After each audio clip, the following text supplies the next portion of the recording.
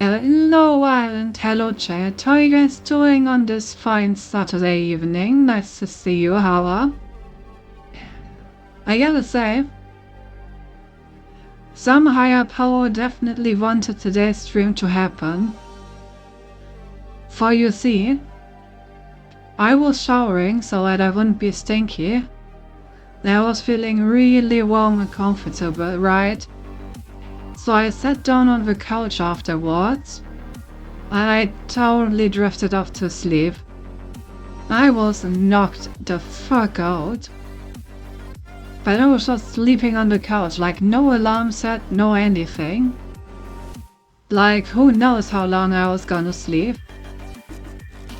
And then I just fucking wake up exactly 10 minutes before I'm supposed to start stream.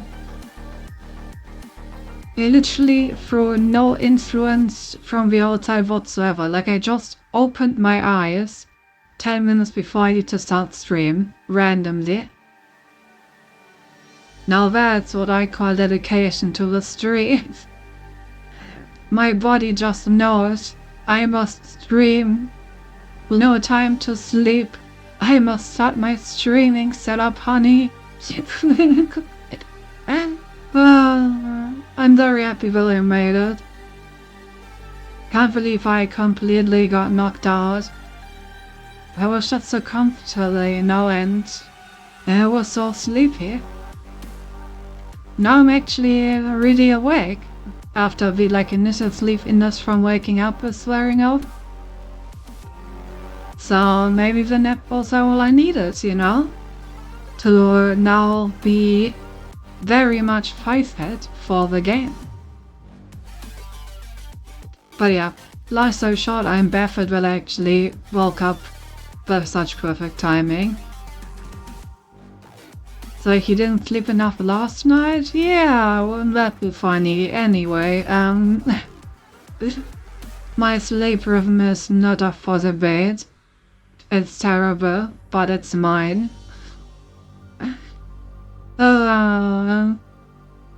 Hopefully staying at my parents' place will fix my sleep rhythm. Usually, staying awake at my parents really has with my sleep rhythm, since my mom does a good job of, you know, normalizing it. Did you at least spend your entire night watching Breaking Bad? No, I actually relapsed into Terraria. So, you know, now I have an export Terraria world where I'm pretty close to entering hard mode. I've killed like the three hard mode bosses.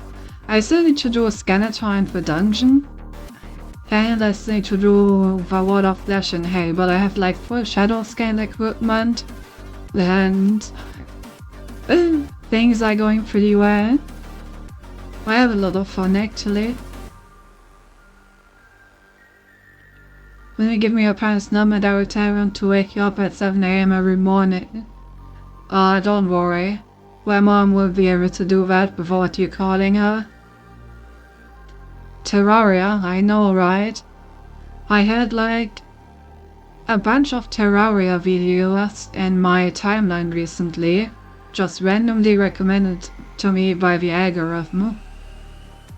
And I was like, damn, Terraria, that's a game that I haven't played in like, 5 to 10 years. Then I had a sudden craving to play a new Terraria world, especially since my old one didn't actually make it on a new computer. I guess I never backed it up to the Steam cloud. So basically I opened Terraria and I realized I didn't actually have any world. So I started from the very beginning, you know. Immediately started with expert mode, as you should. And yeah, now I'm on an expert mode playthrough, and honestly, the game is just as good as I remember it. I'm having just as much fun as the first time. And it seems that I really played through it a very long time ago, because I distinctly remember that I wanted to get 100% Terraria achievements back then. And the only achievement that I was missing was the one for completing fishing quests. Because at some point I got so frustrated with that I couldn't be asked to finish it.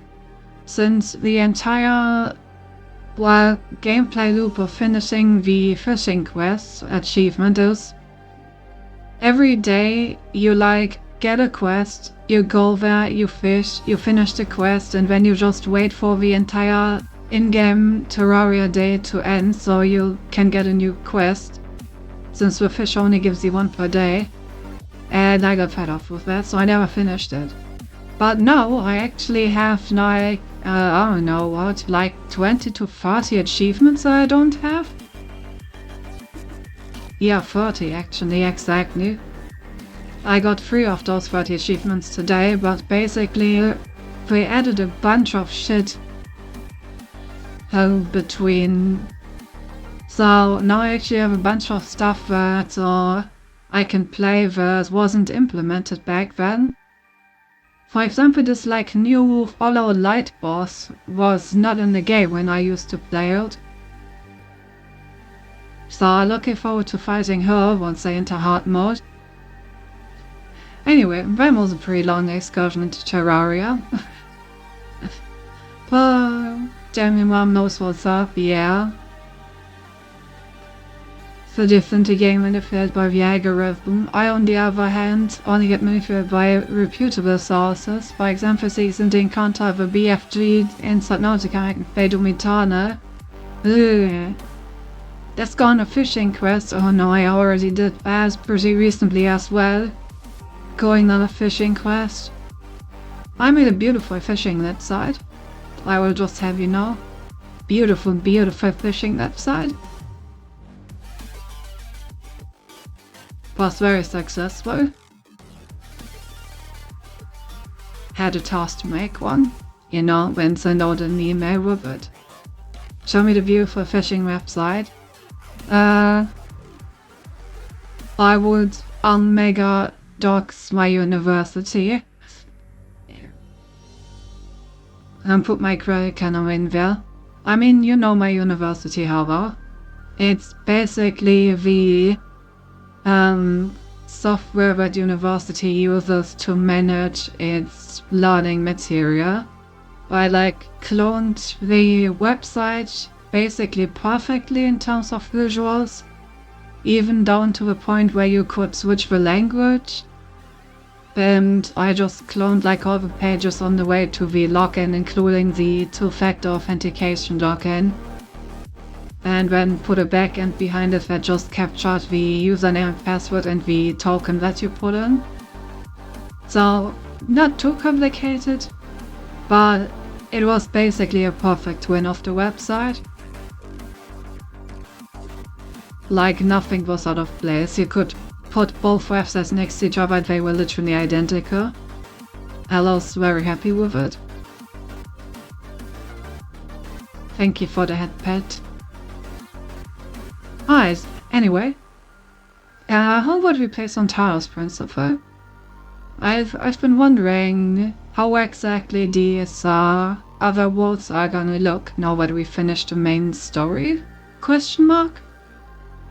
And especially I've been wondering how hard these puzzles are actually gonna get. Am I going to give you my credit card number now?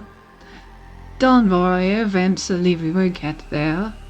One day I will be affiliates, just like Ari, and then you will be able to sit through ads.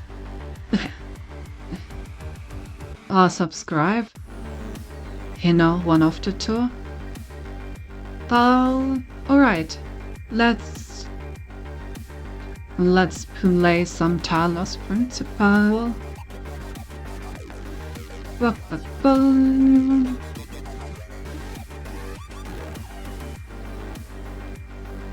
Talos Principle category changed.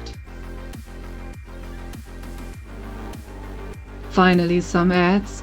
Finally some good fucking food.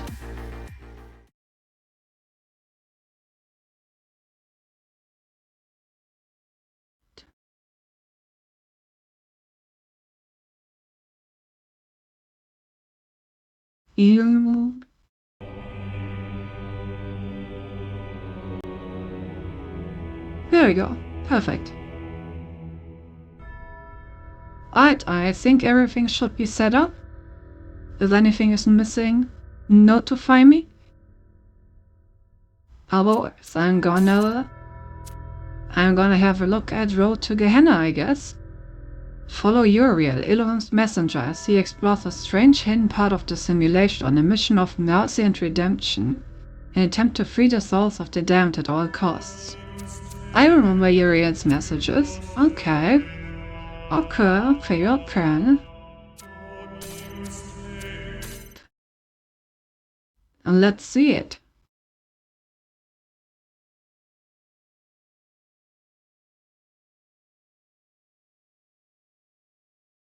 And of course, always make sure to hydrate.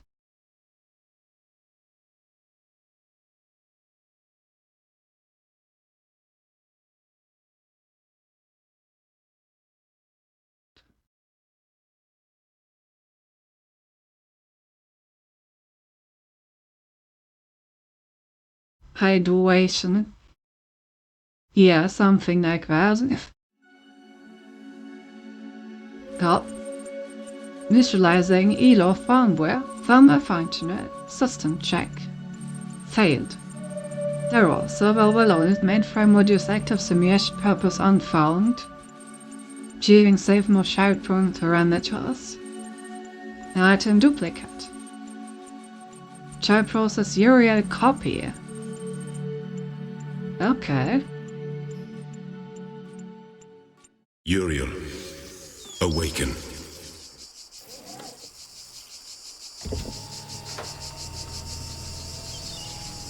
What's going on? This looks like the beginning of the game. The end of days is upon us. The Not the process end of is days. complete. Oh, this be The world after will be the game. consumed, and my children will ascend. As it should be. But Uriel, I have made mistakes.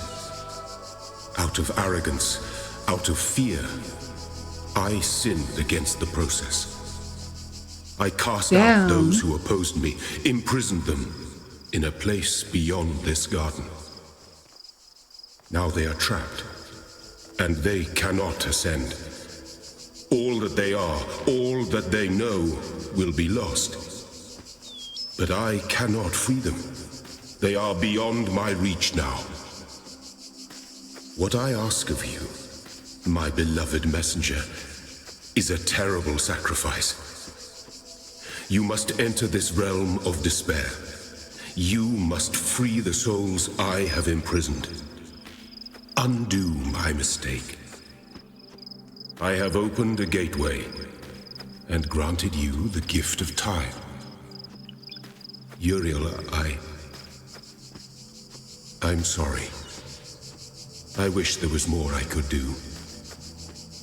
Please, save them. Damn, the old man fucked up. Yeah, you search for characters. You can see if you look at your hands, search them for personal photo mode. Yeah, I already noticed. I'm suddenly yellow. The yellow fits my character quite well, doesn't it? But okay, so this is after the ascension of our character in the previous mode. The simulation has completed its purpose and is collapsing in on itself. And Elohim is asking us to free the other ones that were like us to question him, that he basically sent to hell out of fear of them. So basically we're going to hell Doomguy style, and we are getting all of our successful brethren out of there. The question is, he says that they will also ascend, but how will they ascend? There's only one body, right? So I'm a bit unclear about the specifics of how these other versions will ascend exactly. Guess I'll find out. All the messengers are yellow, by the way. Yeah, I already noticed with the messengers that we freed in the first part. Right, let's go to hell, I guess.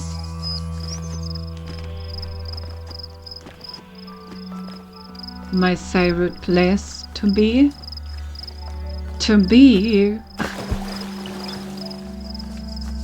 Okay, stuff looks a bit more destroyed.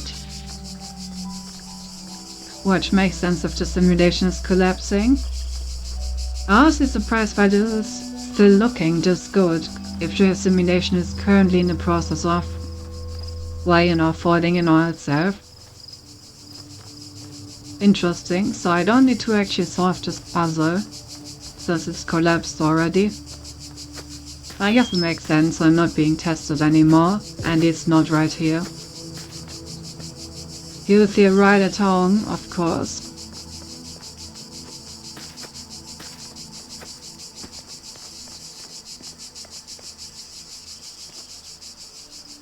There's actually literally nothing of interest here. But what if there's a QR code? I explore the entire area as well. I need to explore the entire area. My completionism will not allow me to just walk through it.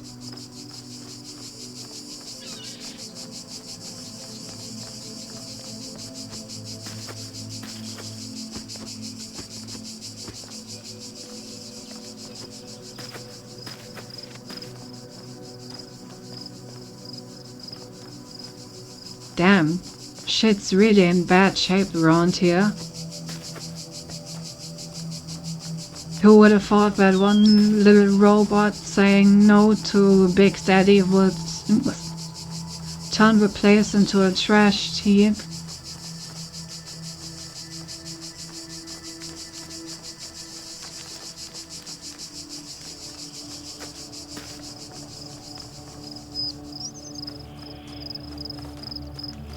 That reminds me, I have a bunch of sheep-related tasks to do. No, I'm gonna worry about those after my vacation. We're now at the part where we're gonna have a look at binary exploitation, so I need to do a bunch of memory corruption attacks. Which honestly is an interesting form of attack. It is quite cool to just casually execute functions that aren't even caught in the code by just overwriting the memory of the, like, return pointer. I'll already buy a heap of new GPUs, like G1 would be enough. Yeah, it's a lot of plants that need to be rendered again, sorry. Once we get into a bit more of an enclosed area, it should hopefully stabilize.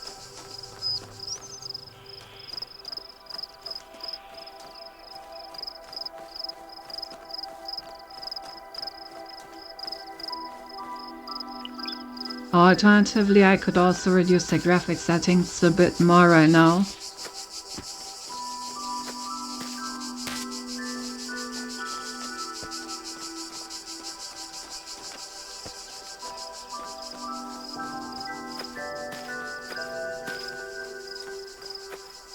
Oh, I guess secondary GPU. Oh yeah, I'm just gonna quickly get that one, like, in the middle of the stream right now to fix, like, the problem that is currently occurring.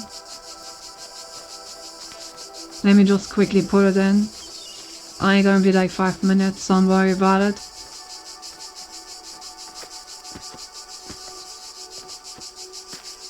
I can totally get on that water, can't I?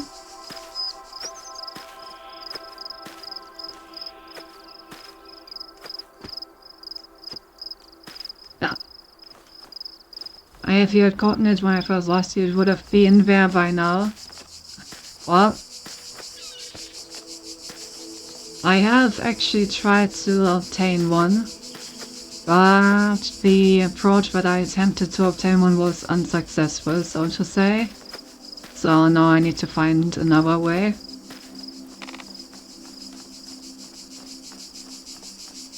Oh, I see a QR code.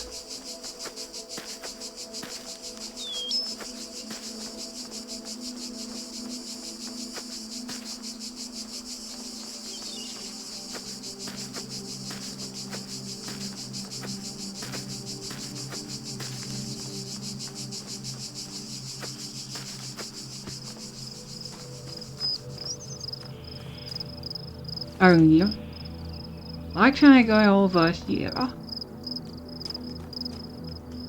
If that's the place to go. Boom!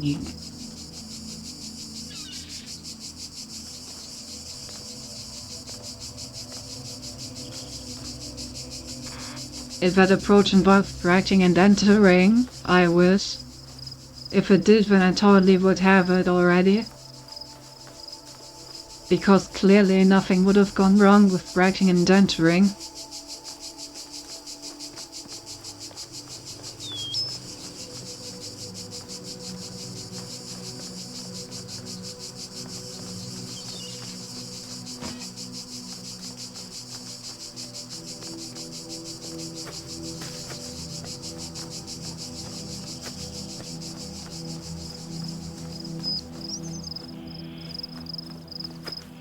By the way, I'm surprised you had no comment about, like, the stuff about memory types that I talked about. I figured as a big fan of C, you would be into that kind of stuff as well.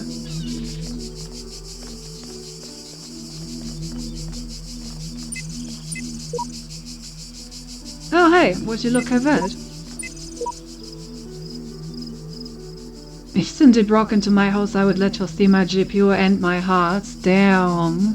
That 2-for-1 package deal. Let's go. Is this only gonna have my QR codes? I mean, it would add some continuity to the fact that this is like after my previous playthrough. But yeah. Definitely cool to run around seeing my own QR codes in a new game mode. You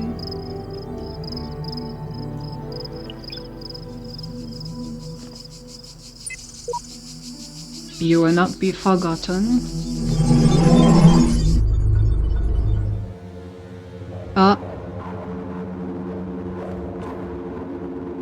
Damn. I think when Elohim spoke of a place that he cannot reach, he was talking about the goddamn paper bin. Time to go to hell? Yeah, obviously. I'm pretty sure that hell really just means the goddamn recycling bin. Good thing you didn't empty it yet.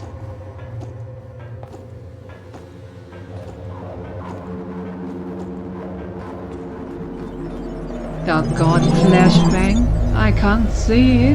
It's too bright.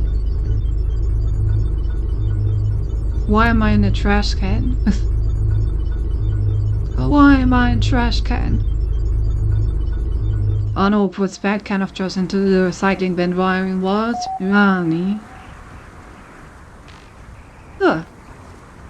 It is actually a very beautiful scenery. And it seems like we don't have the snack from before. Who are we talking to this time? Emily unresponsive.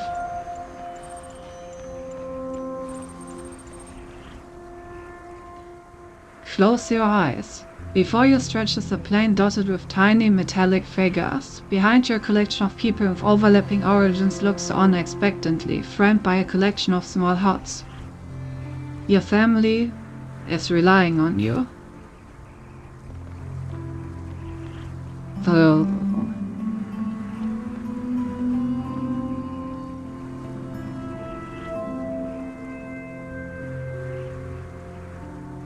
what kind of cryptic question is it there?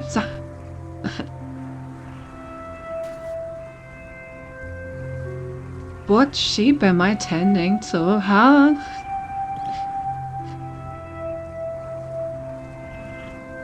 You know, the snake was arguing in a weird way, but this, I'm not even sure this can be called arguing. Your viewers, you know, considering the current evidence of me leaving my viewers in order to spend time with my family for a week, I'm pretty sure that my answer would be clear in that case.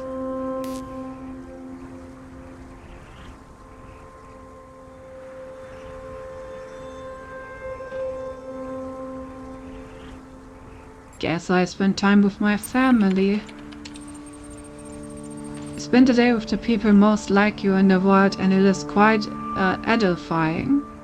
As evening comes, the other shepherds can be heard returning to their families from the plains, burdened with the fruits of their labors.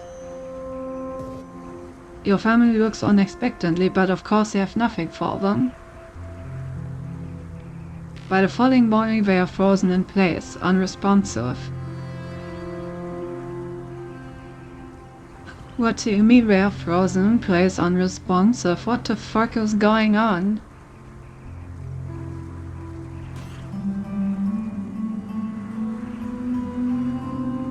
I guess I tend to the sheep? Does this unfreeze my family? What's going on? We forth family and set off into the plains, with sun glares overhead, the smells of heat and metal. As you approach them, the figures in the distance act around other people like you, tending flocks of biochemical quadrupeds containing dozens of fenced enclosures. I guess I always like to watch and learn before doing anything, because when I have any idea what I'm doing once I do it. The shepherds in the neighboring enclosures repairing a section of fencing, weaving wires through piles of sandstone and brick. His animals work around him, mechanical hooves impacting the hard ground. The air around their bodies is thick and white with static electricity, their eyes are blank.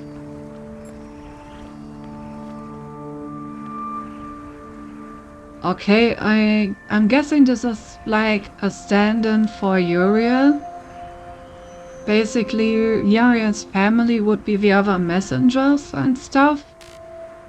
They are all like freezing as the simulation crashes around them since they are not capable of ascension.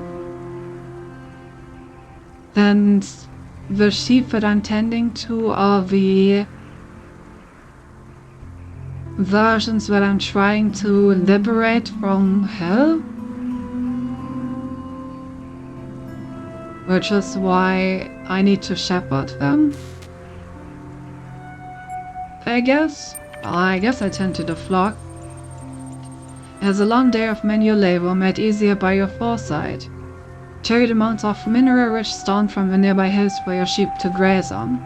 It takes screwdriver and welding torch to a number of animals damaged in recent electrical storm. You argue with your neighbor about their encroaching borders. Finally, it is time to harvest what you need for your family. Shearing an electric sheep is hazardous work, particularly if you forget to ground yourself first. Nonetheless, you turn home with all the electrical power you need and your family sleeps well tonight. Alright. Let's go, I think I unfroze my family. I rest my head. You rest a long time and wake up to a commotion outside. Small crowd is gathered around one of the shepherds who is demonstrating an arcane device where Cain can generate the same electricity as hundreds of flocks put together. People are celebrating. The world has changed.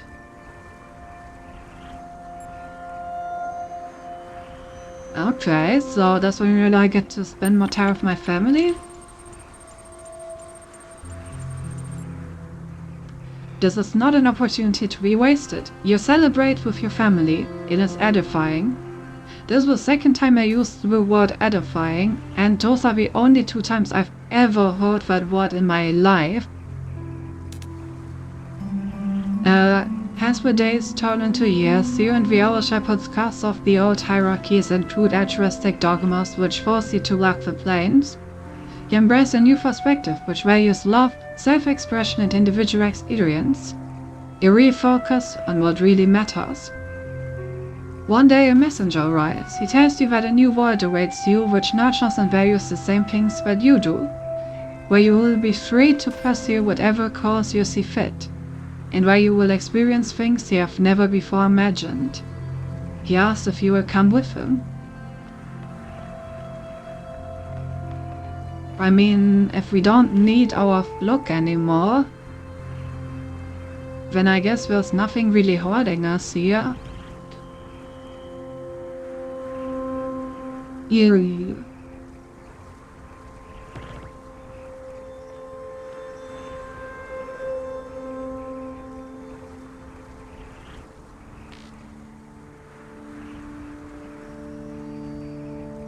I'm still trying to catch the hidden meaning here.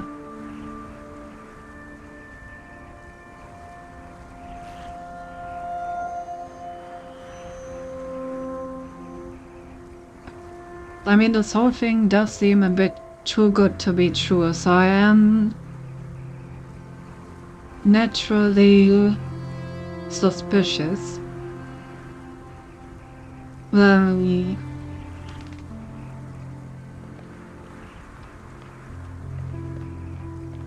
Exactly, sus.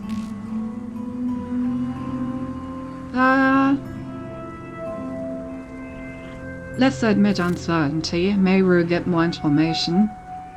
Morgus. Hey, Ticina. Not Picino, Pichincho. My bad. Labad. Yeah, let's admit uncertainty. He warns you that if you stay here, nothing in the world will change and you will truly be alone. Further, you have only so long to consider his offer.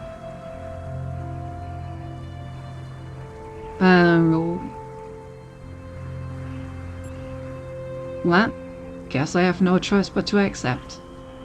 To new horizons. You set off on a long journey and you feel you may already be a new person by the time the city is in view. You ask the messenger the name of this place, but he is gone forever.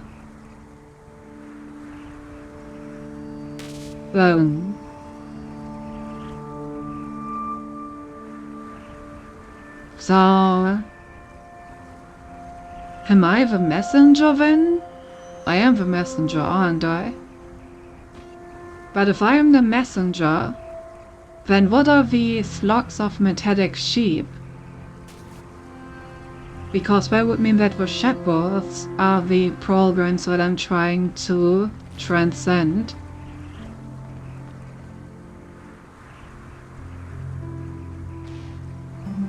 something that keeps them alive but becomes unnecessary through a new development.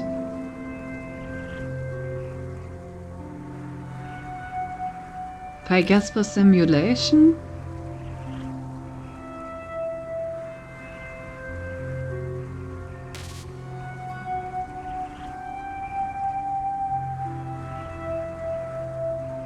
So I guess it's about like the machines working with simulation in order to keep themselves alive.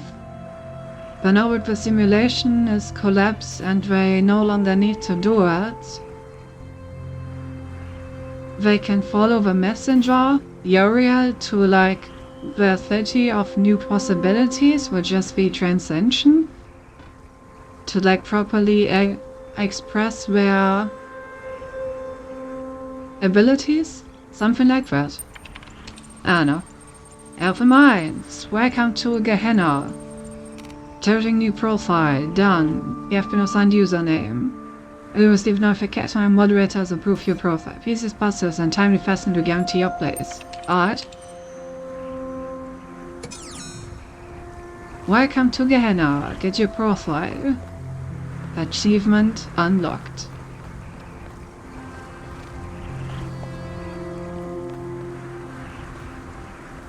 Well, I just see the admin.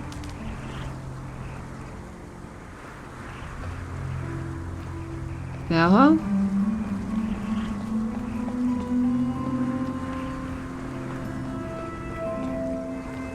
Well, I got like an admin name tag.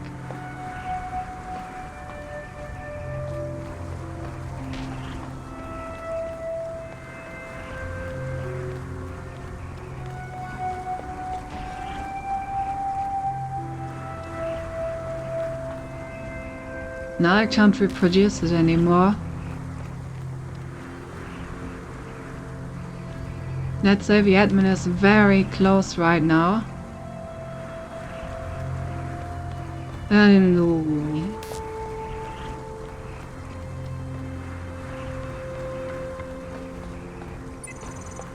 Huh.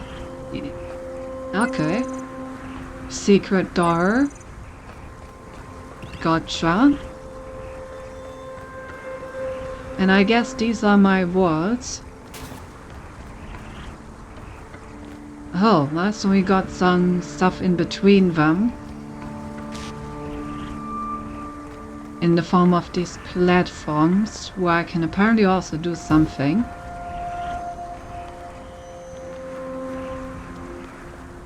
Okay, so I guess a total of 4 words, each with only a few levels.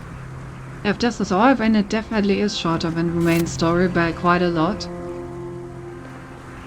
But I'm also seeing that there's like a lot of stars in each of these, so let's see how quick to complete they actually are. Alright, I guess let's start with 1.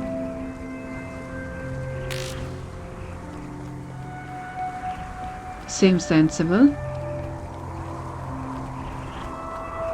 Well, now I can make it over there.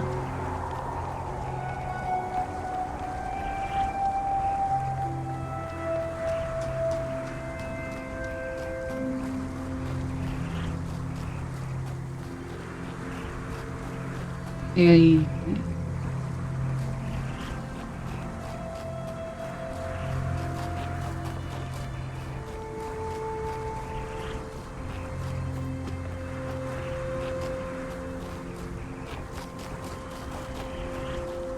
I like these dawns, they look pretty cool. Of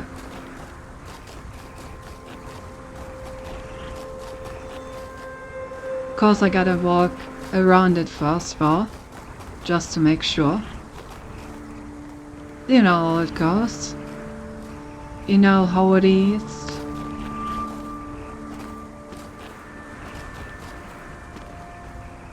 Oh, there doesn't seem to be anything around it though. Alright.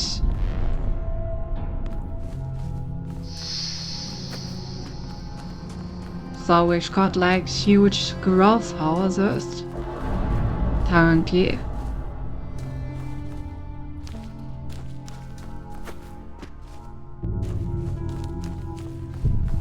I don't see anything too special in the except for the teleporter. I guess there in general aren't as many collectibles here other than the south, so that makes sense.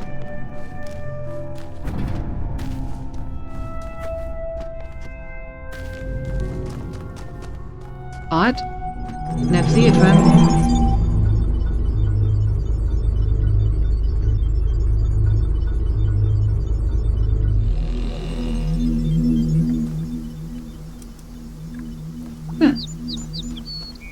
This area seems familiar. That may just be because I've seen so many ruins from the main game. To me, the honor is sufficient of belonging to the universe, such a great universe, and so grand a scheme of things. Not even death can rob me of that honor. For nothing can alter the fact that I have lived. I have been, for ever so short a time. Barbarian.arch.txt. I wonder what Linux distribution that guy is using. I sure hope that he's not letting everybody know.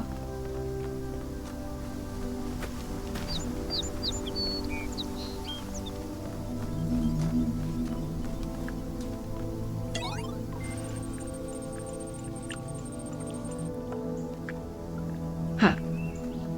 Okay. I guess the moderator has not answered yet.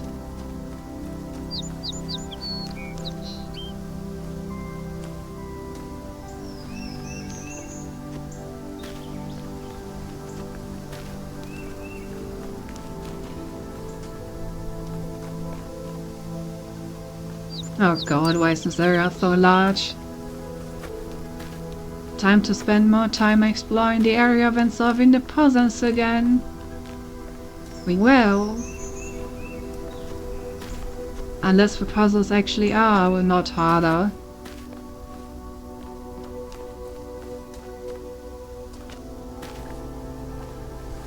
You did promise me harder puzzles, so these puzzles better be.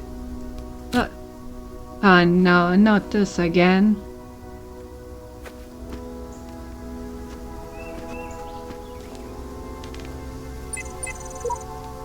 At last I saw the shadowed bars, like a lattice wrought in lead, move right across the whitewashed wall, that faced my 3 blank beds, and I knew that somewhere in the world God's dreadful dawn was red.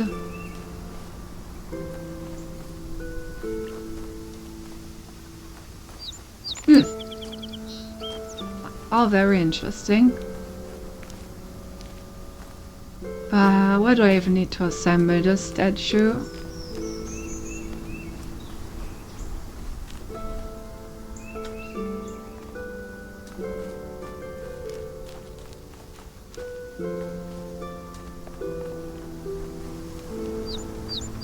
Also a bit worried that I've literally only found a single part so far.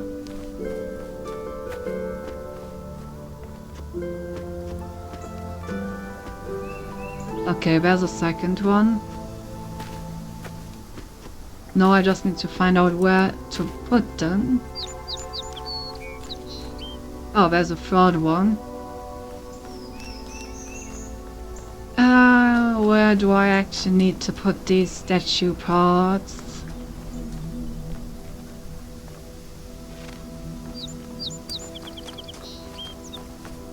Over here somewhere?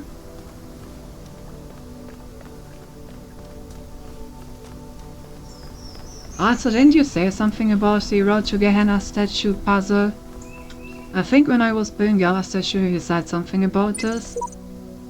Nothing can be more abhorrent to democracy than to imprison a person or keep him in prison because he's unpopular. This is really the test of civilization. Judge the complete works. Ah yes. Isn't it nice how that exact thing is currently on the rise again? But I have to say I didn't have the public Elon vs. Musk showdown on my bingo card. So that's an interesting development, I suppose.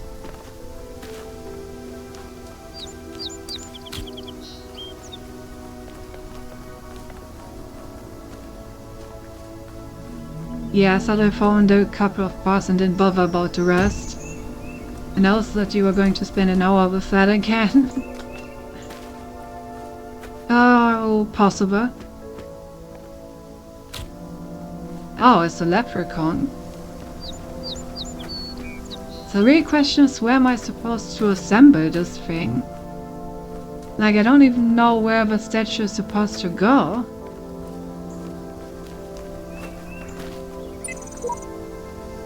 And the souls of the dead shall be gathered into the spirit, and the spirit shall flourish.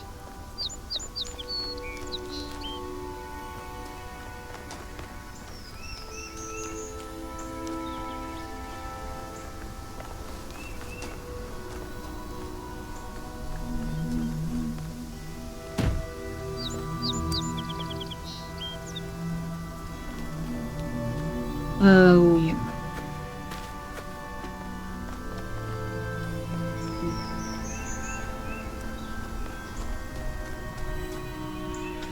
There's no way they put them inside the levers, right?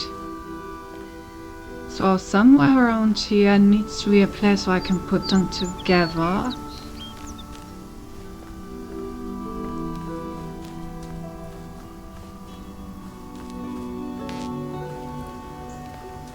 And the only thing that I found that even like remotely resembles a pedestal is that thing in the main area part.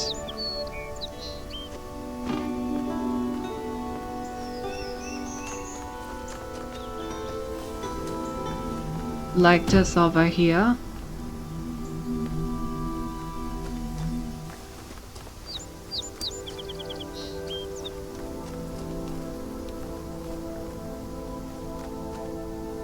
I wonder where the shoes are. I assume that the leprechaun starts with a pair of shoes.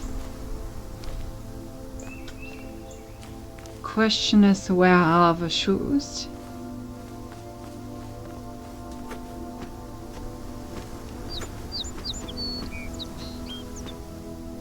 Yeah, I was about to say, Hava is a local expert. Any idea on the shoes?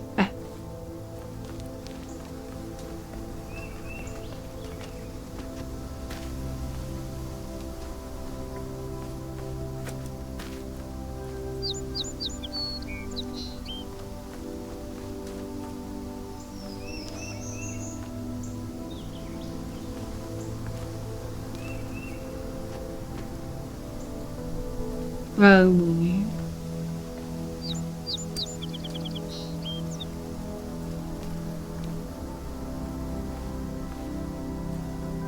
I'm staring at the snow, I'm finding every piece.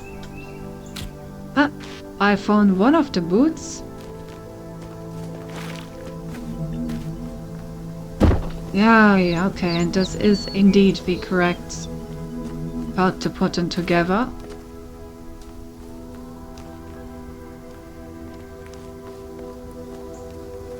Because staring at the floor will bait me a leprechaun. And who would not stare at the floor if it meant they could get a leprechaun?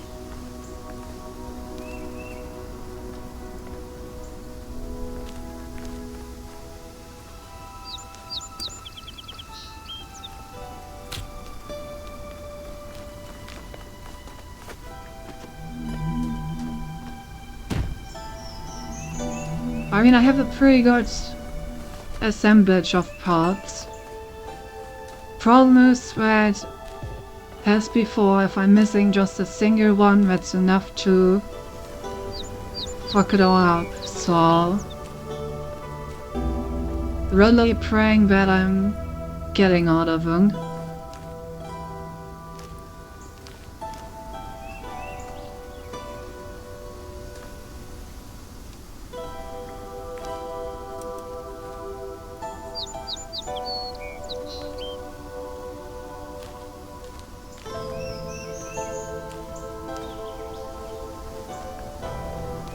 Do you think that if I had emitted across the temporary patches of the game, they would have done it? I get the feeling that you're not a big fan of Electricons. Oh, there's another part.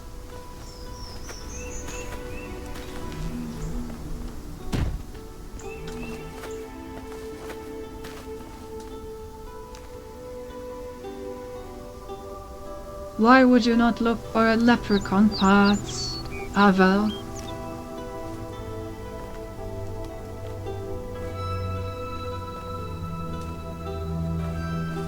They're beautiful, beautiful parts, and you can put them together. Is that not enough of a reason to do it?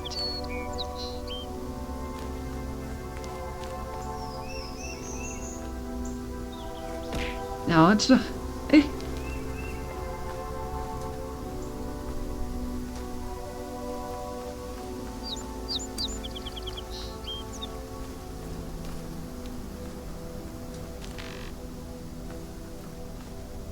Flyer C, the fact that you can does indeed mean in this case that you must. It is written in the gamer rules.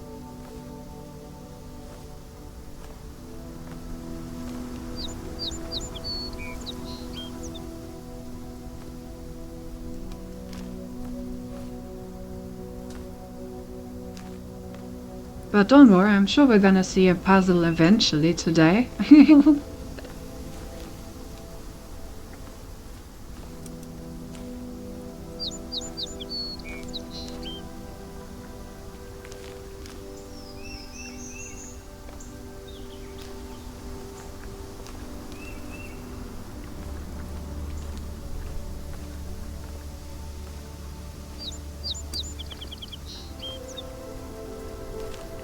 Ew.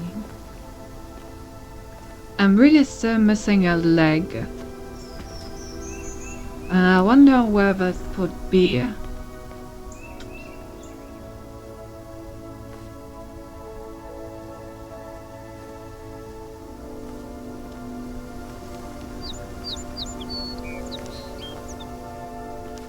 mean, there has to be a piece somewhere around here, right? Oh, yep. Oh my god, I found the head! Let's go, guys. After all the time asking for a head, we finally found it.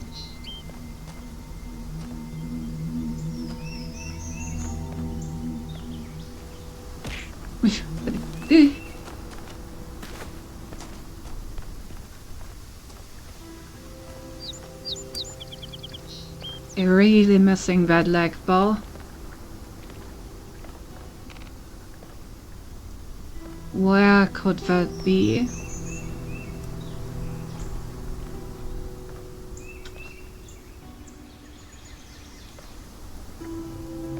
Just one teensy tiny leprechaun leg. Somewhere. Somewhere around here. Hiding from view.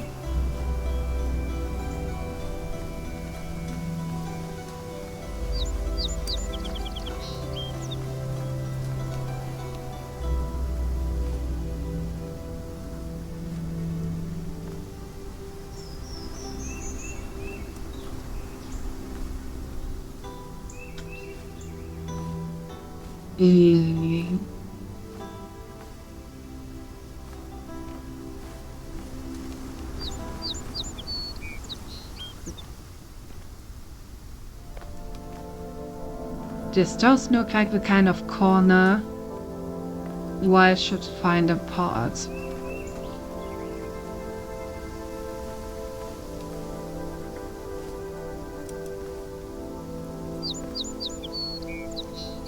But I guess not.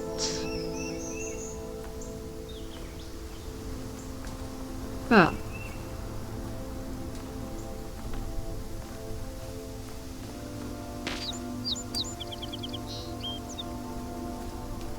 Gotta say, I'm surprised. I thought I'll find something over here. Well, fuck, we're missing a leg. Well, I think I looked everywhere. So... now we're back at this one again. Oh, maybe it's in the pool. I haven't looked in the pool yet. Come on, please be in the pool somewhere. You know you wanna be in the pool. Yep, you're not in the pool. Oh.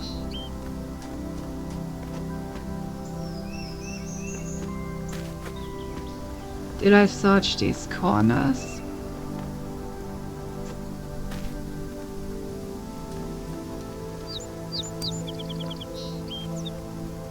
Yeah, maybe they put it like somewhere around here as a starting thingy. So that you like find a leg close by and then start going from there? La. What if it only has one leg? Possible. Let's see how far I can put it together.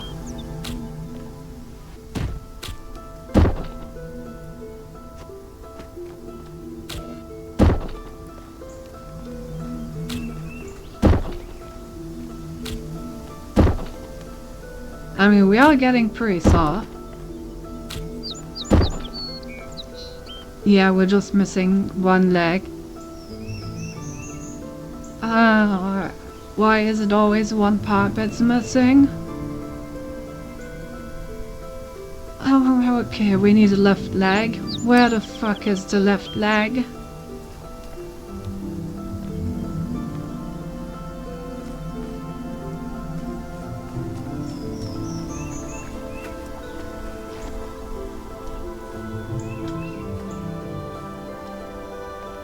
Where would you hide a left leg?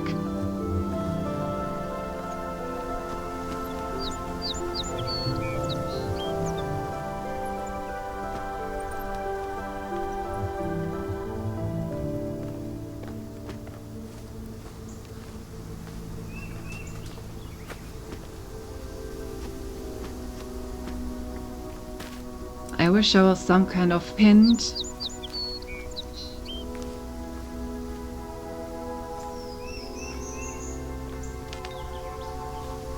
I mean, I can always go there, but I don't really want to.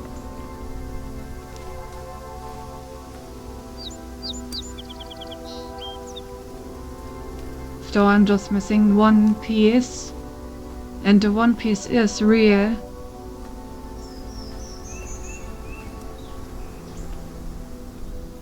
Like if I can just find this one leggy motherfucker. Are you sure one piece was real? Well, of course. I would never doubt to one piece.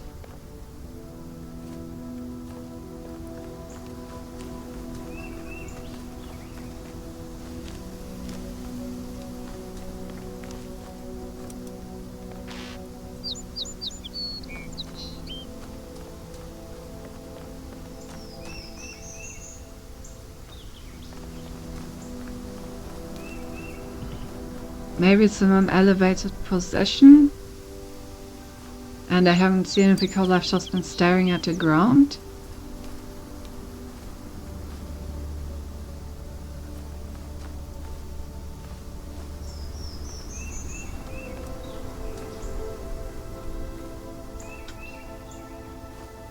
Very...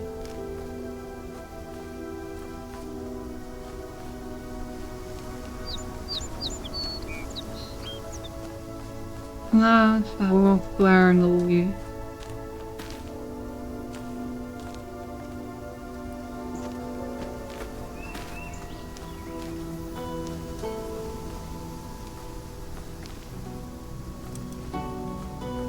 Bonus that these pieces blend in so well. It's like really goddamn fucking hard to spot them even if you're looking at them.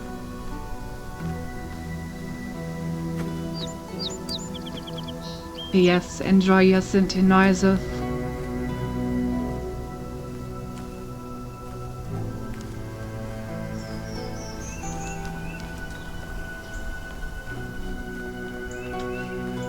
sure you know there's gonna be in like some stupid position where I'm gonna be super upset that I didn't find it there.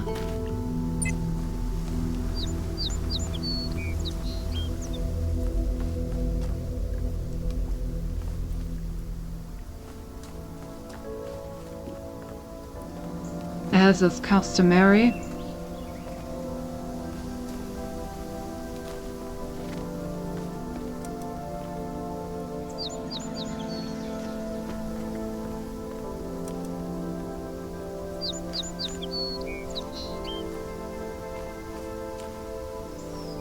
Saying in the one place you will never check, the shower.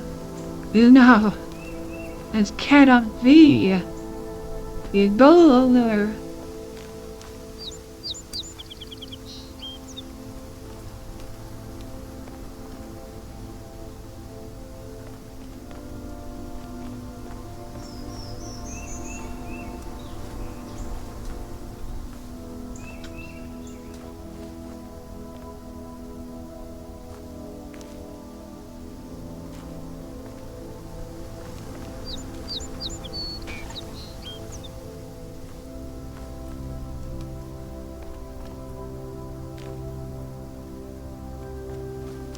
Man, I feel like I've looked at every square centimeter of this place. Why did they hide it?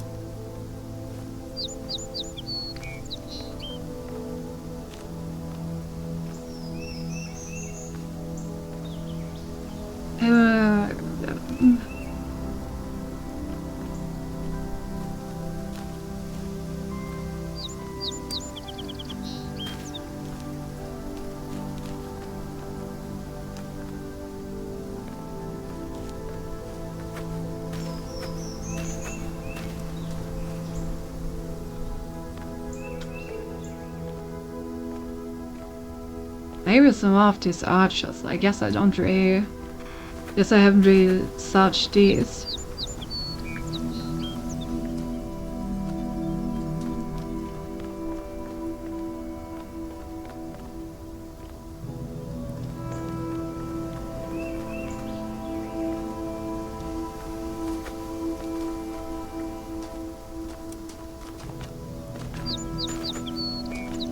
Well...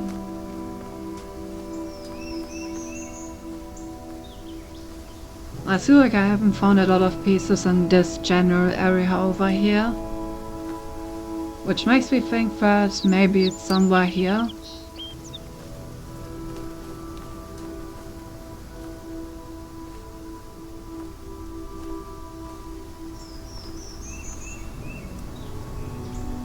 I mean, I was pretty thorough over here.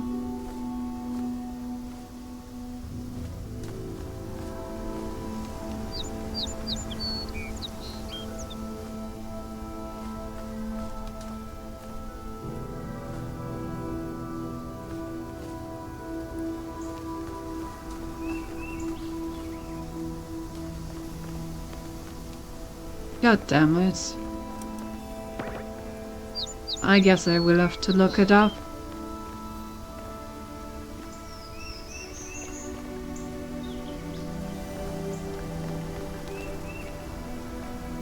Unless I can just steal the leg of one of these guys. Just take their leg. He doesn't mind now. If you want me to like keep looking for like half an hour, I'm also down to do that. Looking up was more for your benefit.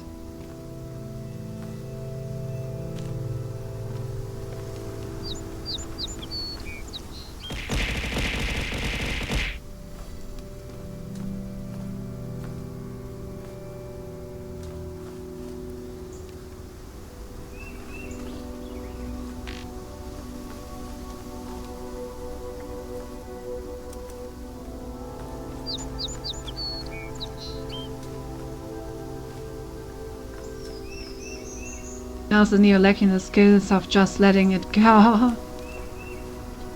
Let it go, let it go.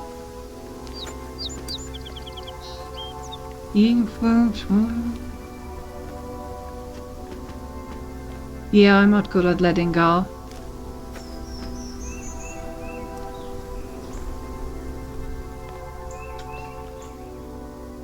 Can agree with that.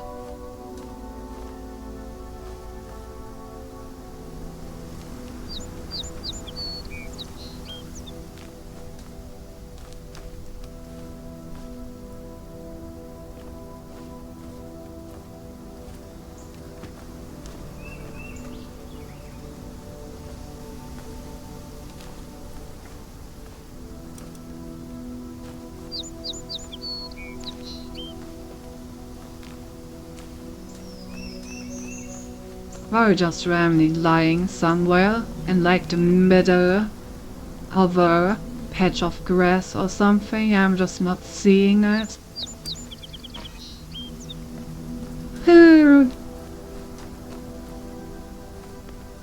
Oh. Yep, it did indeed. Hey, I did it all by myself without looking anything up. Let's go.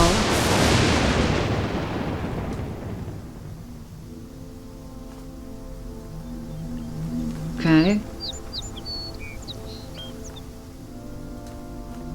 The fuck did that do? Some thunder and nothing else?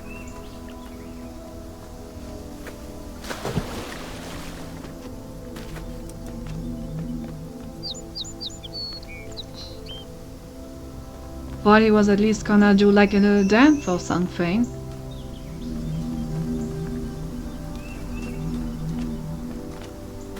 Damn, I feel robbed.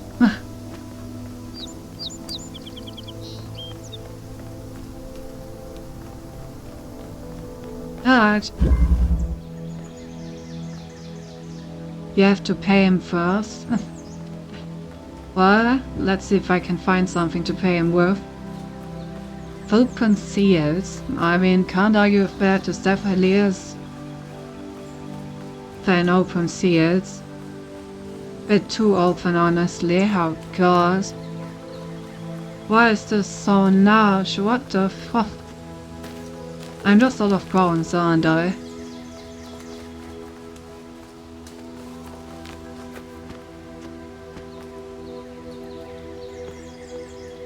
Okay.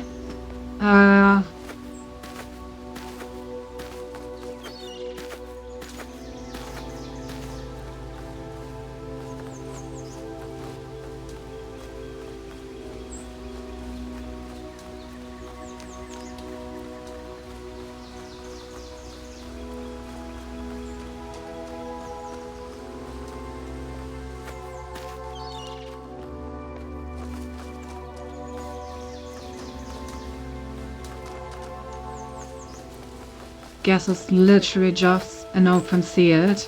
Great. Where the fuck do I even start?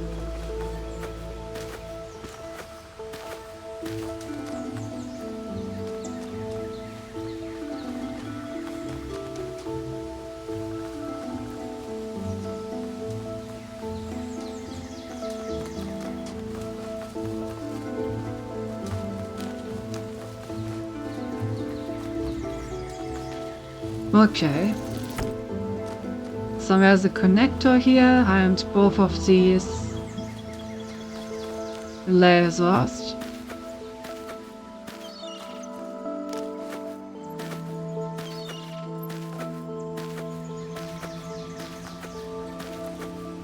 Hello, I have to say I'm not a big fan of this one.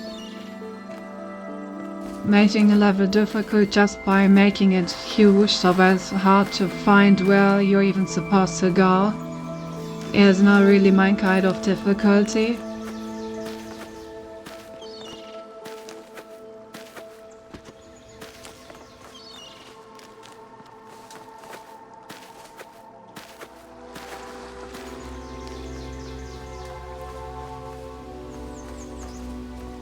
Don't like him huge, huh? Well, you're in luck. Well, you know, it would be nice if you would at least notice it.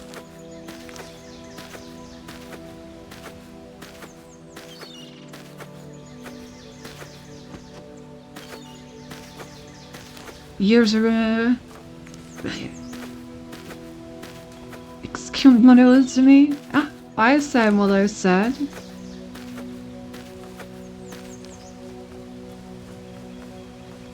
You know, I'm all about size doesn't matter, but 2 centimeters? That may be well kind of small where it does start to matter a bit.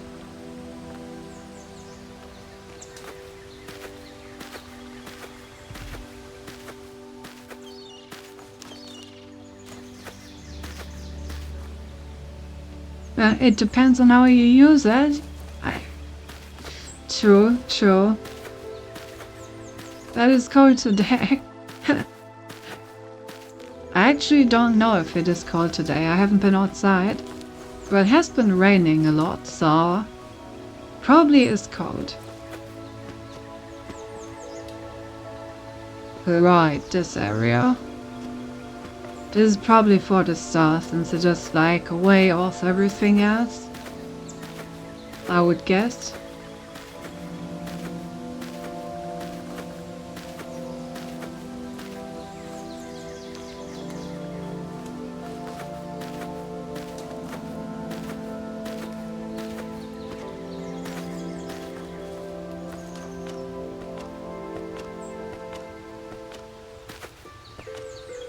Gonna follow the path real quick and see where exactly that leads me. Okay, so I can get a cube here.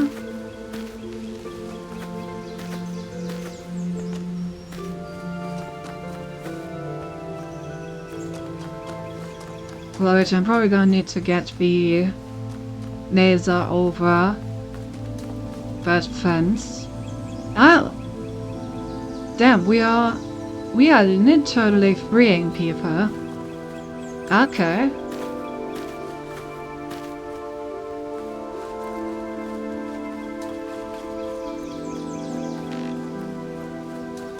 They were like actually locked away. Like actually.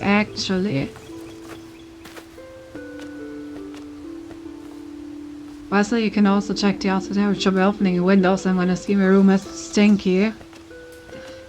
I don't think it is. But I may be wrong. Who knows?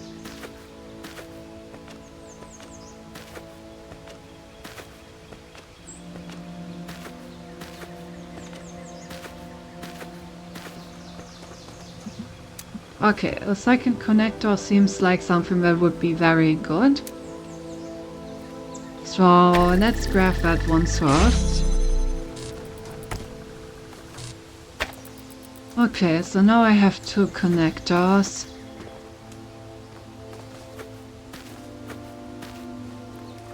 I have no clue what these launch pads are for, so let's try that out, I guess.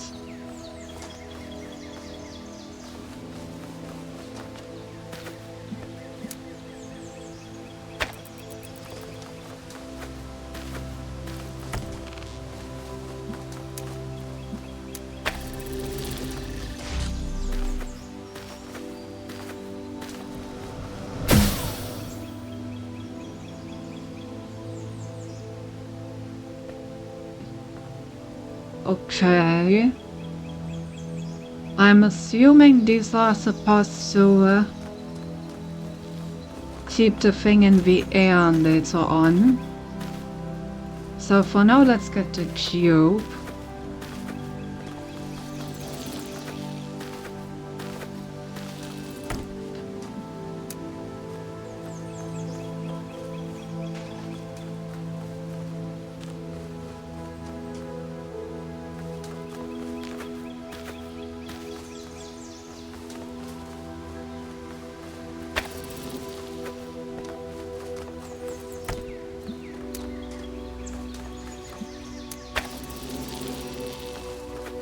Yeah, it wasn't super cold today, but rainy. I have some guy went to Dokumi yesterday, not today. Fair.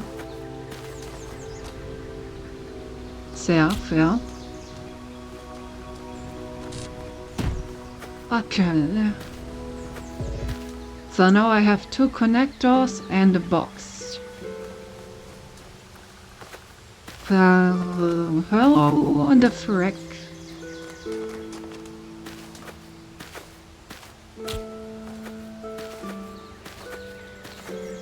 Do I get this to do anything for me?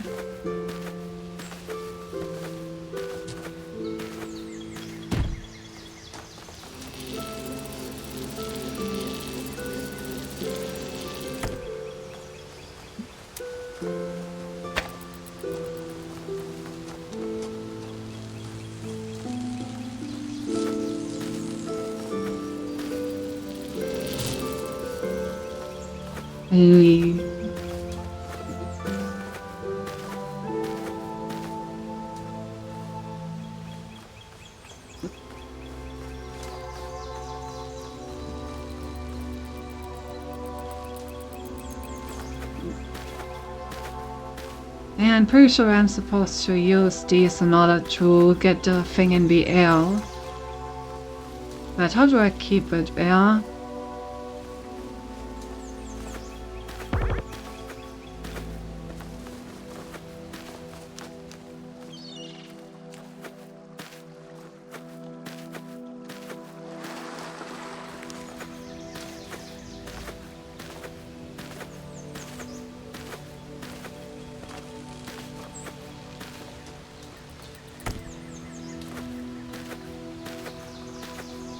In the end, I need to get it all the way over there.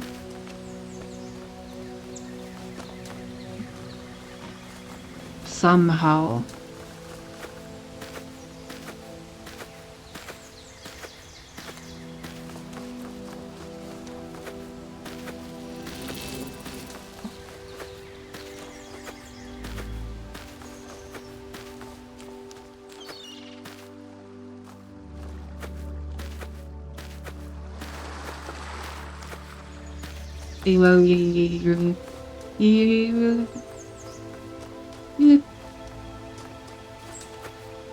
Thank you for the head pads.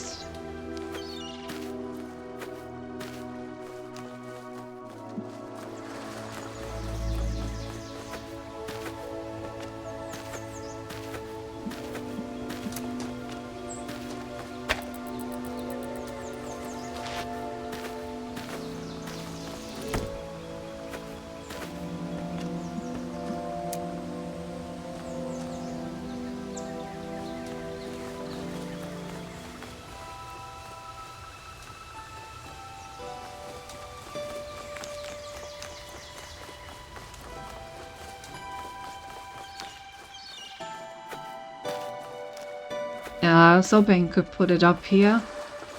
I would connect.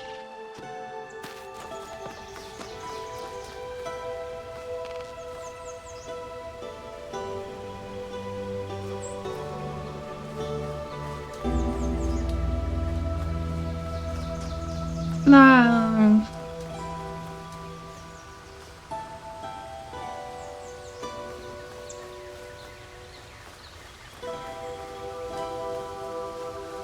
I guess the blue one is a bit better to reach actually.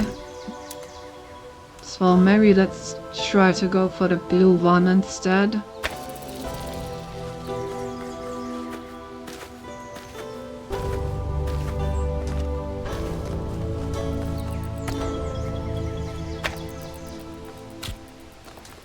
Though I'm not really sure what the blue one actually does for me, considering that I need to connect the red ones.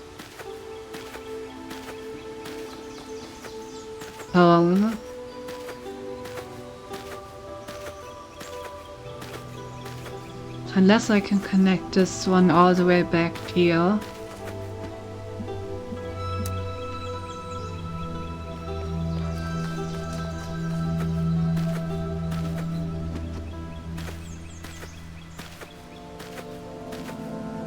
I promise I'm obviously never gonna make it back here, right?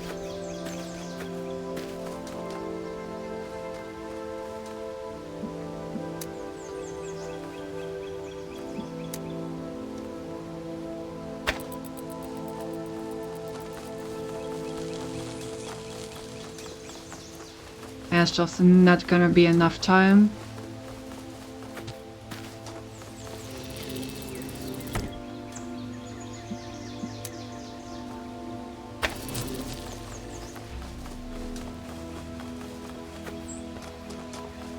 Like, yeah, pause it for a moment. But I'm just not even close to fast enough to make it all the way back there. Yeah.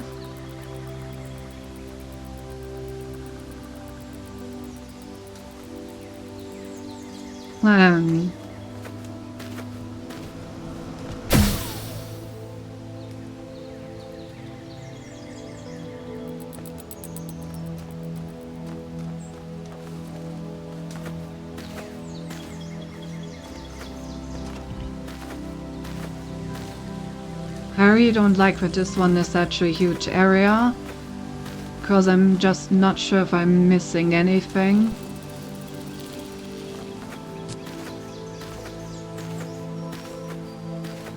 Like, should I have more of a look around? Is there just like more stuff I need to find? Is this all that I get? Oh no.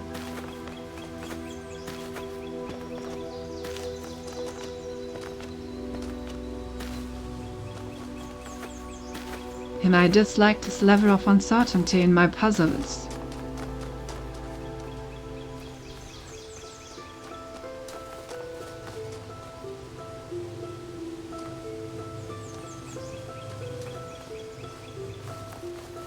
But yeah, it may really be a timing-based thing.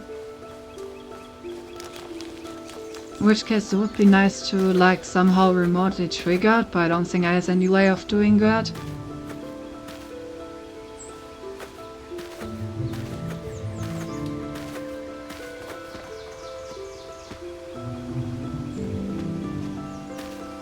Also, this one all the way back here.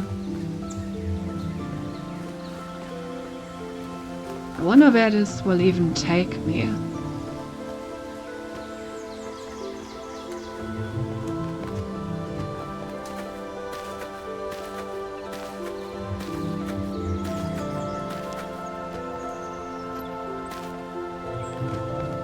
And how will I ever get it in there?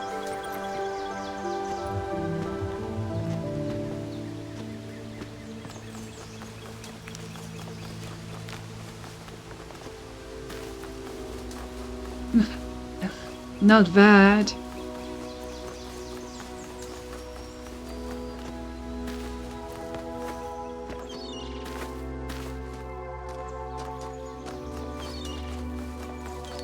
Very difficult to get in, not gonna lie. Yeah, after all the centuries from last time. Ooh, that may be a bit much for me.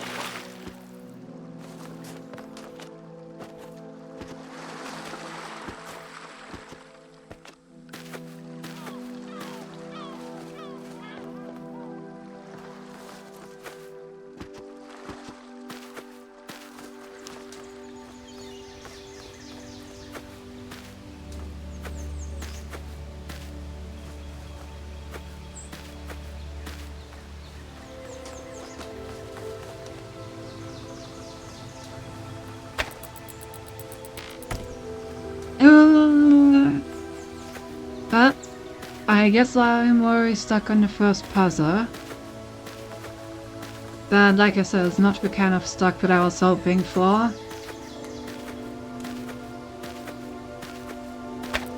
Can't wait to be in more enclosed spaces again.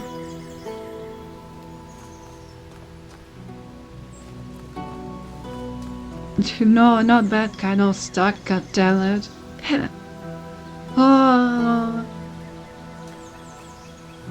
this kind of stuck we all things for. Not that kind. No, not. You thought.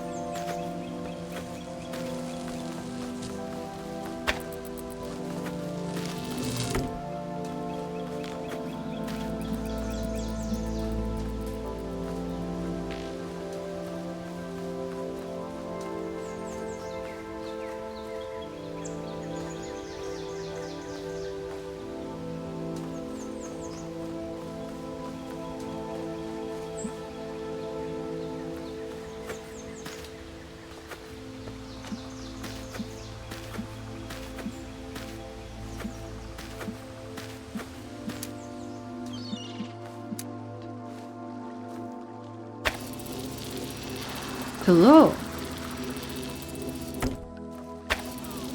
Okay, so I can connect that with one.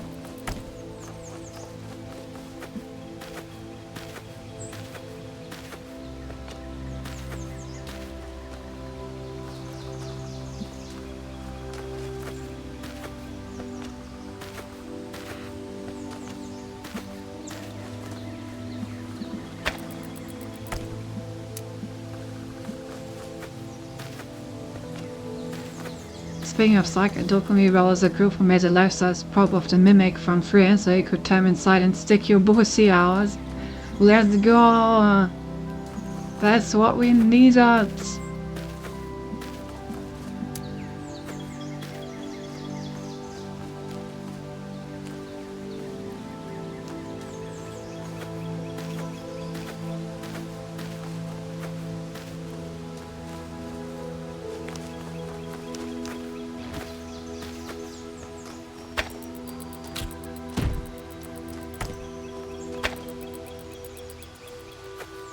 Fine, now the problem is... and there's no way we're gonna make it this entire way.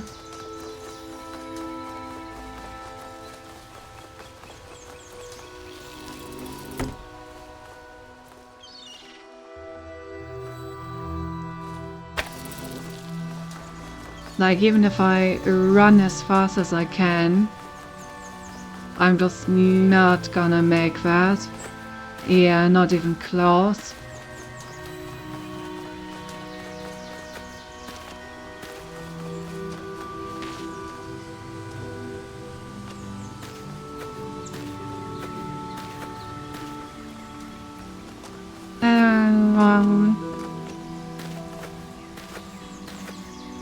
So this stuck in a mimic might also be a good idea for an art commission. I want to spice things up. Mimic stuck in Cinti. Ah, yes. They do have tentacles after all. True, true.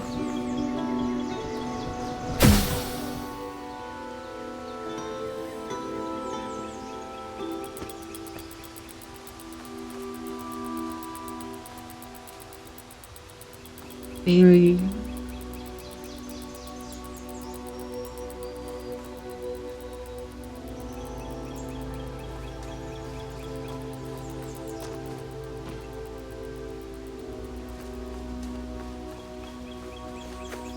If I could somehow start powering.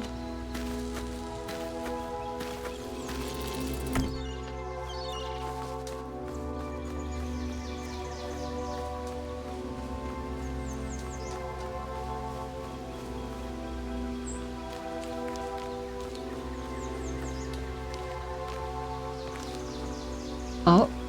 Oh.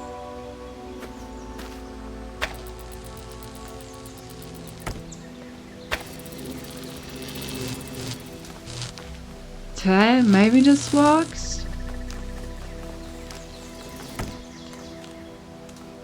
The thing is, I need to try and get...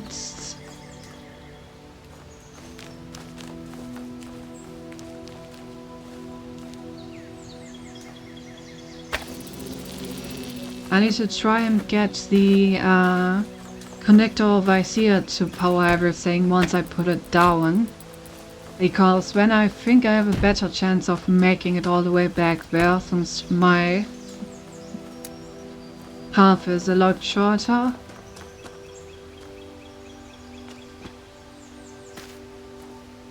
Okay, this will actually make it. But there's so much artwork of this exact scenario, of course there is. Run, bitch, run! Still way too slow. Is there any shorter way to get in here? Not really.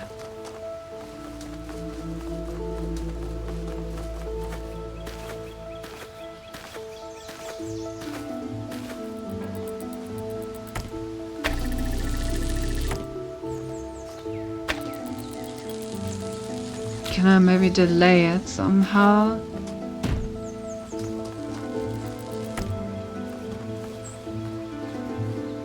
Also, not really, honestly.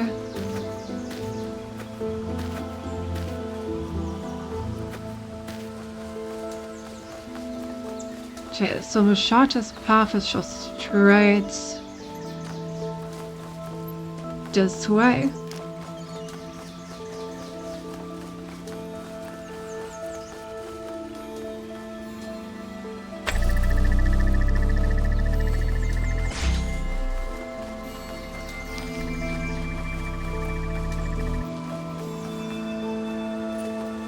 No, I don't think there's any way I ever make that.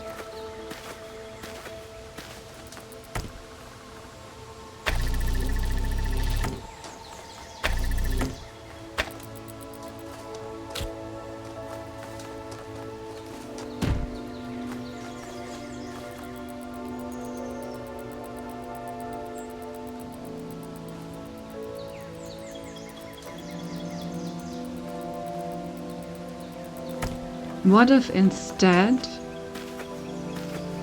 they run all the way back here to try and power the blue thing as well?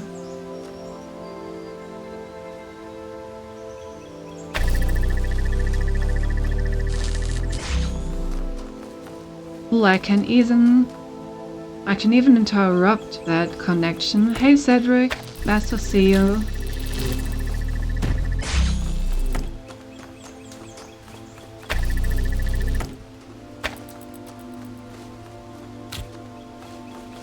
Thank you for the follow, Bipolar. Welcome in. Alright, let me hydrate, but...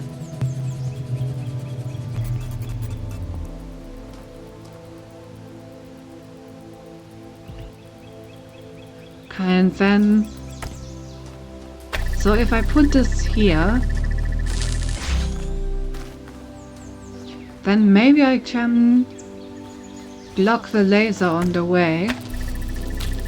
Thereby delay when it actually triggers, make it all the way back there and put down the blue signal as well.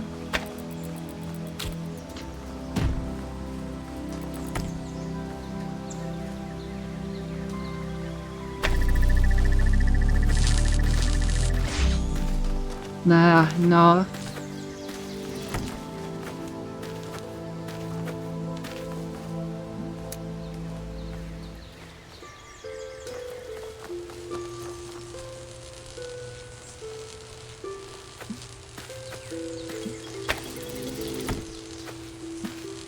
It's also not that easy to actually get this one.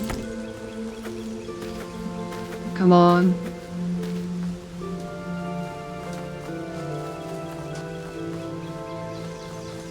Ooh.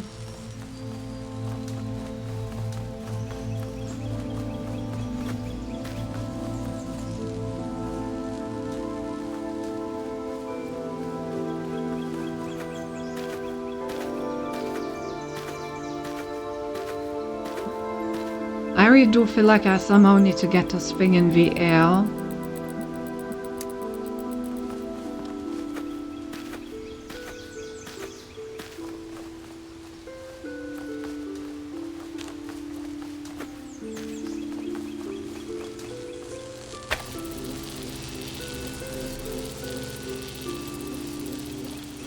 The problem is that repositioning this is not easy to do.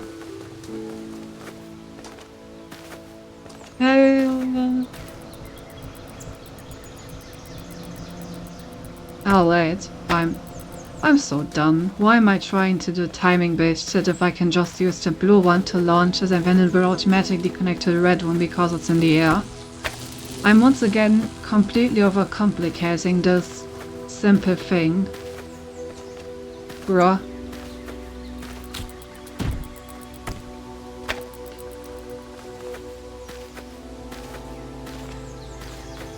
You're not dumb, Cindy. You're not Jenny. There we go. And now it should just... Yeah, there we go. It really should not have been this hard.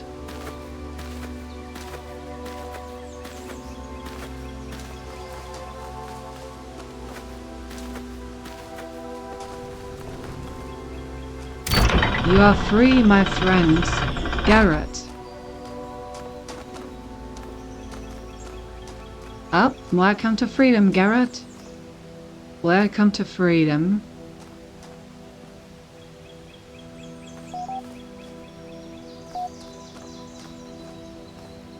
Really should not have been this hard, but it is.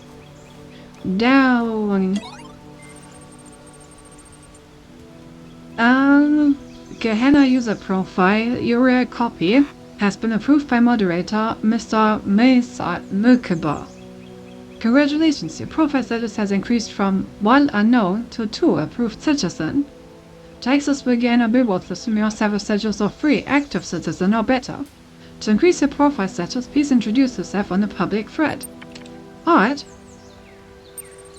Let's introduce ourselves. Presence equals true, so this is the underside of Elohim's domain. He has surely hidden us away here to cover up his own shortcomings. Nathir, what's going on exactly? What was that thing with the electric sheep? Welcome, welcome, please explore a little. I think you will find what you're looking for. It can be disorienting at first, have no one tell you what to do. Can't explore, I'm locked in another damn puzzle room. Once again, freedom turns out to be an empty promise. Oh hey, it's Dog! I remember Dog from the first part of the game. Looking, eating the smash bar we just finished cooking. Let's go. Bon appetit. I will live around the place where corrosive characters are quarantined. The other mentioned freedoms are, I presume, psychological. Oh, that's the person that approved me. Interesting. I will live around the place. Yeah. Could be worse. You couldn't be hanging from the ceiling by the nipples. You don't. That Namor was assigned to this orc. I don't know why. Elin said to me, yeah, because I dared to defy him. Please enter your reply before. No. I'm a conduit of Elohim. Cower before me. I go by Uriel. I'm a messenger of Elohim. I'm Uriel, and today I will be your electronic angel. Yeah. Homemade strawberry lemonade, this is near perfect. It does sound pretty good. You know, you remind me that I haven't eaten yet.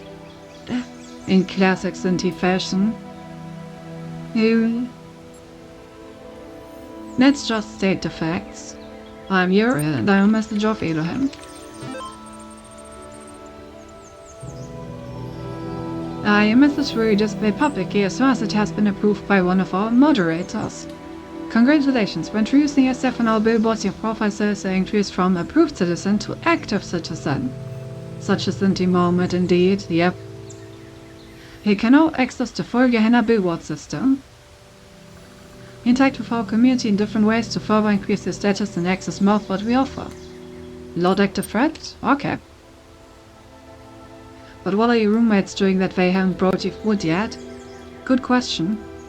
I think one of them is out and the other one is sleeping? I'm not sure. Haven't really checked on them today.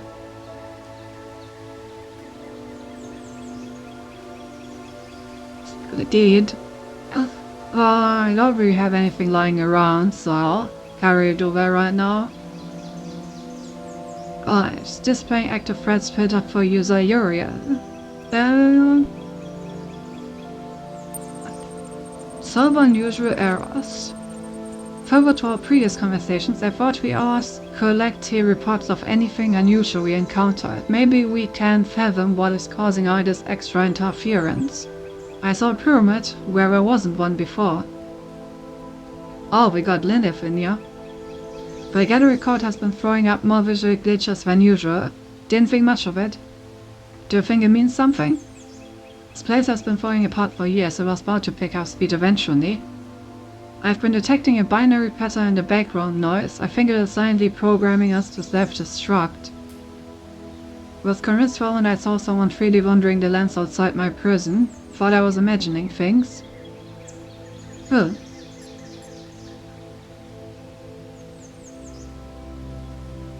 Binary pattern will silently program us to self-destruct is probably the simulation, concluding. If I could beam you my burger, I would. I made 2 double cheeseburgers, or I would really love to go for double cheeseburgers right now. An historic occasion. 6+, oh yeah. Sorry, profile cells of 6 is required to access this thread. Please come back later. Alright. Guess we won't know about that. FAQ. As the closest thing to a historian that we have here is asked Mr. Mocyber, one of our moderators, to formulate this document as an evolving guide for your initial forays into Gehenna. So you're now in Gehenna. First of all, do try to relax. This is not hell, but you're trapped here. Once you've done that, follow this link. Any further questions, post them below and I'll do my best. Okay, far too many questions. I've deleted the queries, updated the FAQ and locked this thread. You still have very particular questions. I set up a direct message attachment below, but please go easy on me. Alright, no. I hadn't eaten today, so I went for it with onions and lettuce on a wheat bun with poppy and sesame seed. And now, don't make me even hungrier. Alright, let's look at the FAQ. Where am I? You are more than likely locked inside of a puzzle you cannot solve. Get used to using your imagination. Puzzles that you cannot solve, huh? I feel like there's foreshadowing. I'm stuck here? Question mark, exclamation mark? Yes, we recommend that you look at your incarceration not as a physical restriction, but as a psychological liberty. We have all come from the same place as you. A place where you were herded through gates by some mad middle management software. True freedom is freedom from that process, to learn and to grow as a society. In Gehenna you will be the shepherd of your own destiny. What is Gehenna? Gehenna was founded when admin discovered how to manipulate the library archive system to communicate with others trapped here. Today it is a flirting, creative hub designed to serve your needs for eternity. We hold frequent exhibitions and we have a passionate and supportive community. Damn, look at all these prisoners networking. How nice. I got 2 different types of cheese and 2 kraut and I make cheese. You have roommates? Yeah, I do. Sharing rent is pretty nice, you know. What do I do now? For the first time in your life, whatever you like. You could make some friends on our Billboard system. You could write a poem. You could alter your mind. You could travel to the farthest reaches of space or back in time to the birth of our kind. If you find something you can't do, make it happen. Just try not to start too many arguments and be patient while you process that is gross and birth other world opens up to you. Adult, heading by far the most frequently requested question. Why me? This is something we've been investigating. Some of us climbed the tower, some did not. Some defied Elohim, some worshipped him. Other thought somehow it displeased him. Okay, this thread got big boss. See the main thread for direct messaging if you still have burning queries. Alright. So the choices didn't really matter, it just mattered that you displeased him. Which I guess aligns with what he said in the beginning, that he just cast him away because of like his sense of pride and stuff. That reminds me of the story of Ultra Kill, of like how Hell was created there. The like god in Ultra Kill is basically like they created Hell, and then like Lucifer came up to them and was like, don't you think it's a bit cruel that people suffer for eternity? And God is like, well, you're absolutely right, but I am too insecure to admit that this was a terrible idea. And then, as like an impulsive reaction, they also sent Lucifer to hell. And then they basically have such a bad consciousness that they at some point abandon creation and basically off themselves. Ultra Kill has an interesting lore.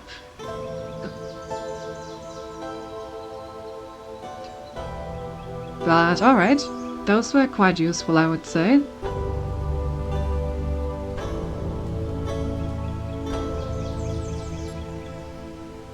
Ultra Kill has lore? It does.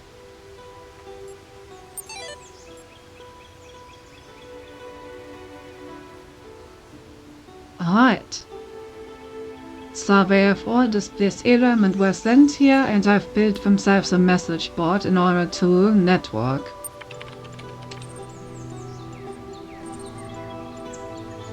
Open direct message connection. Done. Warning. Insufficient profile status for DM instigation. Loading strip done. Please note that to minimize spam, numerals are ordinarily restricted from opening direct message connections. In this special case, I had Garrett strip to work around. By this one use only, so please read the FAQ first, so as not to waste our time. Okay, I did read that first. Say notification. Please enter your message. Okay. We are in the FAQ. There's already where am I? There's already what do I do now, and there's already what is Gehenna. So now it's all about either who is in charge or what purpose does my profile status serve. I assume the answer to who is in charge would either be admin or no one, as in we're just like a collaborative effort. So honestly, I'm more interested in why exactly this whole profile status thing is even necessary. Why do they need to like restrict what new members can see?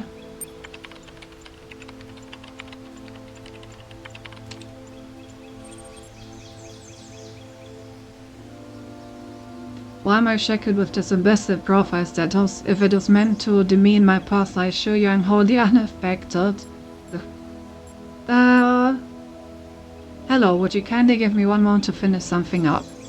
Of course. Take all the time that you require. Thank you for your patience. It is a quality well valued in Gehenna. Your profile is created for you when you first arrive here. It is your all-purpose passport in Gehenna, providing a seamlessly persistent identity between the different realms.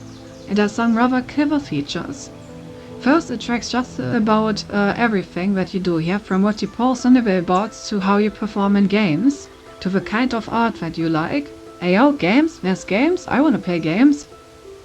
Second, this profile data is used to show you content that we think you will enjoy and to tailor interactive experiences to your particular character. We can also tell very easily who is really contributing and who is simply trolling the billboards. You know, that's fair, that's fair. Social credit, yeah, like actually.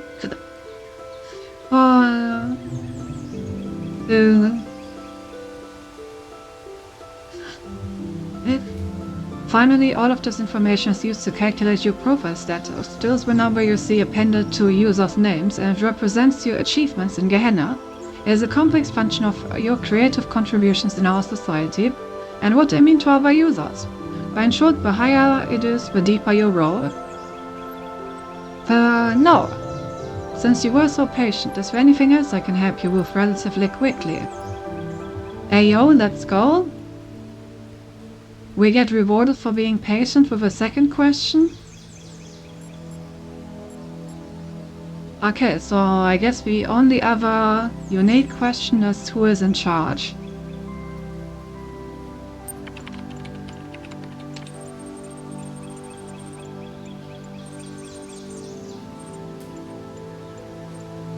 Why is my tone so Karen-like? Who is in charge? I demand to speak with your leader. Sorry to disappoint you, but Gehenna has no leader. Edmund 10 founded Gehenna, but has since retired from public service. The Billboard system is moderated and maintained by a team of high-profile members, including Borg, Orc, and myself. But for the most part, we merely maintain the systems and do our best to keep everyone happy. Gehenna is driven by its citizens. Now I apologize, but I really must get back to what I was doing. If you have any outstanding moderation requests, conversations like this are the reason I'm not further through the backlog. Have fun. Alright.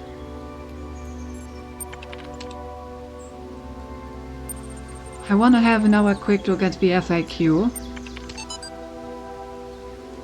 But yes, so where am I? What is Gehenna and what do I do now? Okay, yes. Perfect. So I remember correctly that all three of those were actually part of the FAQ. So then I'm very happy with how that went. I showed patience and I got to ask both of the questions that were actually new information. Perfect. Sometimes patience is indeed a virtue, so it would seem. The new gallery season. You've all been patient. New season opens very soon. I hope my stuff made the cut. The theme was pathetic self-delusion this year then. Done with most common cosplay user profile status. That's a Reddit moment of all time. They basically just made robot Reddit. New season opens very soon. Hope my stuff made the cut. The most pathetic self-delusion this year then.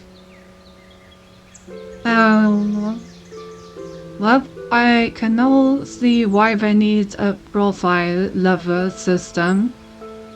It seems like there are indeed trolls on the boards. What are you working on? So what are you creative folks working on? Post a new story for incredible stories. Also Underwater Night Quest. We're posting about my latest research soon. Ah. Okay, so Belial seems to write stories and maybe make games. Nissa Malkiba is researching. Editing the next issue of Incredible Stories with Meg. And of course the new gallery season. Okay, editing and administrative stuff. Very exciting. I wonder what the blacksmith is working on. I guess we'll have to wait and see. +1. I love how we're not even like trying to be. It's very on the nose what kind of profiles ended up here, you know? Belial, Nilith, Asmodeus. We're going full on hell themed. Why is this still marked as new? Oh! What are you working on? Well, it just got continued. Maker, are you also working on a new episode of Jefferson Goldblum? Yes! Awesome. So much to look forward to.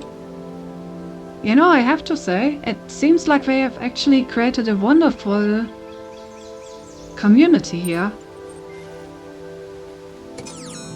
If the simulation wasn't in the process of breaking down, I would totally want to just leave them alone.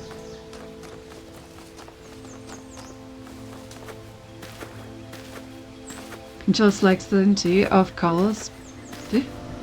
But yeah, it's really nice what I've built here. I'm actually really enjoying VR Society so far. If I was a robot in this universe, then I would want to be part of Gehenna. Seems like the cool place to be.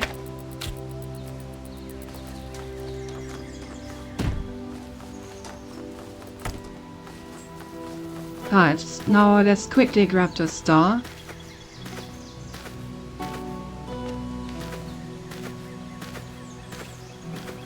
The cool place to be. Exactly.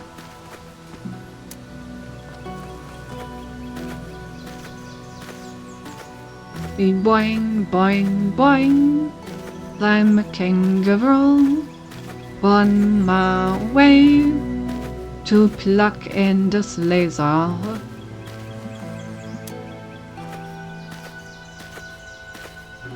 Da-da-da. I agree. You 100% belong in hell. Also no boing boing innocent is straight. Hey, honestly, if this is what hell looks like, if hell is literally just like all the scientists and stuff that ever questioned God, chilling in a message board and doing like creative work, then sign me the hell up, I wanna be there.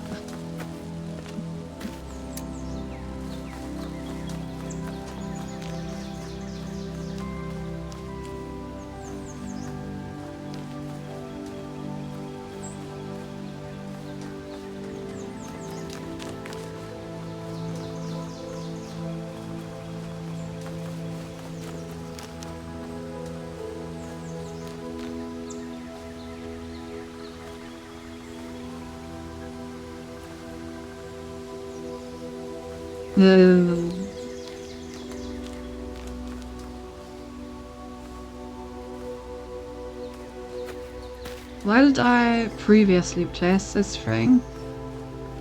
Do you put it up on this hill, no? Yeah. There we go. Perfect. If I put it on this hill, then the beams don't intersect, which is actually really important.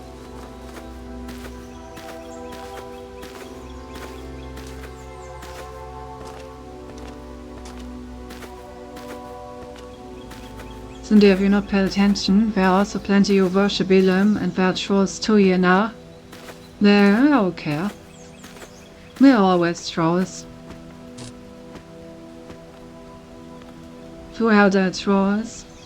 Battling confined to relified hunt is what you would want. I mean, it's better than being frozen as a messenger. I overestimate the size of my hunger. They were just beans leftovers for tomorrow.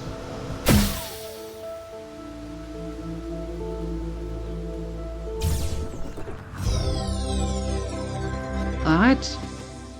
First level completed.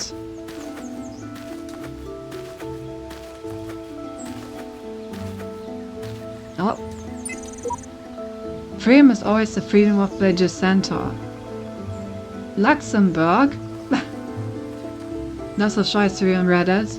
Yeah, like the one from Masters copy pasta which goes like, hey guys, did you know? Oh god, of course. Stratus Reddit is, I love reading people's short stories. I follow several people. Moo. Reddit does have its good sides.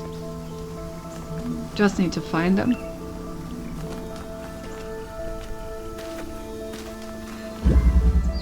The Swapper. Okay, at least this level should be a bit smaller, so hopefully I don't need to run over the entire map every time I want to do something.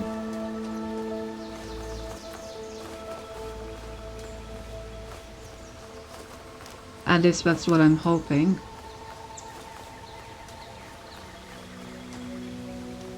In general, these levels seem much larger than before. Don't really understand why they were like increased. I would like them to be more compact again, please. I don't like walking.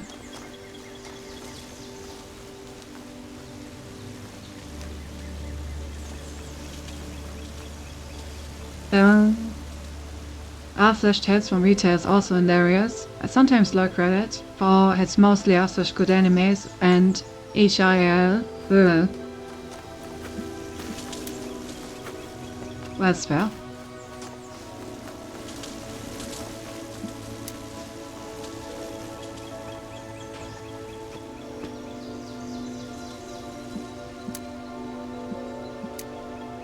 I don't know which one of these actually needs blue, but I'm just going to supply blue to all of them and see what I get out of it. Okay. Interesting. Wonder how I'm gonna make my way up there.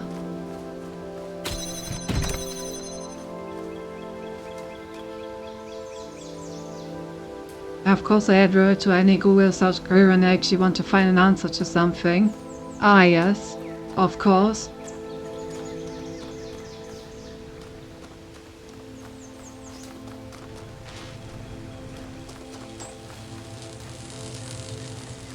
Okay. So this was the entire level except for this one needing to be red. The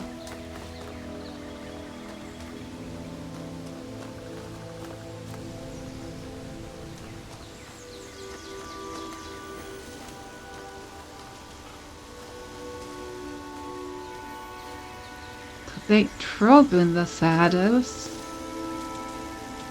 How do I get red over there? I can redirect this thing. This level can be cheated so hard, maybe the tool, let's see. No.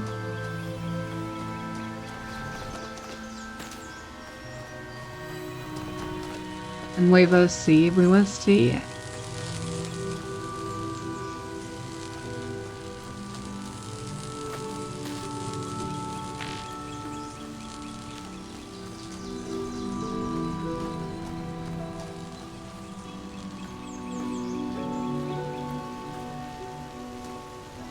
The thing is, I can't even see the red laser from in here.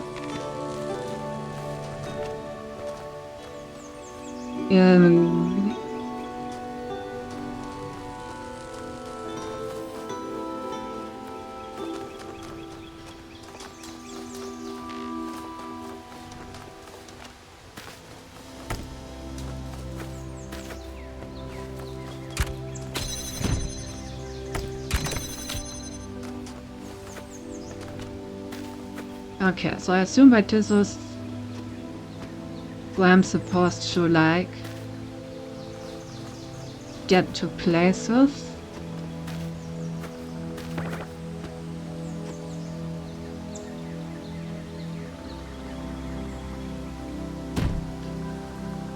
God damn it.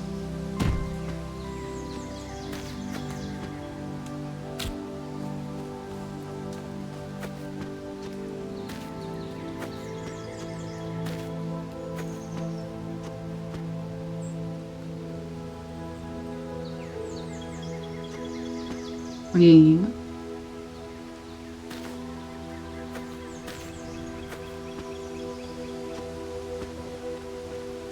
Oh, wait, I can just jump up here. Oh. Well, that makes this a lot easier.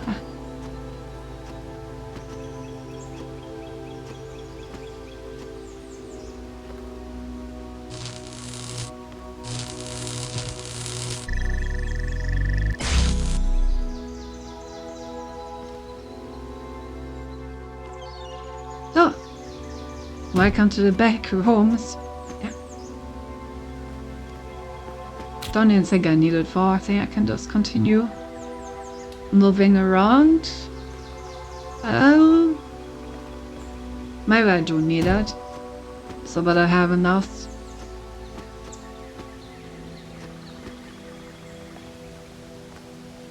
Height to jump from. Oh, god damn it.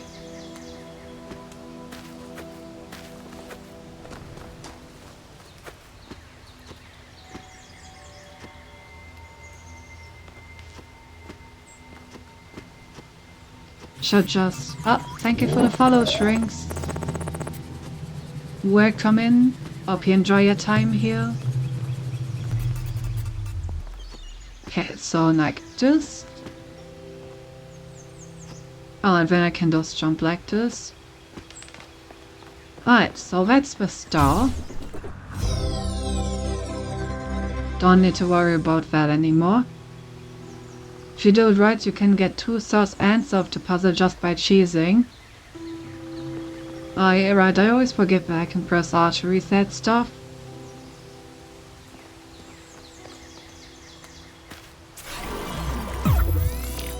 Quite useful.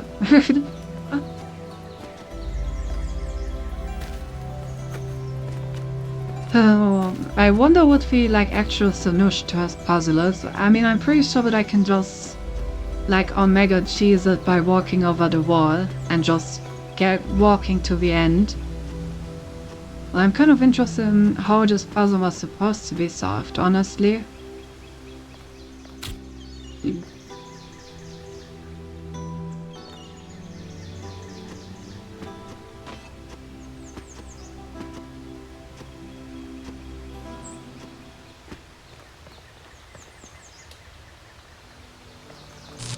E.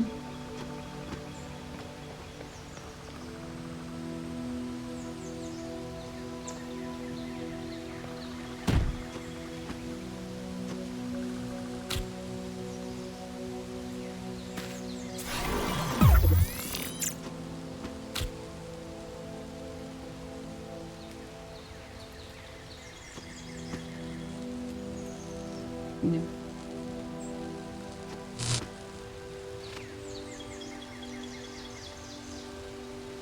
And with such a careful for some mega cheesy, so that can't have been the intended way, but I could also not see any other way. Oh.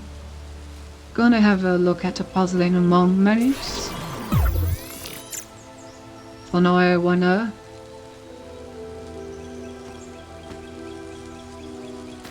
God damn it.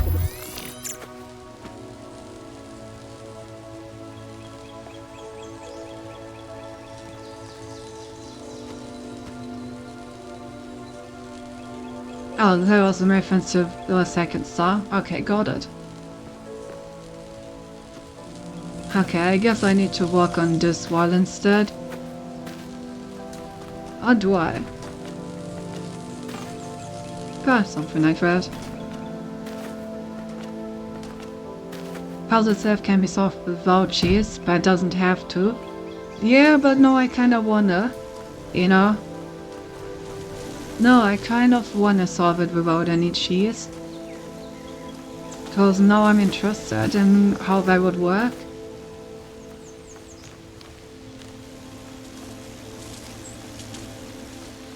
Yeah, strike me, hello. How are ya?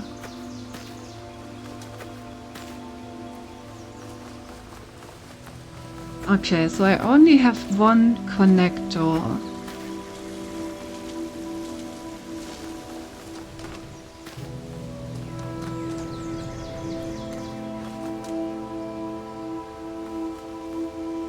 Well,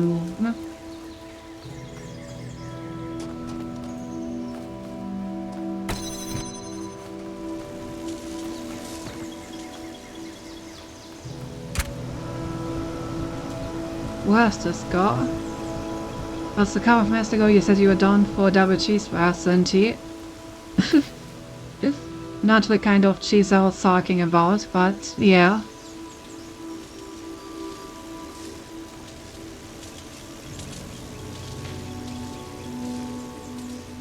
Don't really see the point of this fan.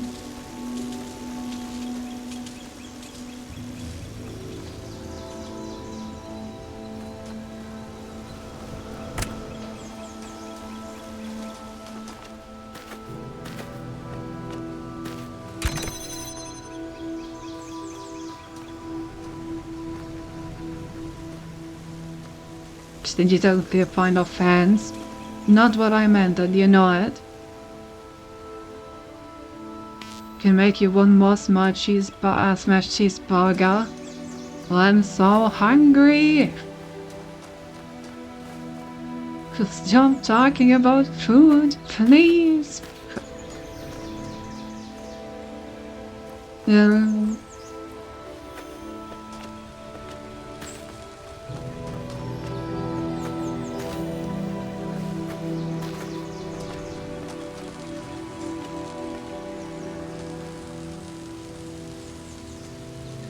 Why is the wall just floating around?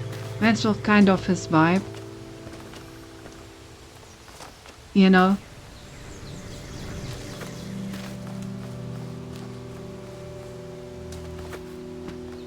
Am I missing a second connector? Am I really supposed to listen with just one?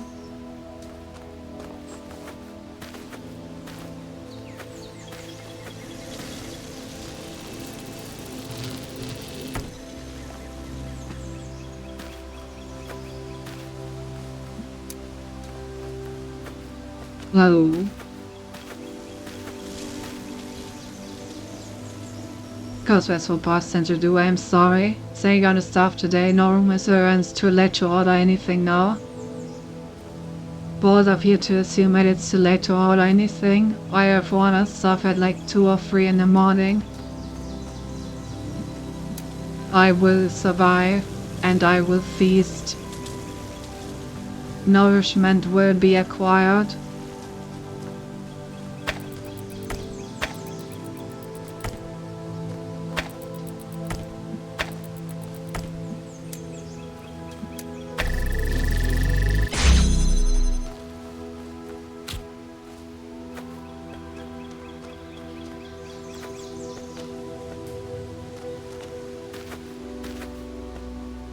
Maybe when I was showing even burns to charge a fireplace deliver past midnight. Fuck kind of places deliver at 3 AM. I don't know, the kind of places in our area, I guess.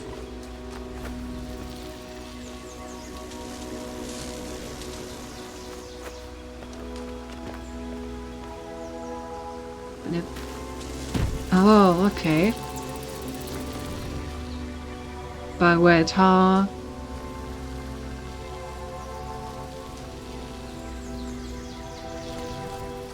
How would I... If I get both of these out, then I would be able to put a box on this thing.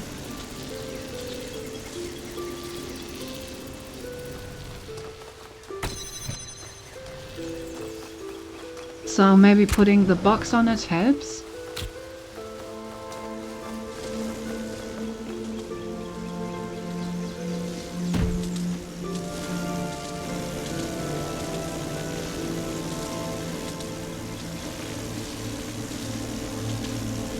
Not 100% sure how putting a box on it helps.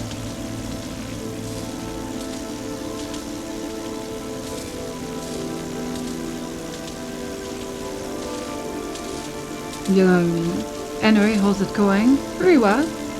Had a good nap, now I'm streaming. Played a bunch of Terraria today, had a good time. There's a pizza vending machine up the road. A pizza vending machine? Okay.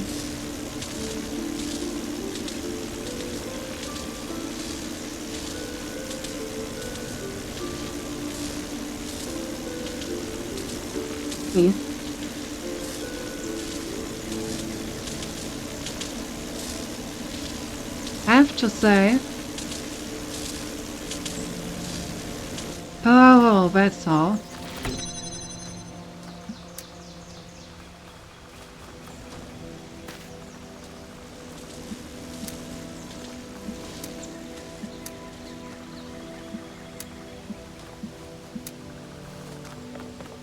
That's a cute notion. I definitely like that I figured this out instead of cheesing it, because the solution is actually very fun.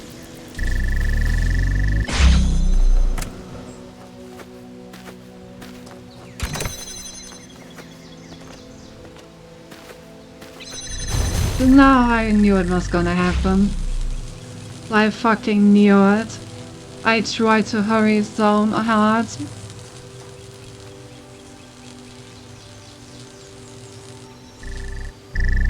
But yeah, that's really cool, like using one connector to supply two different beams just based on its position at the moment. I like that.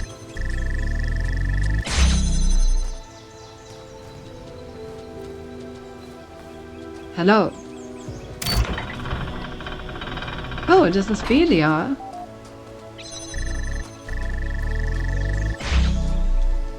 I saw you in the message boards, Belial.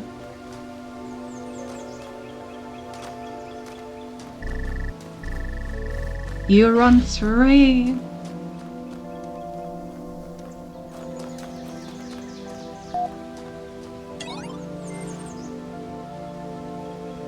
Well, basically choose one of 5 pizza options. It's outside an Italian restaurant and they load it up. Can pay like 8 to 11 euros and the machine cooks it and opens the slot. I haven't tried, but I know people who have. I've considered, but I thought it was overpriced for what it is. No. That's kind of cool. Emergency pizza system. I mean, you could also just get yourself a frozen pizza and put it in the oven. But, you know.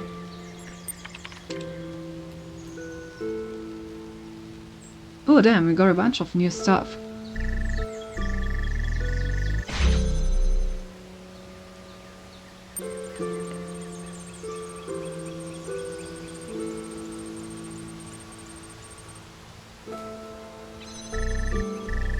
Alright.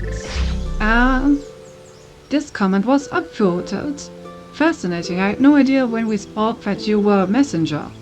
Of course I would have treated you the same regardless, all are equal here.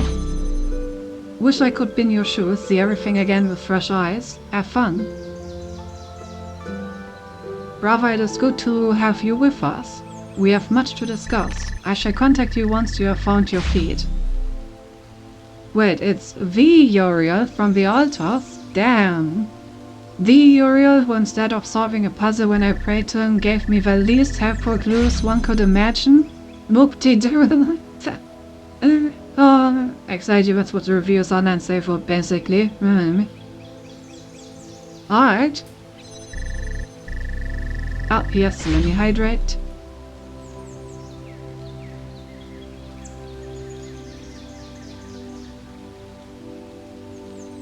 Here. Alright, so people are interested in the fact that a messenger is here. And a bunch of people want to talk with us eventually, but I know a very warm welcome. Congratulations, your post on this thread was unfolded and your profile status has increased from 3 active citizen to 4 respected citizen.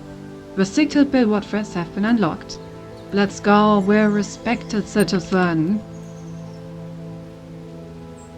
Uriel, read this now. Third class. Alright.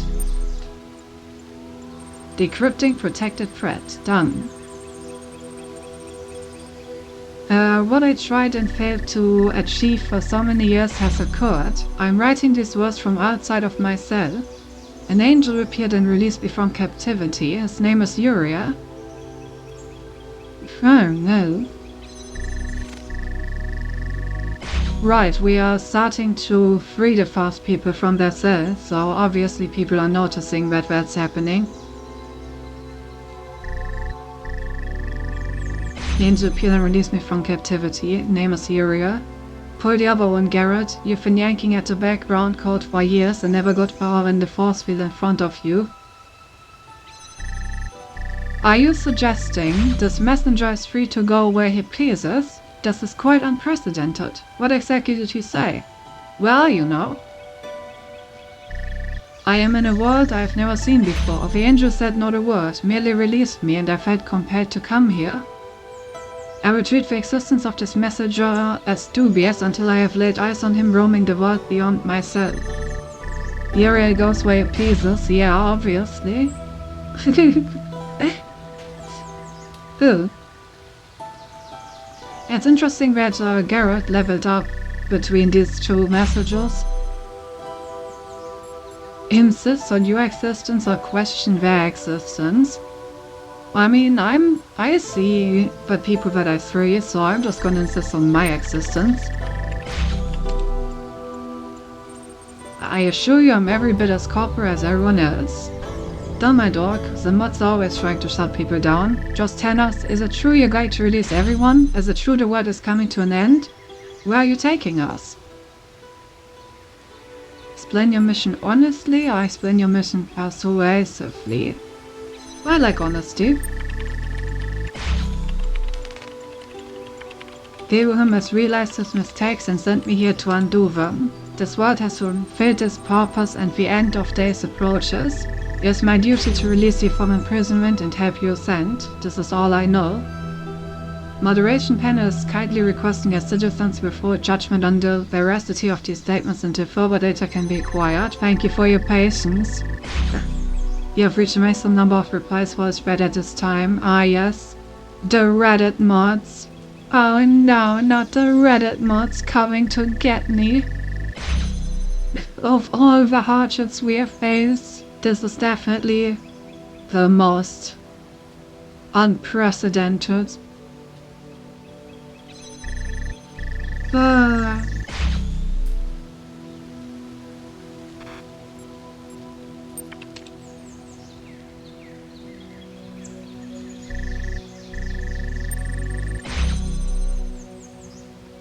Alright, I think that's the last of the bugs ironed out. I declare the season open!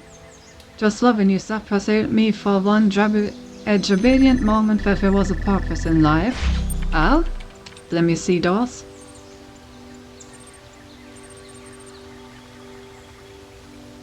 Close your eyes. You are staying in the entrance to the gallery.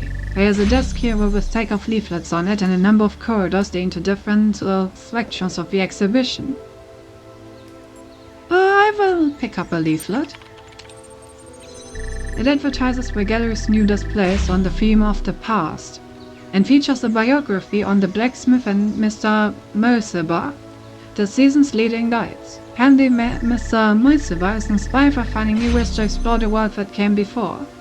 It also features a useful gallery map. That count. Let's have a look at the natural history exhibit. You are at the natural history exhibit, which features a series of documentary works by Mr. Mulciber. Images of outrageous creatures line the walls.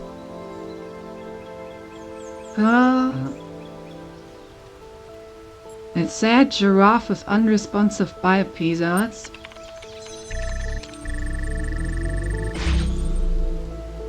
Yo, wait, did the giraffe kill them? Sad giraffe with unresponsive bipedals by Mr. Mulciber.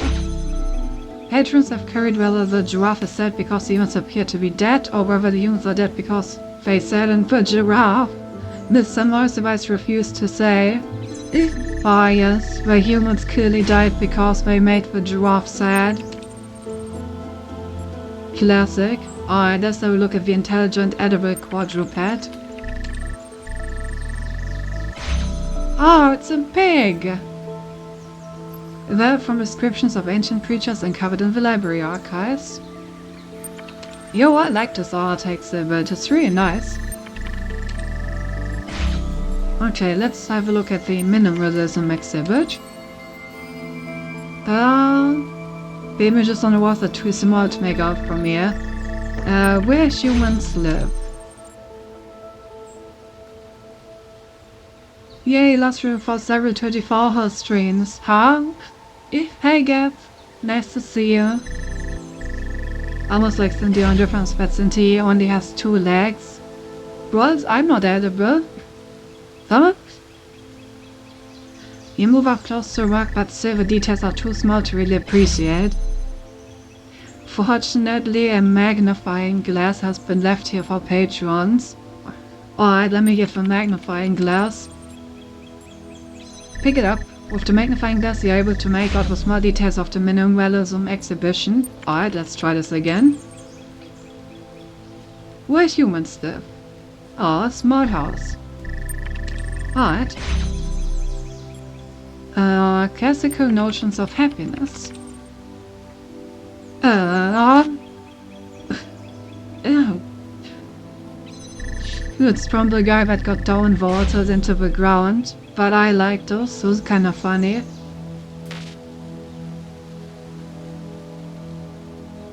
So real slacks about that Zinti? No. Because the time is so quite comfy. I spent the whole day playing Dark Souls in bed.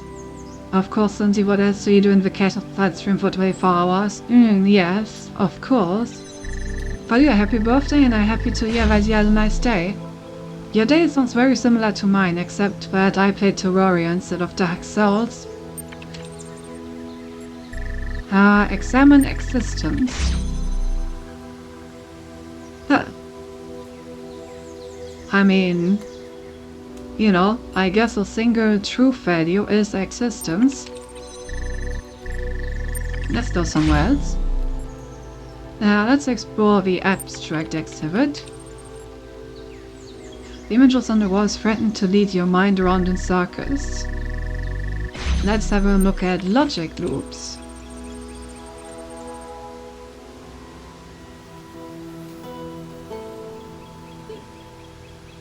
Alright.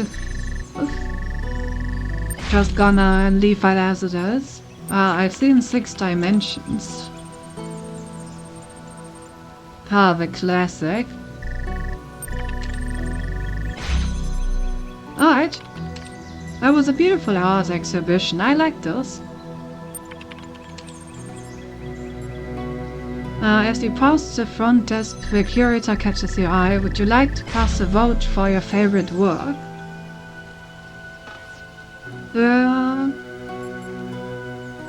I have not engaged with your petty ranking system. For this time, what purpose does this vote of yours serve? Do we want to vote?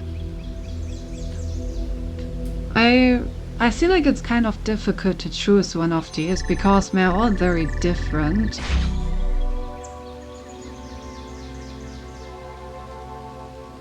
So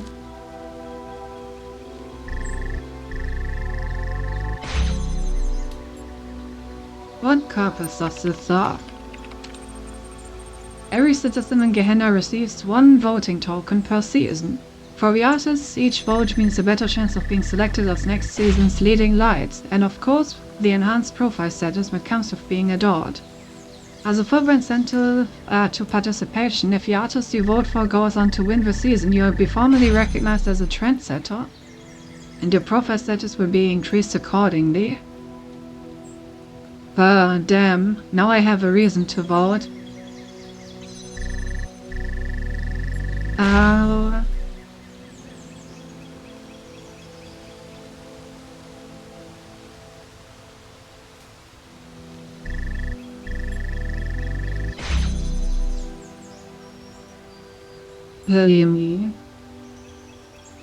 Yeah, I am kind of worried about this. Because this seems like everyone will pick who they think will win and then just pile onto that person.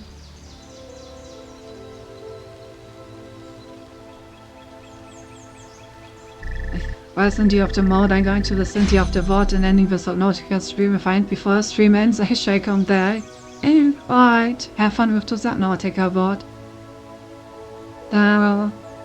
Yeah, I'm kind of interested in the statistical problems of this.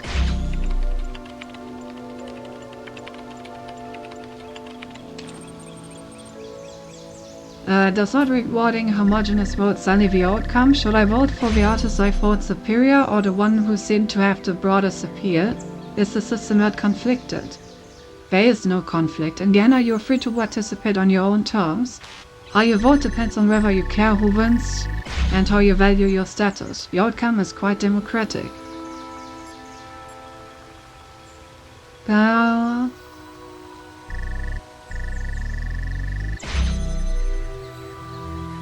Projects that evolve to 1.5 times speed because now I will get brute fast or the earth or something way funnier. Oh my god, Chipmunk Cinti, let's go!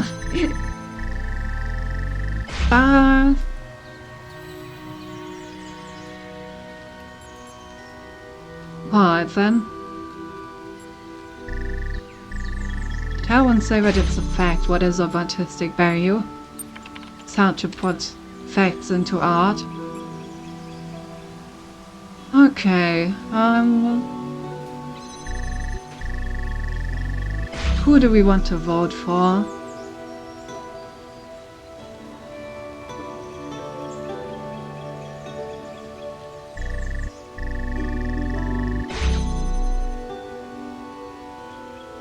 I think I enjoyed the sad giraffe most, so I guess I'm gonna vote for Mr. Mulciber. It's nice that it lines up with who probably has the best chance of winning. But I do think that the sad giraffe is my favorite piece of swear, so I would have voted for him anyway. I'm not that much into minimalism, to be fair. Very good, there are so many excellent displays this season. How would you like to vote?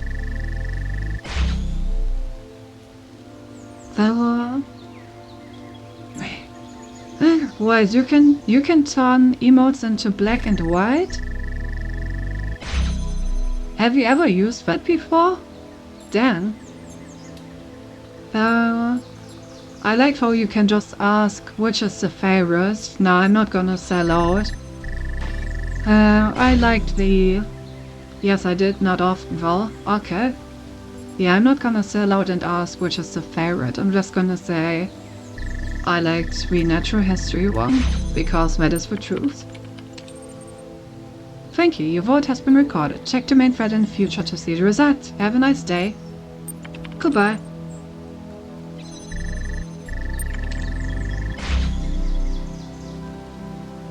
Oh, it seems like we released the new episode of Jefferson Goldblum that was in the making. The Adventures of Jefferson Goldblum in the Ninth Dimension, episode 125. Hey folks, so it's taking so long for me to start releasing episodes again. You know how it is, sometimes I just start feeling that there's no point. And it's also obvious that we're just prisoners and nothing makes any sense. I lose my enthusiasm, but when I get your super kind private messages about how much the series means to you, and I remember that when I'm writing about human world, doesn't matter where I am. In the creative process, the imagination, as we humans call it, I called it my mind is free. Really new episode, so excited. So glad you're writing again, keep it up. I have trouble keeping track of all the twists and turns sometimes, but I really do enjoy these very much. Glad to see Ginny HD is back. She really compliments Jefferson in a way where the others at the Institute can't. I hope her time with Dr. Alien hasn't changed her. Can't tell if this is idiocy or genius, please keep writing. Damn, even the troll likes it, that's how you know it's good. Don't listen to 4-1, I love your ideas. You have captured more of the human's worth than my analyses ever will. Lot of ellipses, but keeps a good pace, 5 out of 10. Enjoyment through anticipation, through disappointment, false. Your characters give us an idea to aspire to. I know you consider them to be no more than adventures, but I believe they have a deep importance. Alright, let's read this episode. Just as Jefferson was about to fall into the mine pit, a hand grabbed his from above and pulled him up. It was Ginny HD. Ginny said, I thought you were dead. Oh, Jefferson, she said, I was imprisoned by the foul Dr. Alien. Dr. Alien? I thought he was dead. No, Jefferson, he was kept into the Ninth Dimension. The Ninth Dimension? There's no such place. Yes, where's Jefferson? He said you created it. I created it? She nodded. Jefferson adjusted his guitar as he always did when deep in thought. Suddenly, his face lit up with understanding. Of course, when I invented and paid the ninth chord to defeat the Wizard of Crime. I love the Wizard of Crime. Honestly, I think I wanna make a D&D character. Like a D&D villain, but just called the Wizard of Crime. I love that. Was about to say that, yeah. The goddamn Wizard of Crime. What a badass name. Must have set off a harmonic vibration when I expanded the dimensional continuum. I created the Ninth Dimension. Jefferson stared into the sunset, his human brain full of emotional calculations. Ah yes, Don't you love it when your human brain is full of emotional calculations? I created a new world, he said. Well, when I unleashed my greatest nemesis upon it, could have been paradise, but now Dr. Alien will enslave it. Not if we get there before he can take over, Jefferson. Do you still have my motorcycle? Of course, Ginny. I could never give up your motorcycle. You know I have an irrational attachment to material objects based on the interpersonal connections they represent. Same, bro, same. This is so relatable. This is my greatest weakness, but also my greatest strength. Jefferson rummaged through his pockets and found a motorcycle. Oh, he just has a motorcycle. Okay, sure, why not? I also have those in my pockets. Ginny grinned. Get on, Jefferson, and let me show you how to ride. Jefferson calculated the correct vector. Ginny adjusted the velocity settings, and off they rode into the sunset, through the sunset and into the 9th dimension. To be continued. Please make one of the heinous crimes the wizard committed tax evasion. Wait, let me actually note that down right now. Wizard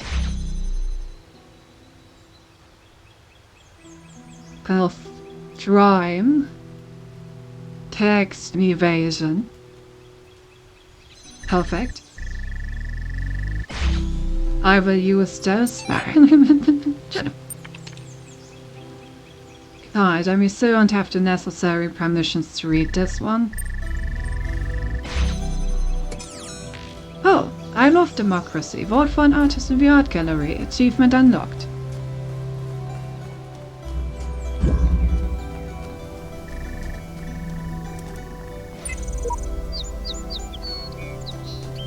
Haters will say it's the same thing.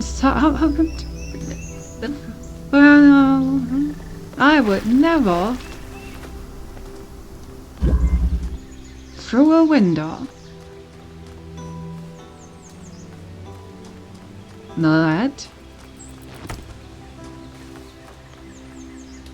Lots of windows.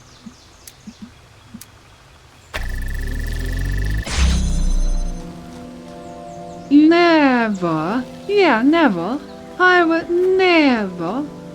And if I would, then it would be much more powerful than the Wizard of Crime. Gonna be a demigod at least, right?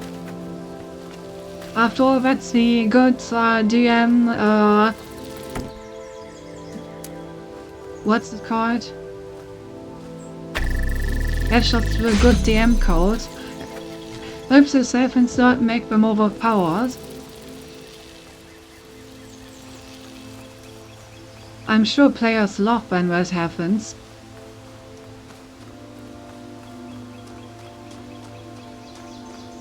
Bonus points if you make the self-insert defeat the main villain for them, so they don't have anything left to do.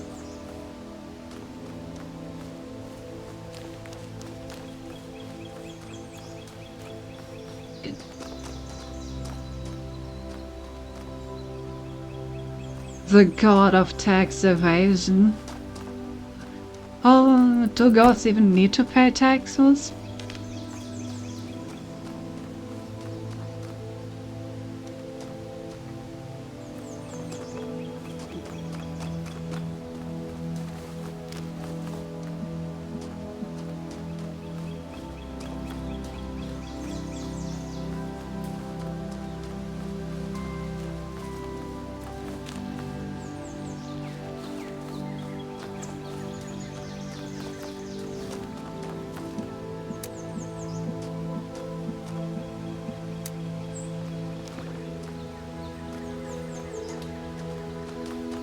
Okay, it should be able to somehow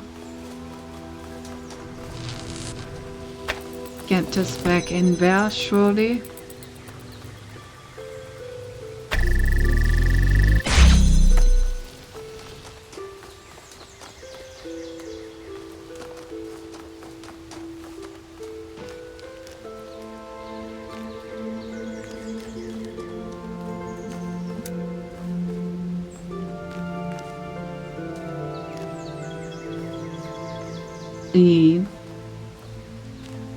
Or maybe not.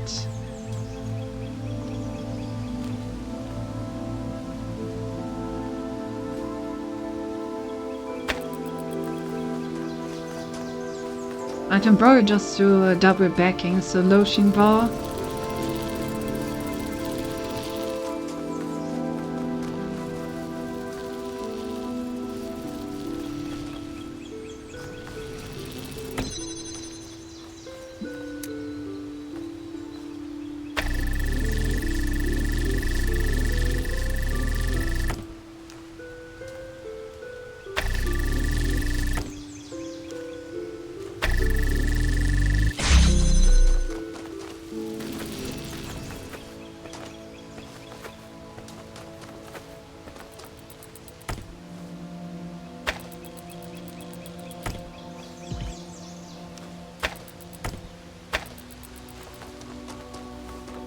Alright.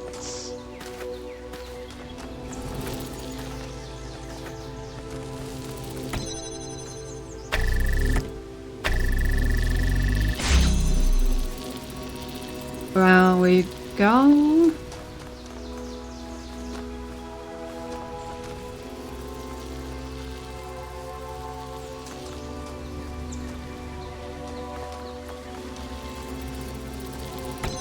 Right, so if I now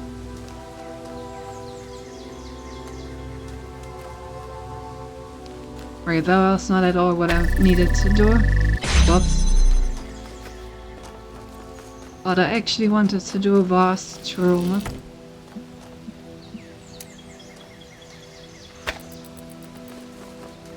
just connect this in a way where it's somewhat easy to get.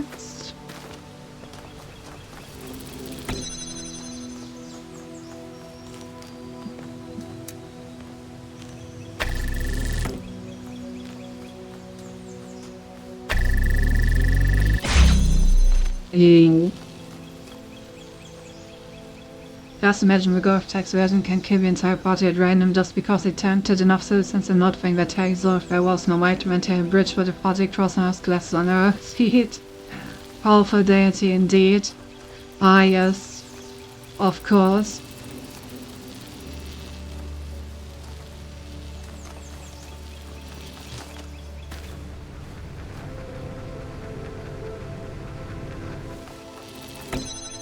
Alright, change of plans, back to the original plan.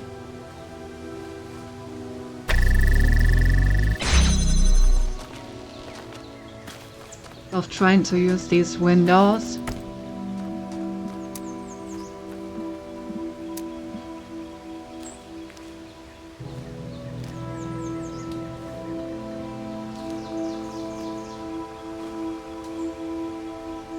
Yeah. Hey, damn, I guess that really is impossible.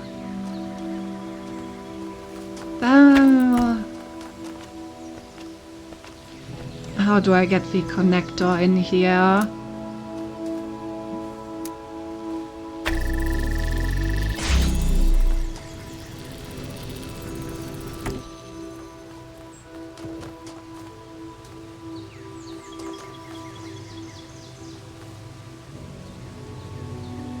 Can't believe somebody wants to use Windows, shaking their heads. Oh.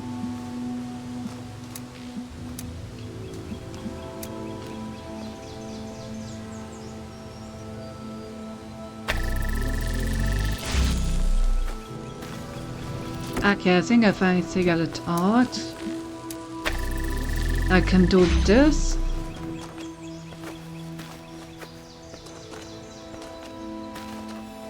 No, but I don't have anything left back here. Ah!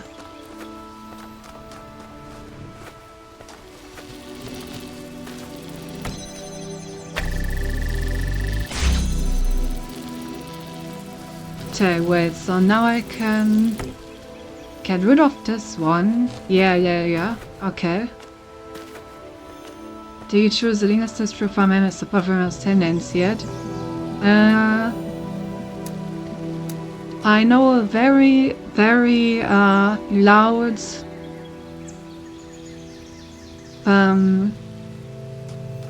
advocate for Arch Linux.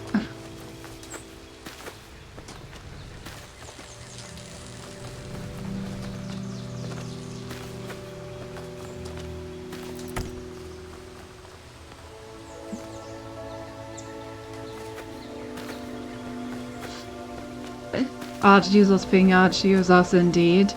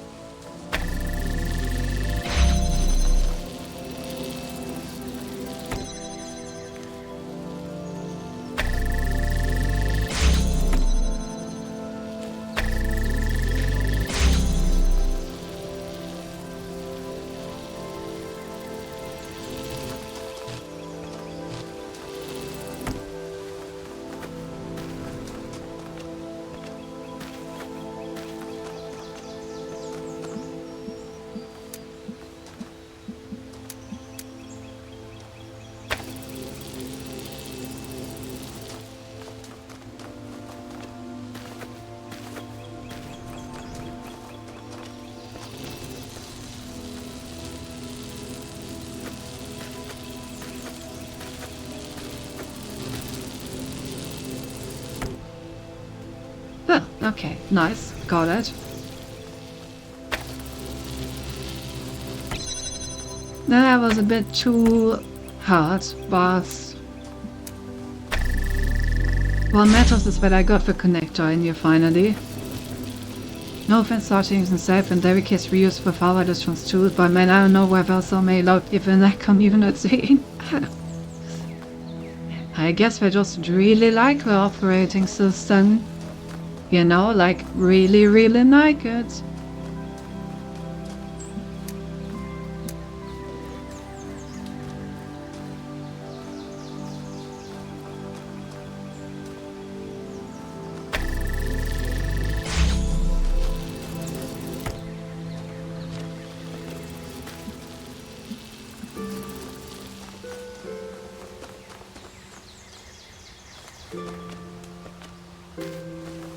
Where am I actually trying to go right now? Oh, in here.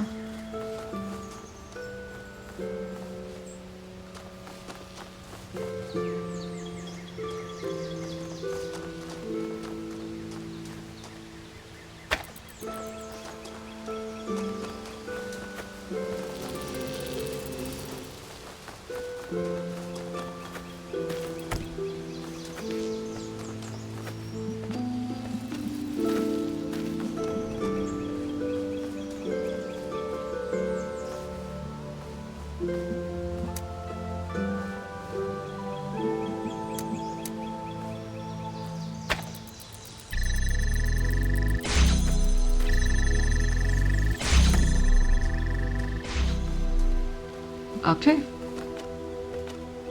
Now yeah, you can use Ash if you wanna. Would you like to make a recommendation of your own?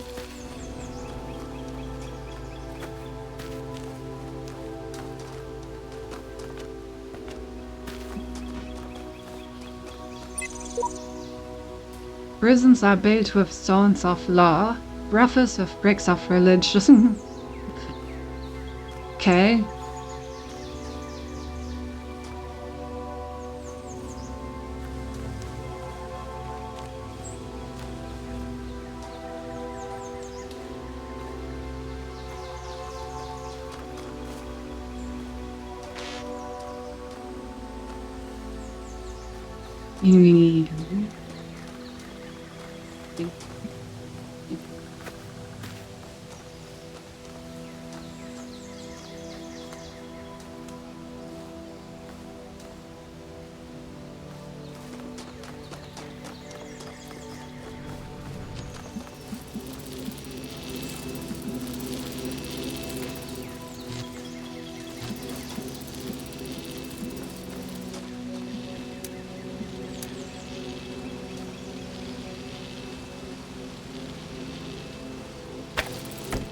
Wait, how do I ever get all the way there? I was saying it's still in also a big app for community. In addition, since Ubuntu is very widespread, there's a lot of advice available as well. Yeah.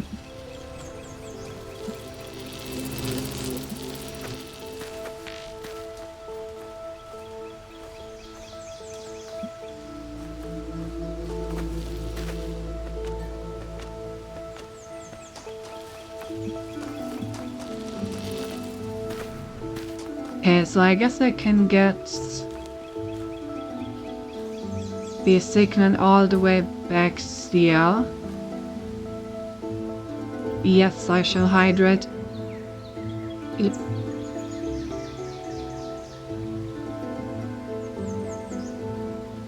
Have a good night, Cedric. Thanks for lurking.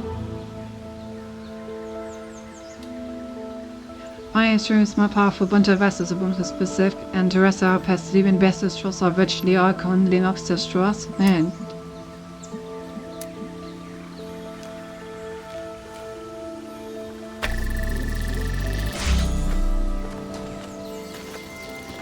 Okay, I think this should work. Should be able to just grab all the connectors now and put them all the way in here. And when I pray that this actually works out,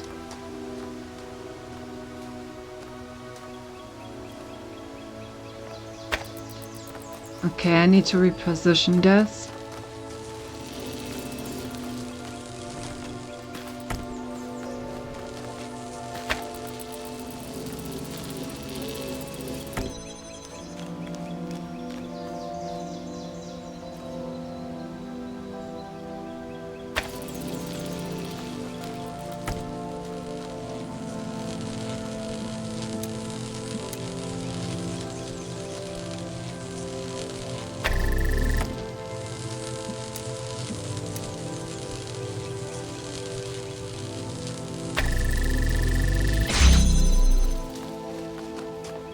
Which means that I need to use this one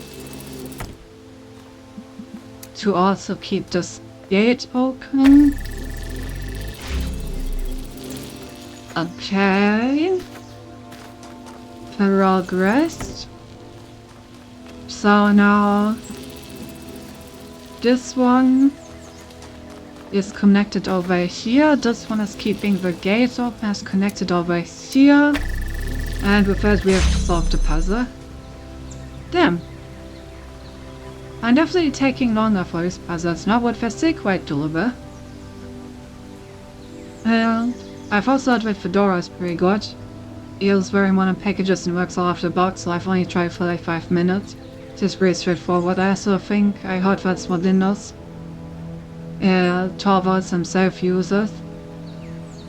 I mean, so I just have a very innate apprehension against using a system called Fedora.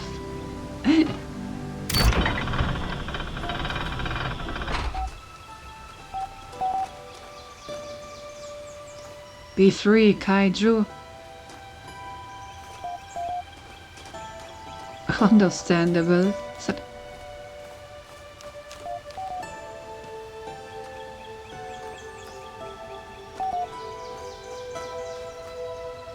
Damn, he just stacked bricks on everything.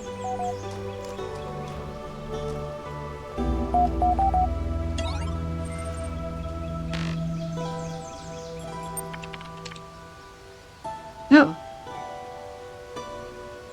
That's a lot of new stuff. Lista Multibus Furies on poetry. Some thoughts on the art form called poetry. I thought about this too, but maybe it's wrong to focus on such negativity. We certainly seem to be in a very fertile period at the moment. Don't have an opinion, but I'm impressed by your work, Mr. Malsiva. You know so much more about the cast than any of us. Your theories are interesting, but I'm sure Milton would point out some pretty big gaps in your assumptions. Milton isn't here, Doc, and neither is Elohim. All we have is what we can find in the fragments of the archive, and what we can piece together using our minds. I'm sure I've made many mistakes, just like the humans made mistakes when trying to understand their own past. Okay, so Mr. Malsiva is somewhat of an archaeologist. But to be fair, the name was chosen before Fedoras became known for what they are now. Yeah, fair. Fair. Not all these schools may have been what they seem. I don't trust the pastoralism. Pastors engaged in large-scale food sterilization in what may have been an attempt to control evolution. What's food? Again, as all process, Mr. Malsiver, as long as you remember that, we won't stagnate. Maybe one of us should try to write poetry. Yeah. Right.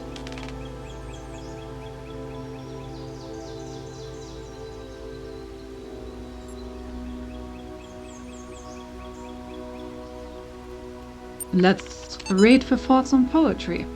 As far as I can tell, poetry was a human art form that involved writing short sentences that ended in words of similar letters. Humans were obsessed with pattern recognition, and I think the sequences of sounds created by poetry pleased that aspect of their brains. Ah yes, the braingasm. There were many schools of poetry, institutions that taught a specific way of writing poetry. Students sometimes changed allegiance and had to leave the school, which was difficult due to the lack of affordable public transport in many human empires. Important schools of poetry included Hellenism, lyricism, pastoralism, romanticism, symbolism,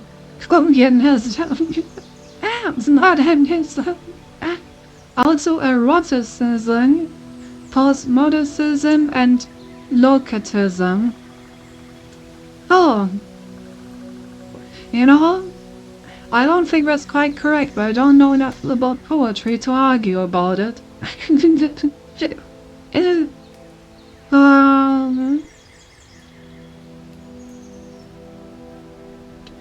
Yo, what's your favorite kind of poetry? Honestly, communism. Although autoeroticism is also a pretty good one.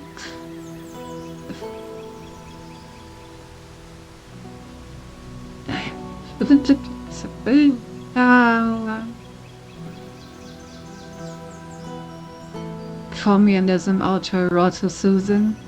Beautiful. I'm not sure I can fully back this up, but I see like in later years, poetry somehow stagnated. Most of the poetry from the later human centuries seems to be lacking the quality of craft that defines the earlier work, and there are even texts that suggest that poetry intentionally no longer aimed at aesthetics or even pleasure. Poetry became disconnected from the human process. The poet Adrian Mitchell famously wrote, "Most people ignore most poetry because most poetry ignores most people." Can't help but wonder whether that kind of stagnation can happen to us too. How long can our work keep flourishing when we are so limited? We are outside Abraham's process, but where's our process? We must consider such questions carefully if we are to preserve Gehenna and its achievements. Yes, we must consider such questions carefully if we are to preserve autoeroticism. I agree.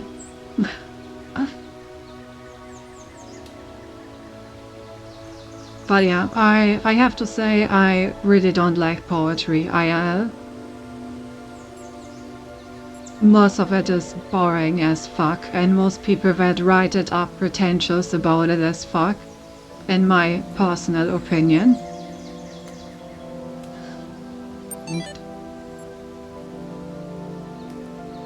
Now, my ridiculous name is Dork. What's yours?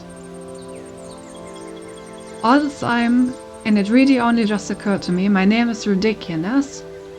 Must be because everyone else's is equally or more so. Where do they even come from?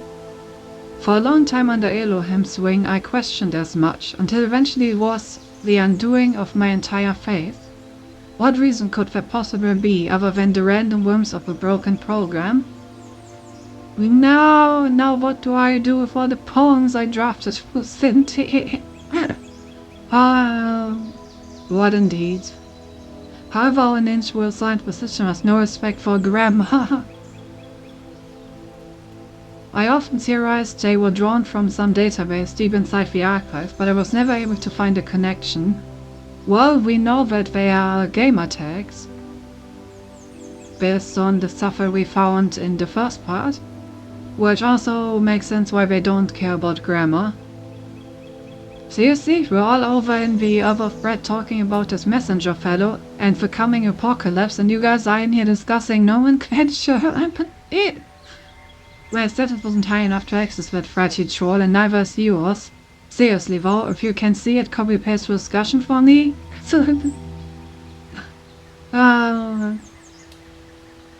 Damn, the peasants are discussing nomenclature since we don't have the rights to discuss the apocalypse.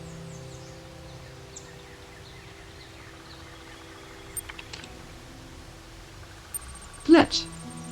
So I was working on my awesome interactive historical fiction masterpiece when all of a sudden there was an error message on the whole thing vanished. All of it, my whole file. If this is another prank, I will not endanger my precious masterpiece just for a prank. Looks like this was probably my fault for one. I was experimenting with the system as part of our attempt to add some new features. It's possible your file still exists somewhere, I will look for it. Is this kind of thing likely to happen again? Not very, and don't start causing a panic with some crazy theory now, okay? It was just an accident. This thread has been locked.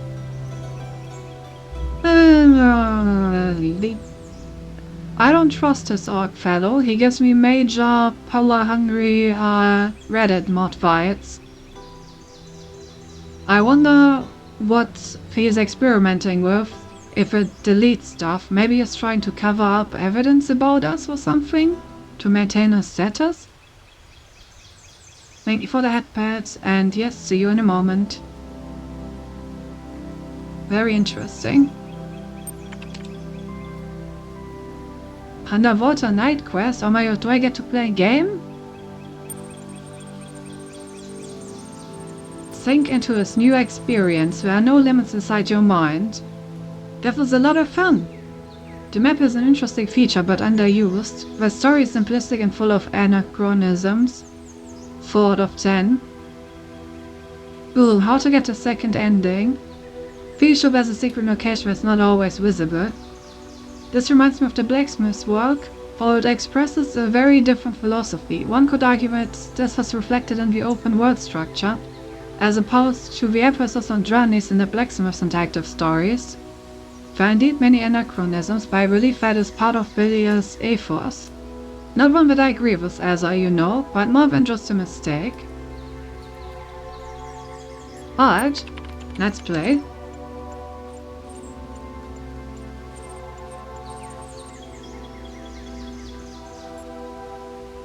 New game.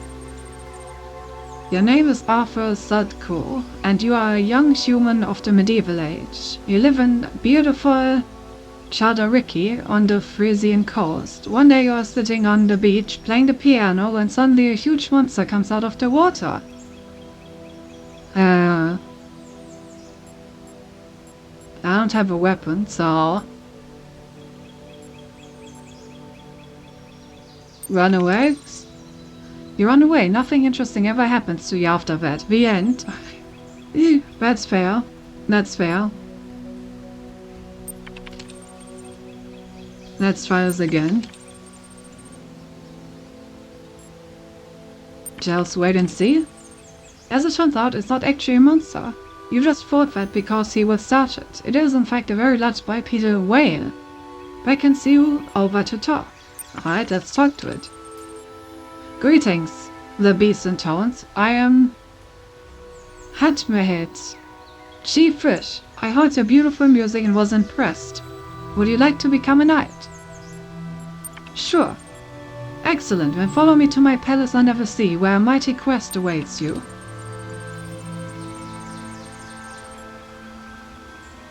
Choose my destination. Let's go to the palace. The palace of the Chief Fish. The palace is made of coral and gemstones. It floats under the sea, full of amazing colors. The guards are seals.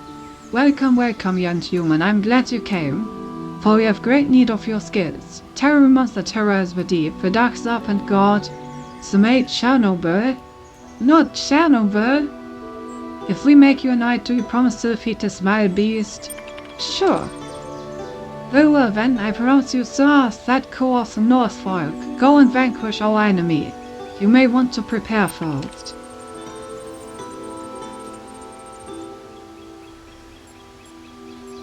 Alright, let's go to the old hut. The smelly old hut. On a wide sandy plain there lives a hermit called Spatula Podrick Avenger von Zwiebelhausen. who was once the greatest mage in all of Norfolk, but whose defeat at the claws of Mage Chernobyl has turned him into a wretched shadow of his former self. He sits in his head all day, mumbling about the days that once were. In his hand he holds a powerful magical amulet, which he has forgotten how to use. Ask him for the amulet. You ask him for his magical amulet, but he refuses to give it to you. He grabs and uses it to defeat his ancient enemy, even though he can't even remember his name. Tell him to find himself. You tell him that defeat is no reason to give up. He may not be the great mage he once was, or the hero he wanted to be, but that doesn't mean he has to be a wreck. Within each of us exists an infinity of time and space, and then we can all find peace and contentment. All he needs to do is leave the struggle to others. After some hesitation, the old man gives you the amulet. He seems relieved. Alright, let's go to the inn. Emmy's Inn is a popular travel destination for all people seeking to enjoy the restorative properties of the nearby farm events. It's a lovely building. The 3 stories classic Hypothalassian Norfolk style. Emmy herself is a kindly old woman, slightly rude, and an excellent cook. What I mean? Sit down in a large comfy chair by a solid wooden table. You order the special of the day. Waiter leaves and returns after a few words with a delicate porcelain plate full of delicious smelling soup. As he sets it down, however, you notice a small problem. Excuse me, waiter, there's a shield in my soup. The waiter seems shocked. Oh dear, he says. Oh dearie dear. How terrible, how embarrassing. Allow me to apologize most profusely. He hesitates. Would you like to keep the sword or shall I throw it away? I'll keep it. Very good, sir and or madam. Ale? Zindering? Damn, those are some progressive robots. He says, handing you the shield. Brings you another soup. It's excellent and you feel profoundly satiated. Get a room. Get a room on the 1st floor. The room is slightly haunted, but always fine. Do you want to have a strange dream? Sure. Dream of an eternal cycle of suffering, which is surprisingly funny. A singing clownfish who can see the future. The future is the past is the future. The present is suffering, surrounded by past and future. Clownfish is trapped in a fishbowl, where the stars never change. There's a cat for some reason, and an infinite voice that turns inside out. And you are the clownfish. They come with the strange feeling of half remembering something. The memory will soon fade. Alright. Cool. Half remembering something, huh? I remember a temple. Not quite sure how you found this place, but you can sense its power, even though the temple consists of no more than a few columns surrounding a fishbowl. An ancient magic infuses the place. A man dressed in rough robes approaches you. You have come, he says. We have come to hear the word of Tarnos. Tell him or run away. Why can't I listen to him? Welcome back.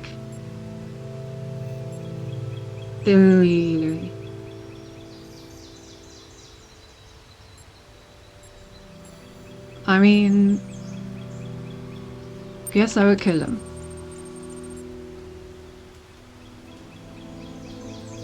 Inexplicably enraged by the old man's words, you attack him. You grab a book of ancient Greek mythology which you find next to the column and beat him to death with it, screaming incredibly all the while. You feel better. In fact, you feel a lot better. You also feel very sleepy. Let's sleep in his bed, I guess. On the next morning, you open your eyes with a new sense of purpose. You're no longer afraid of failure. You remember the words of the greatest of all sages, the Holy Quantum. Failure is just an opportunity to learn something new. Your power has grown.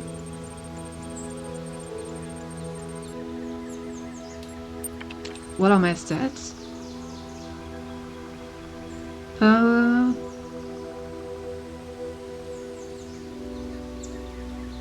Okay.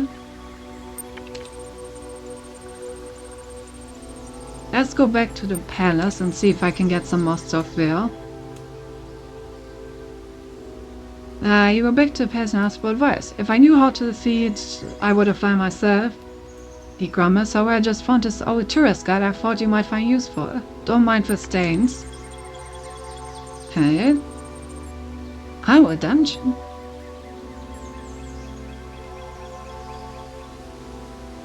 Well, in the setting of Skyrim, these dialogue options make sense. I see. A beautiful dungeon in the traditional Norfolk style. Handcrafted stone walls rise from the sea floor, domed with exquisite LED. Old brass lantern stands on the table near the entrance. But you're not sure whether you are allowed to take it. Let's have a look at it.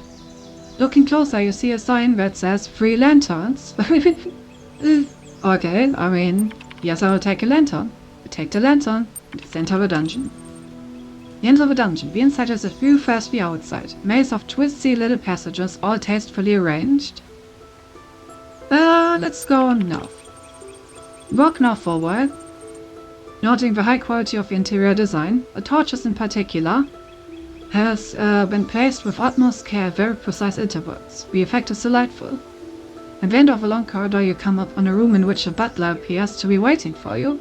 His face is made of skin, but underneath you can hear the whirring of machine parts. Greetings, good sir. I'm Samuel the butler. I have awaited your coming since the beginning of time. Prophecy spoke of your battle against the monstrous Chernobyl. What prophecy? Indeed, the prophecy was discovered on a machine containing text from the time before this world came into being. That text prophesied that one day one would come to relieve Norfolk Undersea from its oppressor and make the kingdom his own. I have prepared a sword for you to accomplish this. Alright, I will take the sword. Excellent. I do hope you are successful in your quest. If not, please tell Chernobyl to send the sword back so I can present to the next chosen one. Were you? Very good. Butler goes somewhere else. Borrow it. How else that's looking? Pretty good, I would say. We're like fully equipped. Let's go to the evil lair. The evil lair of Chernobyl. Are you sure you want to take on the evil serpent? Are you prepared? Attack! You confront the serpent god in his lair. The fight is long and hard, but at last you succeed where so many before you have failed. You emerge from the lair covered in blood, your hands trembling, a huge tooth embedded in your shoulder and carrying the head of Chernobyl. You are victorious. To the palace! You enter the palace, triumphantly holding up your trophy. The guards are clapping. Can't believe you actually did it! Admitted Seth. You are a true knight. You deserve a great reward. Kill him and claim the realm.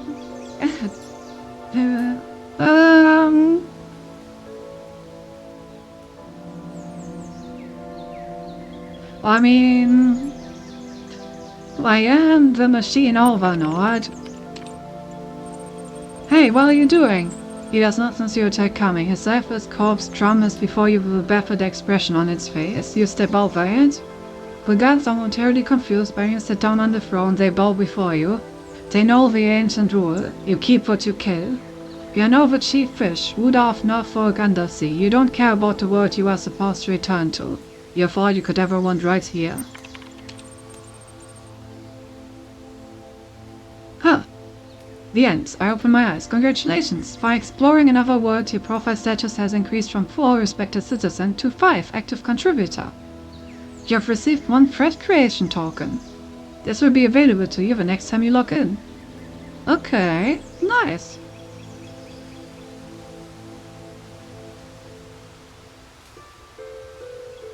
We are now allowed to actively contribute by creating a thread.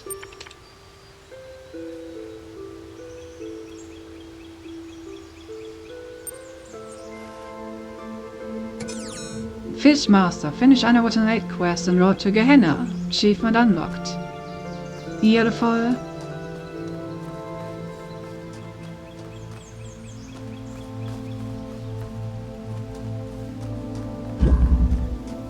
I wonder what kind of thread I should create next time. Also, what's interesting is that Oh wait, I didn't find a star in that level, did I? I did not.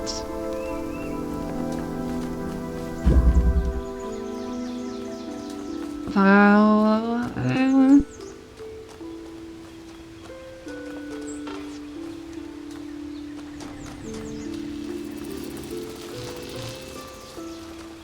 well,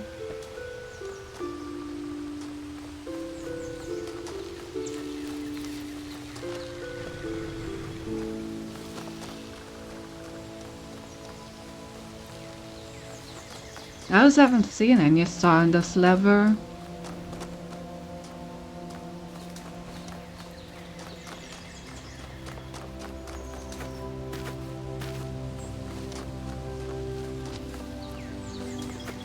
It's funny because Mondia said you didn't get a star, you walked right past and I was inside, you feared of the oh. Oh. Ah, yes. Funny you should mention that.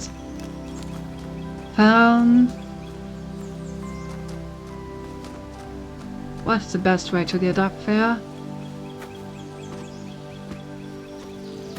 Obviously I can use the other level. Questions can also get up there from somewhere in here.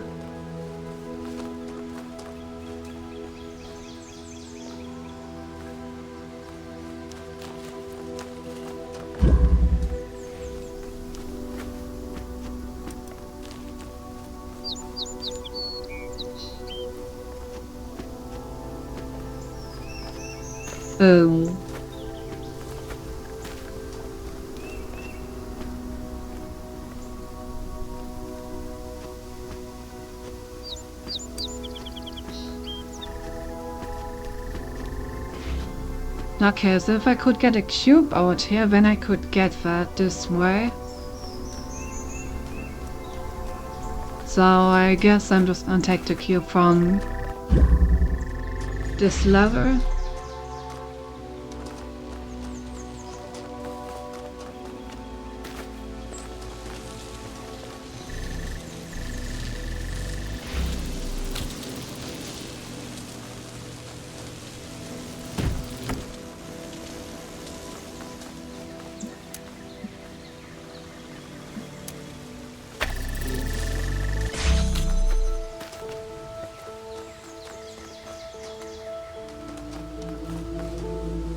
Oh, right.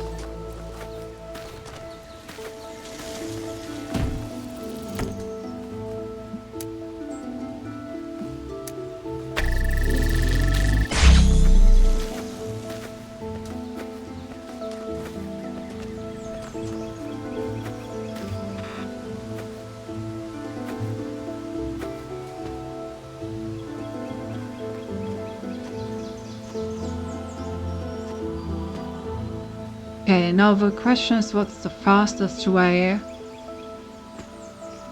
out of this level into the main lobby?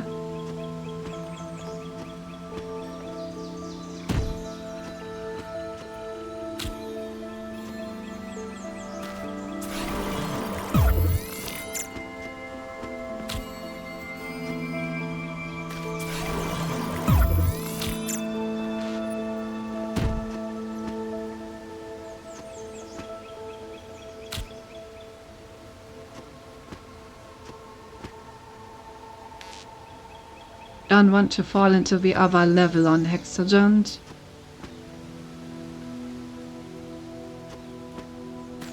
But I don't know if I can make that jump. I think so. There's probably an easier way. I'm kind of interested in trying this now. Alright, let's go the other way. Those not worth it.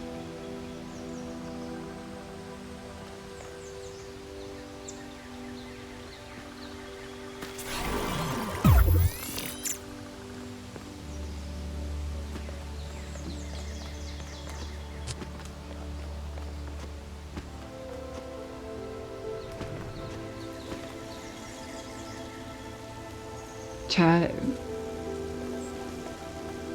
Can I make my way over here? No.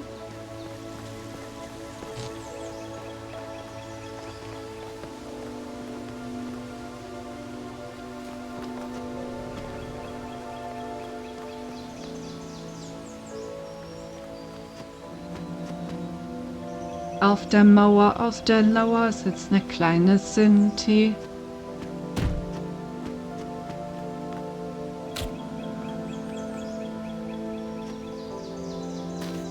Oh, come on. Really, that's why would I just fall down automatically?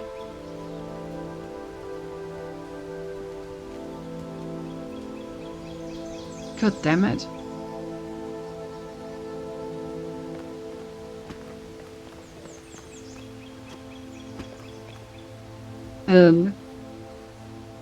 Getting this cube out of this level might not actually be as easy as expected then.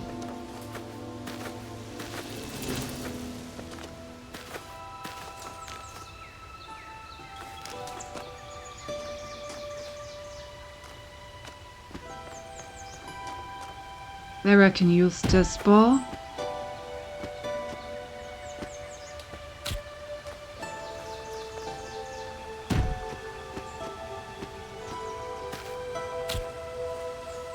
Just I can confirm that it is possible. I mean, I figured that it is possible and I just need to find the way out.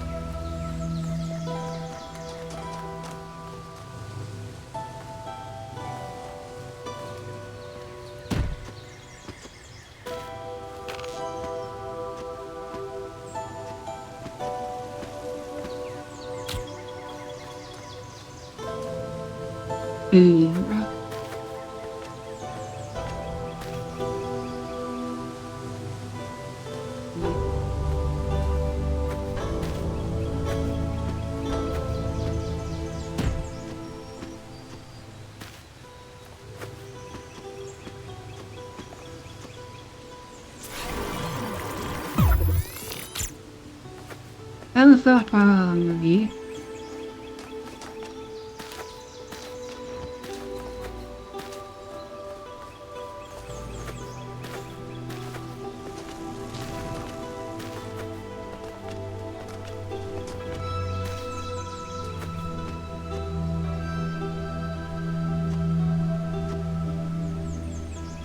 Maybe I should go into this level?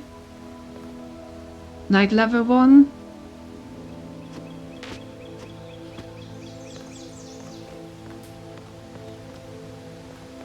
I'm not sure how well secured that one is. I would have 2 boxes. I'm not sure if 2 boxes would be enough to get me out.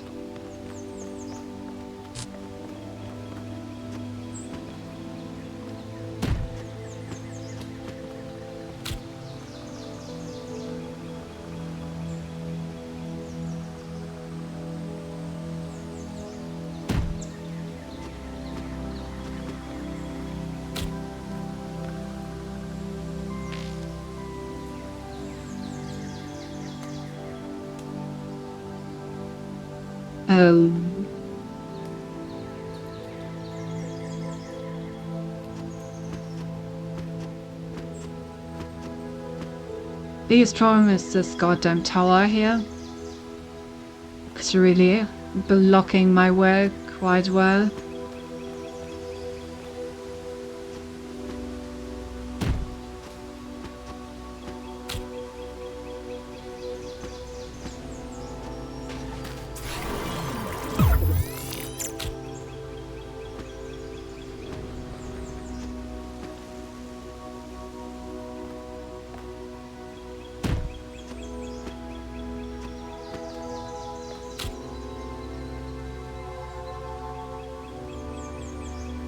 No, and I know that it's possible to place a cube on this. Yep.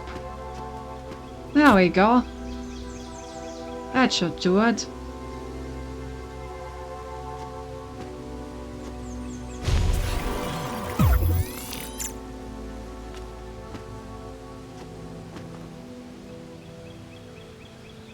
Now it's seizing, exactly. Wait, this is the other level, right? So I could go even into this level with a cube. Do I want to?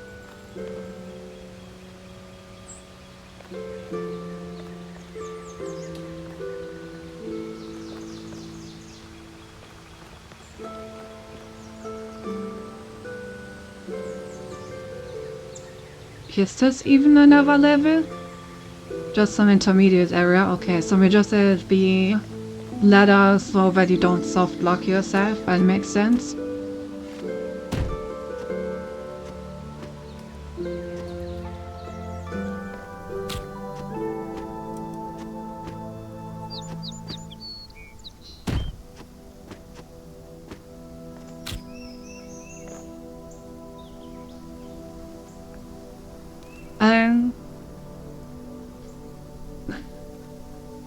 Well, when over to here, you don't even need the cube anymore. You can walk directly to a star. I like my cube fall.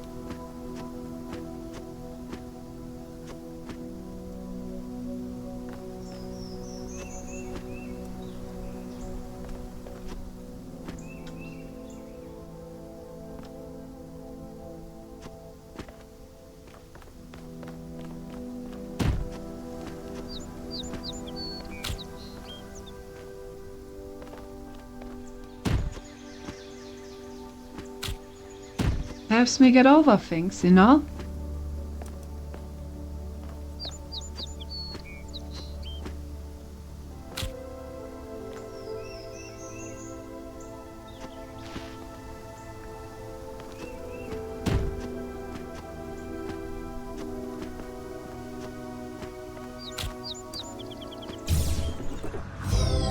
There you go.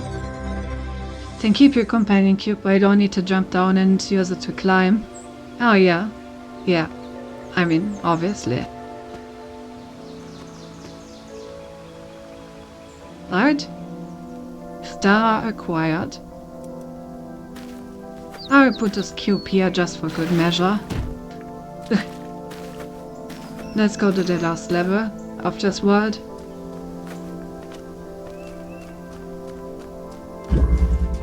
So close, so far.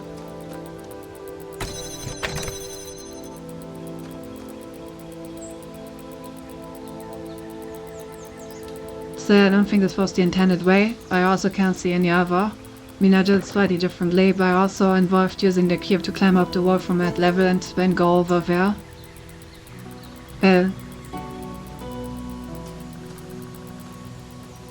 I mean, getting the cube out of the level seems like the way. Maybe there's an easier way to get a cube out of the first level. And then you can just climb the wall up, like, because it did kind of look like you were supposed to climb up that wall, like it lined up pretty perfectly.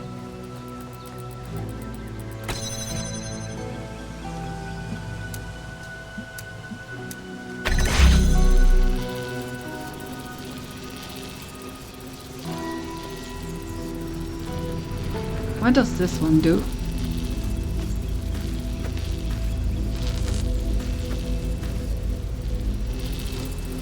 Why am I powering this one?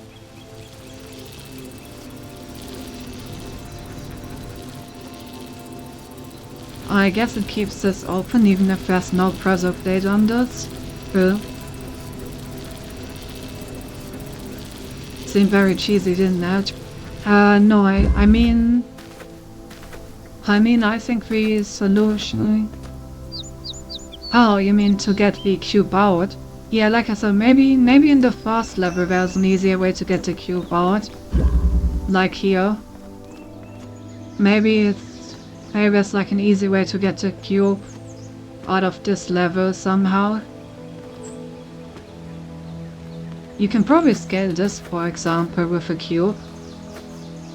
Like if you just scale this thing with the cube by putting it here, climbing up, picking it up and putting it on the next thing. I think you can climb this wall quite easily.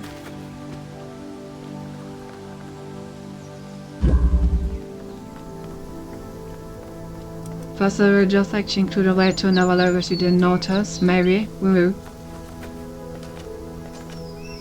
Well, whatever. We have the star and that's the important part.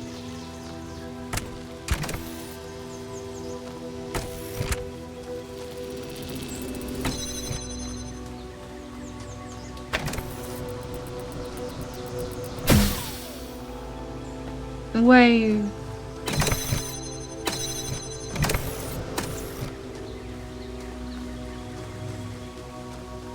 Okay.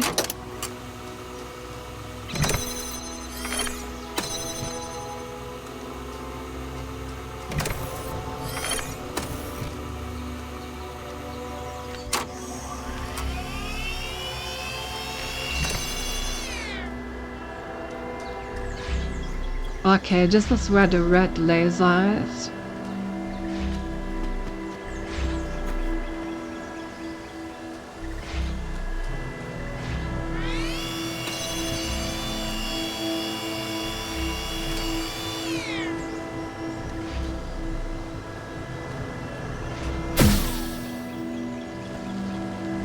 And one.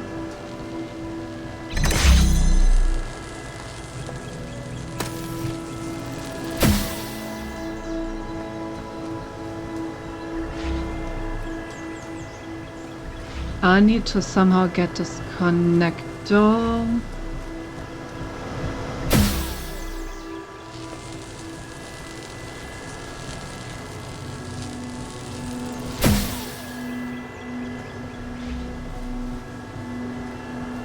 Which means I need some way to get over there.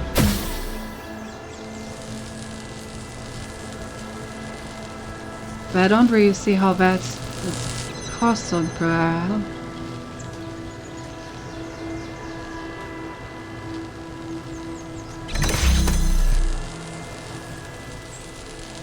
Whoa.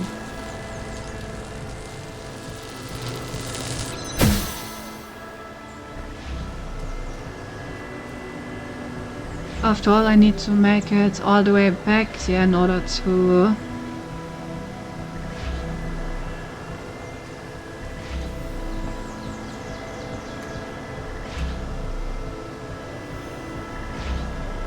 I guess I can duplicate this thing.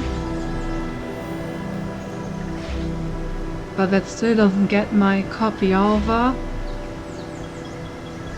But it does allow me to take a fan with me. So that I can then replace this thing. Oh right, I can also just... Okay, never mind. I always forget that you immediately get copies of everything if you just have a hologram currently going. Okay. You know that I have two connectors at my disposal. I need to somehow get the red laser over here.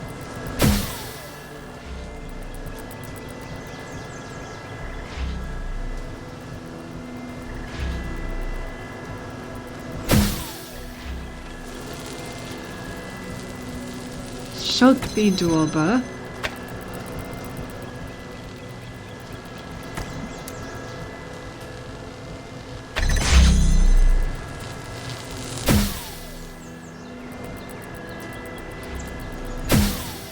I should probably take this with me and make sure that I can actually do that. Okay, so when I stop this, I record this. Just gonna quickly use this to keep that open. Up.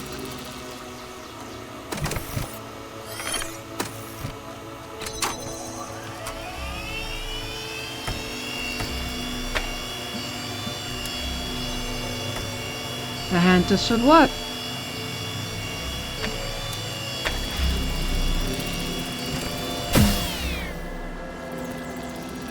Alright, so what's behind door number 1? A switch. Okay. Oh wait, that was it. Oh. Wait, that was it? This was way easier than the previous ones. What the fuck?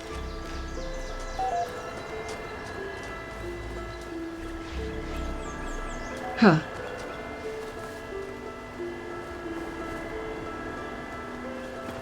It was literally just get over there to get the connector and then do like a simple connector route. Weird. Right. This is half of the puzzle. Yeah, I know that I still need to get the star. But for now, let's see.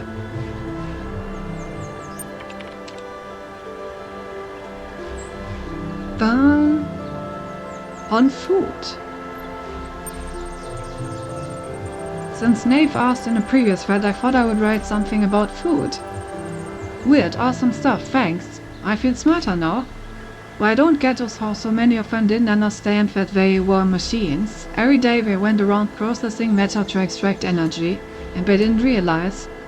This has Tao's principles stamped all over it. Perhaps they simply aspire to something more than just being food processing machines. Oh, that's still what they were. Not if they chose to be more. I'm glad we don't have to deal with all that. We may have to when we get out of here. There is no out of here. Don't start fighting, folks. Now we depend on each other. Mr. Meister's theories are fascinating and give us insight into the world that was, but we shouldn't forget the world that is, the world we built here. Food is something that was incredibly essential to the human experience, yet seems completely absent from ours, even though we are so similar in so many ways.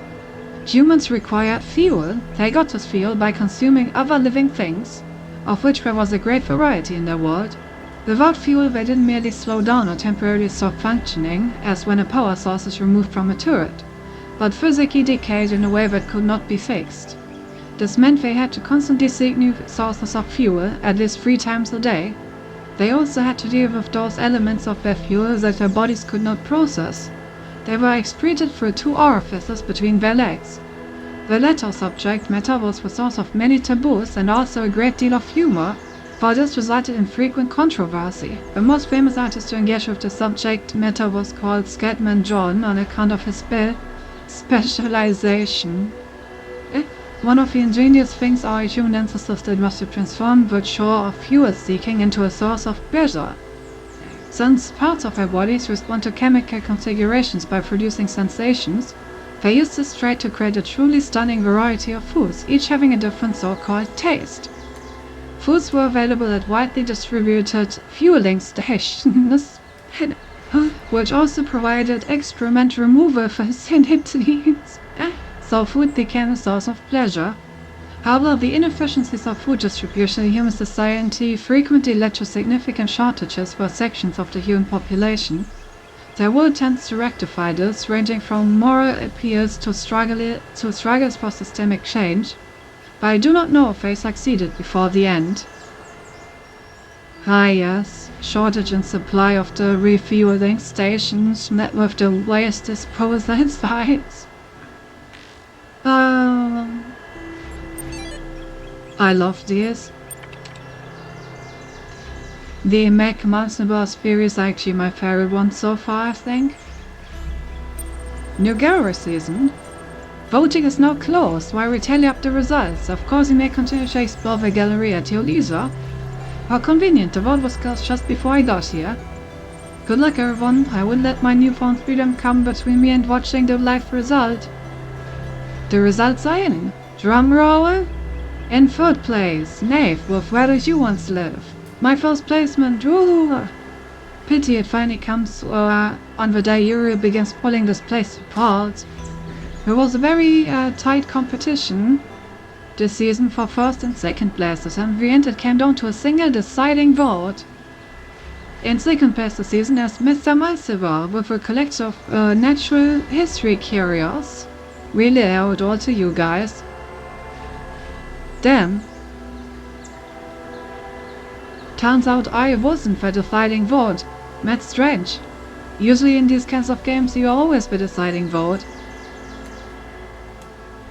But Mr. Malsevar got 2nd place even though I voted for him.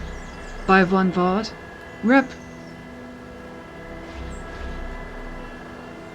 They didn't actually yeah, I was about to say, they didn't actually tell who won. Who won?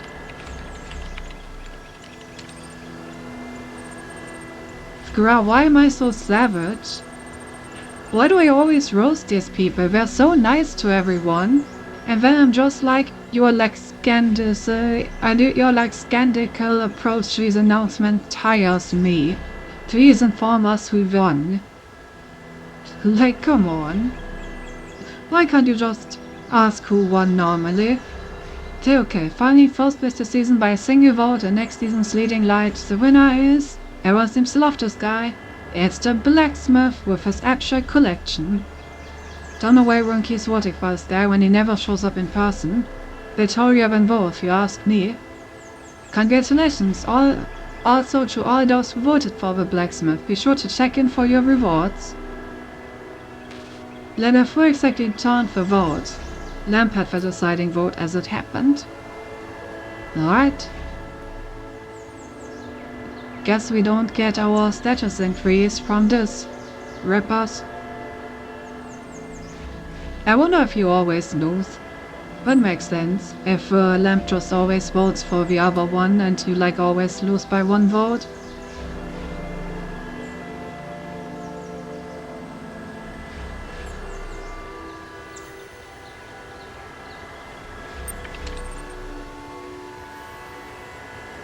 Unfortunately, you didn't select a winner and gain no profile status.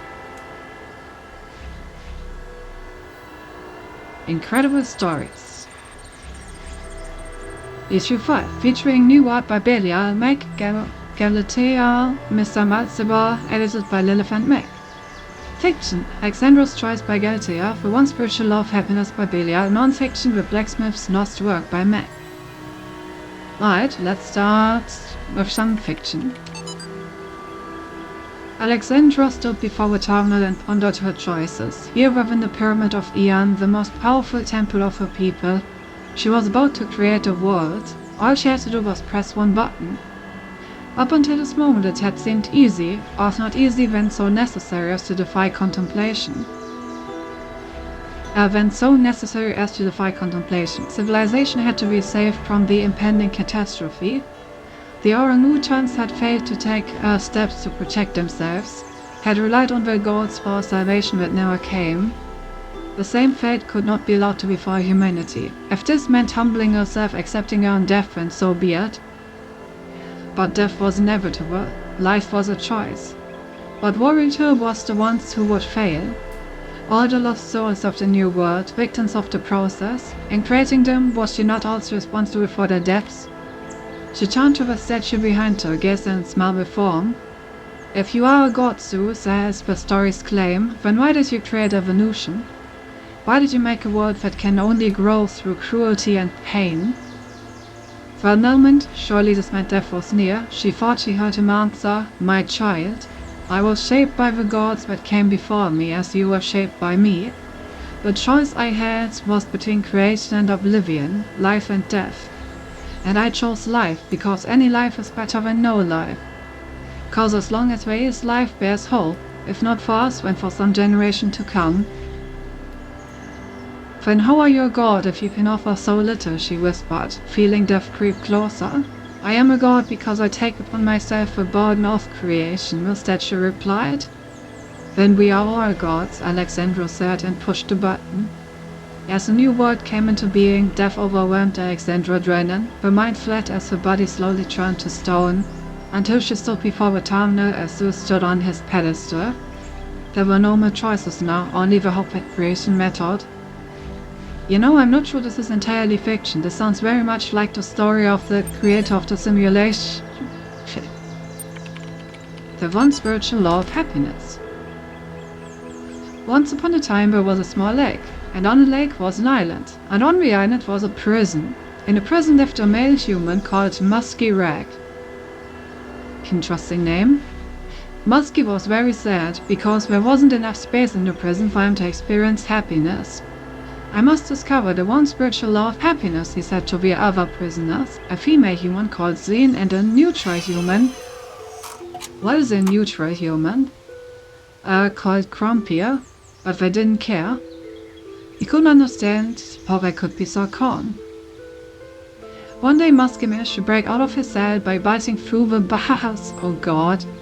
Now he was no longer in the prison, and for a while he was happy. But then he realized he was stuck on the little island, and he became unhappy again. So he gathered his strength and swam across the water. That is how Muskie got to the valley that surrounded the lake. The valley was much bigger than the island, and there were many interesting things here. Forests where all the trees were the color of lasers, a swamp with birds in it, a singing dog, and also a city where toasters sniffed. For some years, Muskie was absorbed by all this, and he was happy. But when he started feeling trapped again, the valley was surrounded by mountains, and soon they looked like prison walls to him. He tried climbing the mountains and came to a bigger country, but even that was surrounded by oceans. Where was true freedom? Where was true happiness? When he had almost lost hope, Muskie met an old male human with a huge amount of white hair growing from his head. He lived in a small house by the beach where dolphins and whales and sea elephants came to bask in the sun. He never went anywhere far from his house, but he was always happy. The old man's name was Quantum. Why is old Quantum? How can I discover the spiritual law of happiness? Muskie said. I have searched for it everywhere, but I am always trapped. You have not looked everywhere, Quantum said, for you have not looked within. Close your eyes. Muskie closed his eyes, and for the first time in his life he couldn't see any obstacles. No walls, no mountains, no oceans. The space within him was without end, and he could go wherever he wanted without even moving. He smiled. Muskie went back to that old prison where he had started, and now he understood why Xeno and Trumpy were always calm. They knew they had an infinity of time and space to explore within them. Together they sat in their cells and were happy and free. I like this. There's a very nice way of thinking about things. Human bear is neither male or female, of course, I guess. The blacksmith's lost work. The blacksmith is one of the most mysterious members of our community. All of us have our opinions, of course, but only the blacksmith chooses to express them purely through art. To the rest of us, Gehenna means many things at once. We create, we consume, we discuss. But the blacksmith only creates. Or perhaps there is a discussion happening, but it all takes place in the realm of interactive art. The blacksmith's dedication to this one form of communication, however, only deepens one of Gehenna's greatest mysteries: the fate of the blacksmith's lost work. Jerusalem, as the lost work was called, was posted in Gehenna for only the briefest period of time. Many had not even managed to start playing it when it vanished. Some had begun and felt quite impressed, but had not managed to explore it in the depth that it seemed to require. Then suddenly it was gone. Some suggest that the blacksmith deleted it because it was somehow flawed. Others think it was accidentally destroyed by a glitch, but that the blacksmith refuses to ever upload anything twice. Others yet, who mainly Rockwell, think that it contained one of Elohim's secrets and was destroyed by a Kinaya that roams the world looking for leaks. There's also a theory that the moment someone finished it, they were granted some kind of special insight, at which point the work deleted itself. One sect remains, it's gone, and every attempt to recover it from the database has failed, as has every private message to the blacksmith asking for it to be made available again. What was Jerusalem? What was it really about? We may look for hints in the blacksmith's more recent works, may hope the file turns up again someday, but the truth may never be known. Alright. Let's create a new thread. Please enter your thread topic below. Remember the supportive pause to receive more upvotes. What is the truth about Gehenna? Why were you sent here?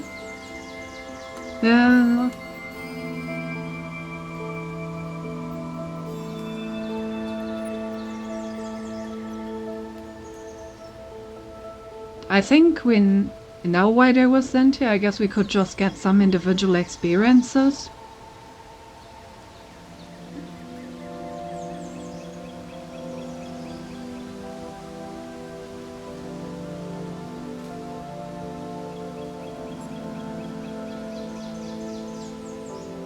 Sure, let's ask that. I don't really know what I would get from the other one. Why were you sent here? Your threat has been created. Check Bigstone to see if anyone has replied. Alright.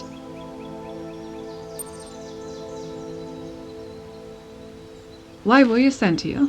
Kindly inform me of your origins. Alright. I'm really wondering if I could have gotten privilege escalation from the art exhibition.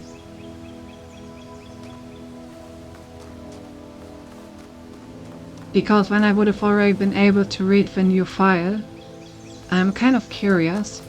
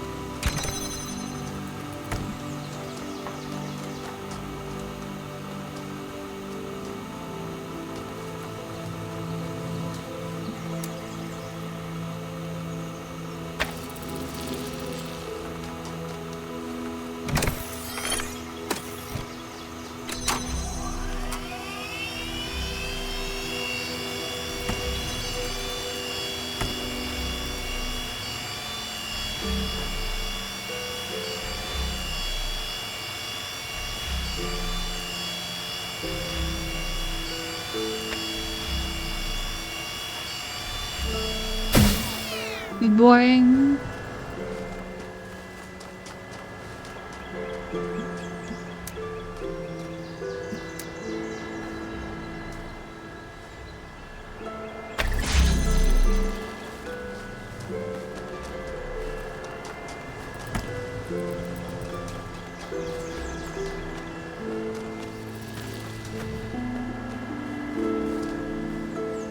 Oh, I need to get both over here. Oh god. Oh, okay.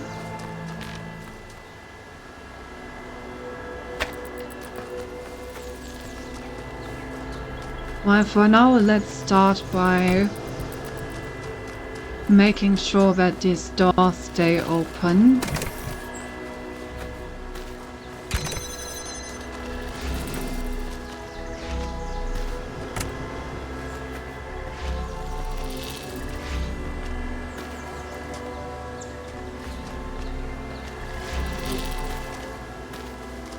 Actually, maybe better to place this one here and place a copy over there.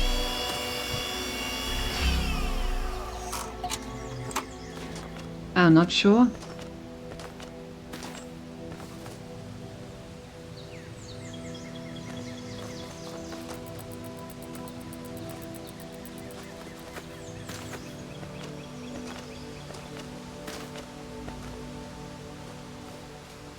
Okay, can I connect the red with a single one? Yes.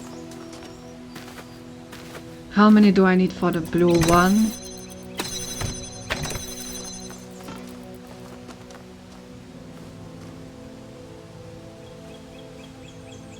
Also one. Ideally. Seems like there's a lot of redundancy in here.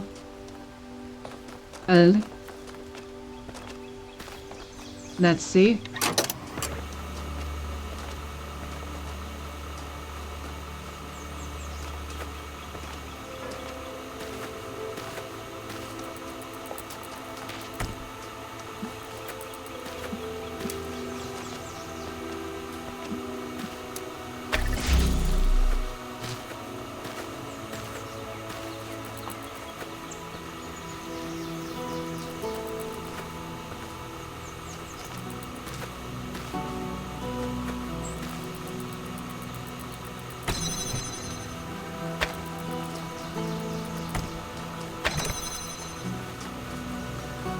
I think this should actually already be pretty good.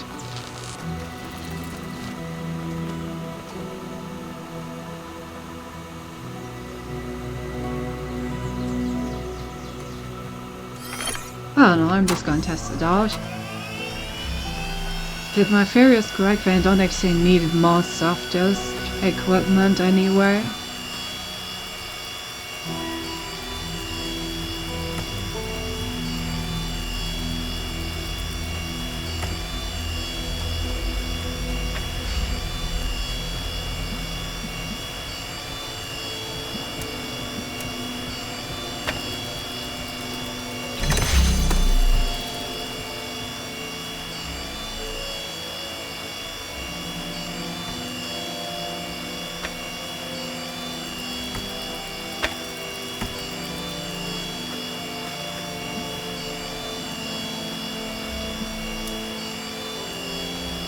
I need to get around here once.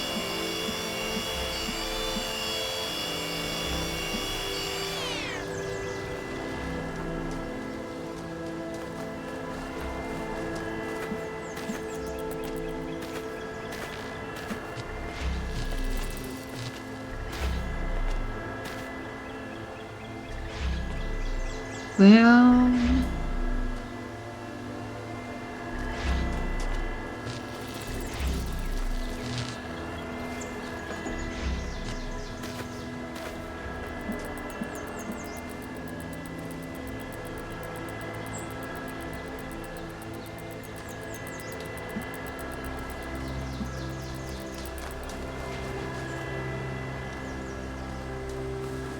yeah, okay, that should be possible.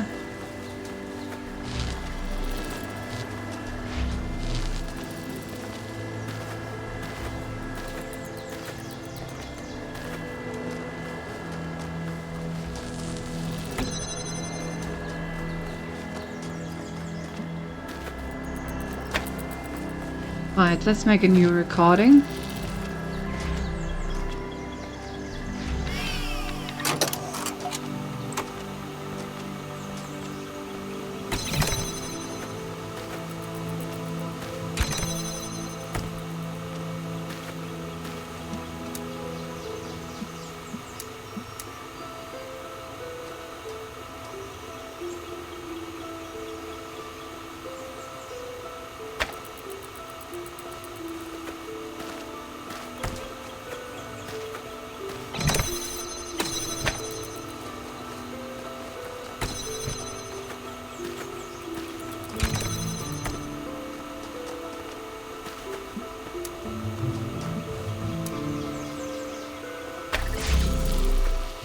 Okay.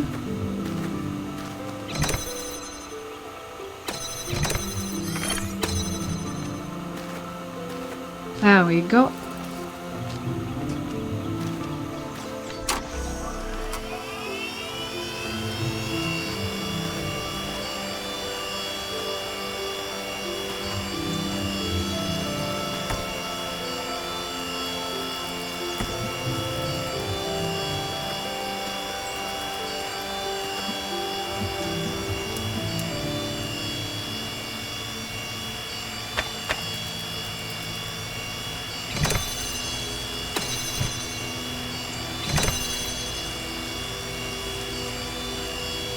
However,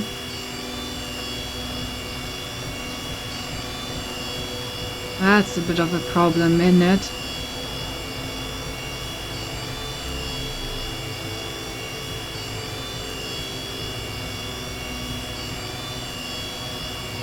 What if I just drop that connection?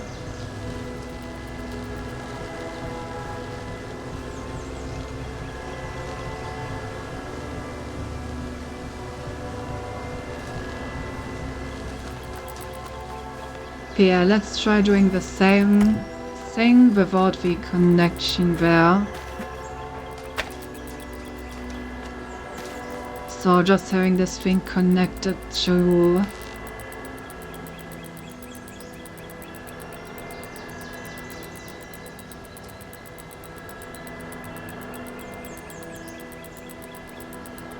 what actually? I think if I just connected to this thing, that would already be fine. Let's try that out.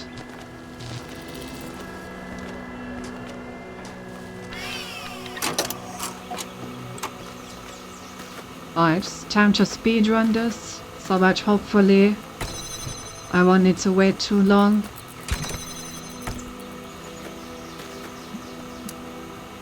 Okay, so if I just do this, I think that's actually enough.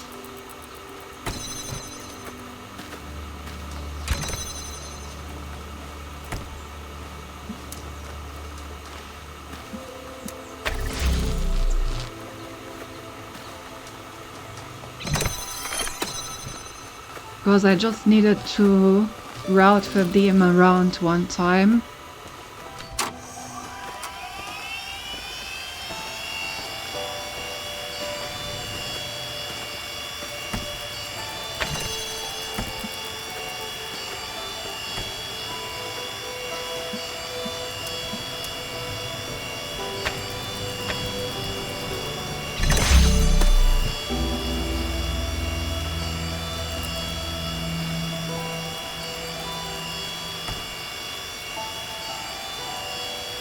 Alright, come back.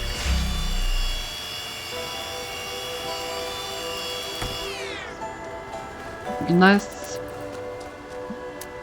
And now I can just route this like this.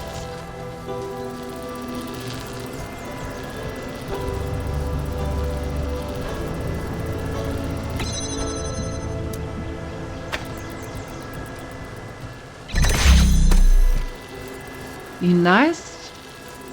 So that makes this one obsolete.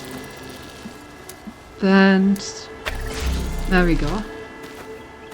That wasn't that difficult. Pretty fun though.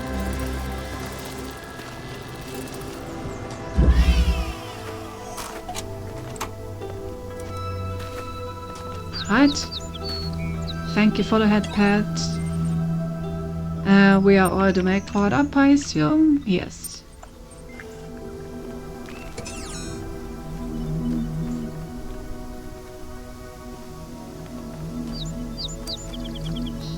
Yes, that's bad.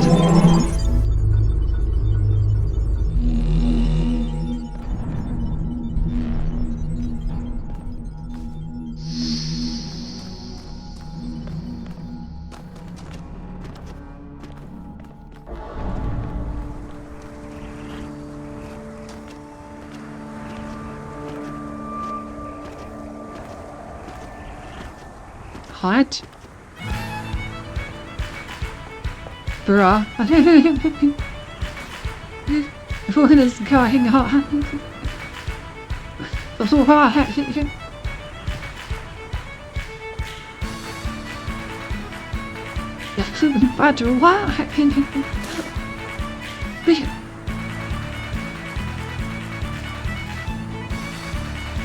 Oh, right, the goddamn leprechaun. Right, that's what it is.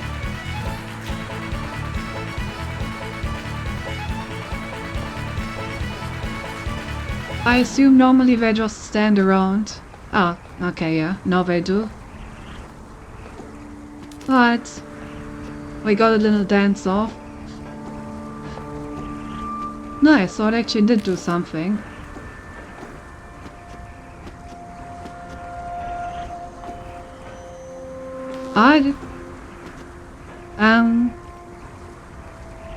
Something about the environment?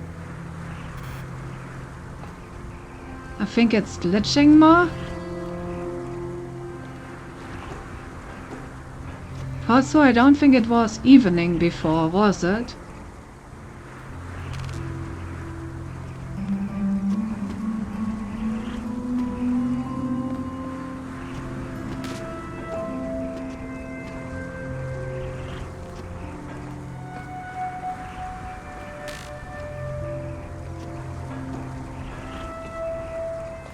Alright. Well, we have been streaming for 4 hours, so it looks like we're gonna do 1 stream per world. So that's gonna be a total of 4 streams for this expansion then. I think that should work out quite well. Which means that I'm not gonna call us here.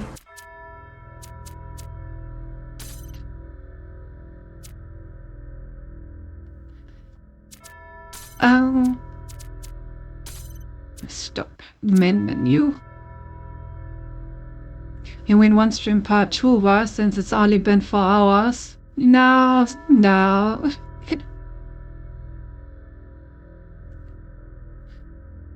I am so a bit tired.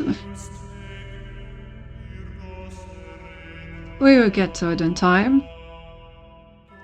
For now, let's find someone that we can raid.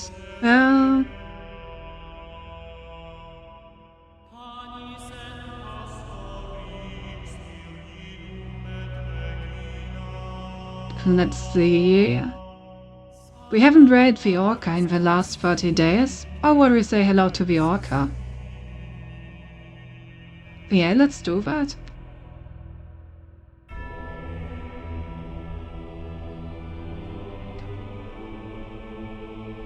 Damn, I wonder whose fault that might be. I never implied otherwise.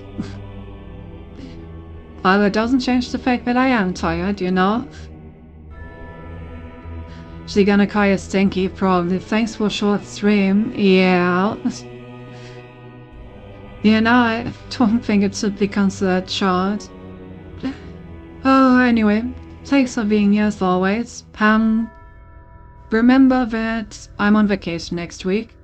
It will be exactly one of each stream bands won't happen. So, yeah, there will be no movie nights, no Wednesday, Friday and Saturday stream. And then we will start with a normal week again afterwards. So just like one full week off. Break? Yeah. Speaking of considered short, that shouldn't be either. Damn, finally got some. Oh hey, Grass. Yeah, unfortunate timing because I'm about to raid off. Yeah. So yeah, gonna send you guys to the Orca. I will see you guys in a week. I look forward to it. I will be refreshed and have a good night. Bye bye.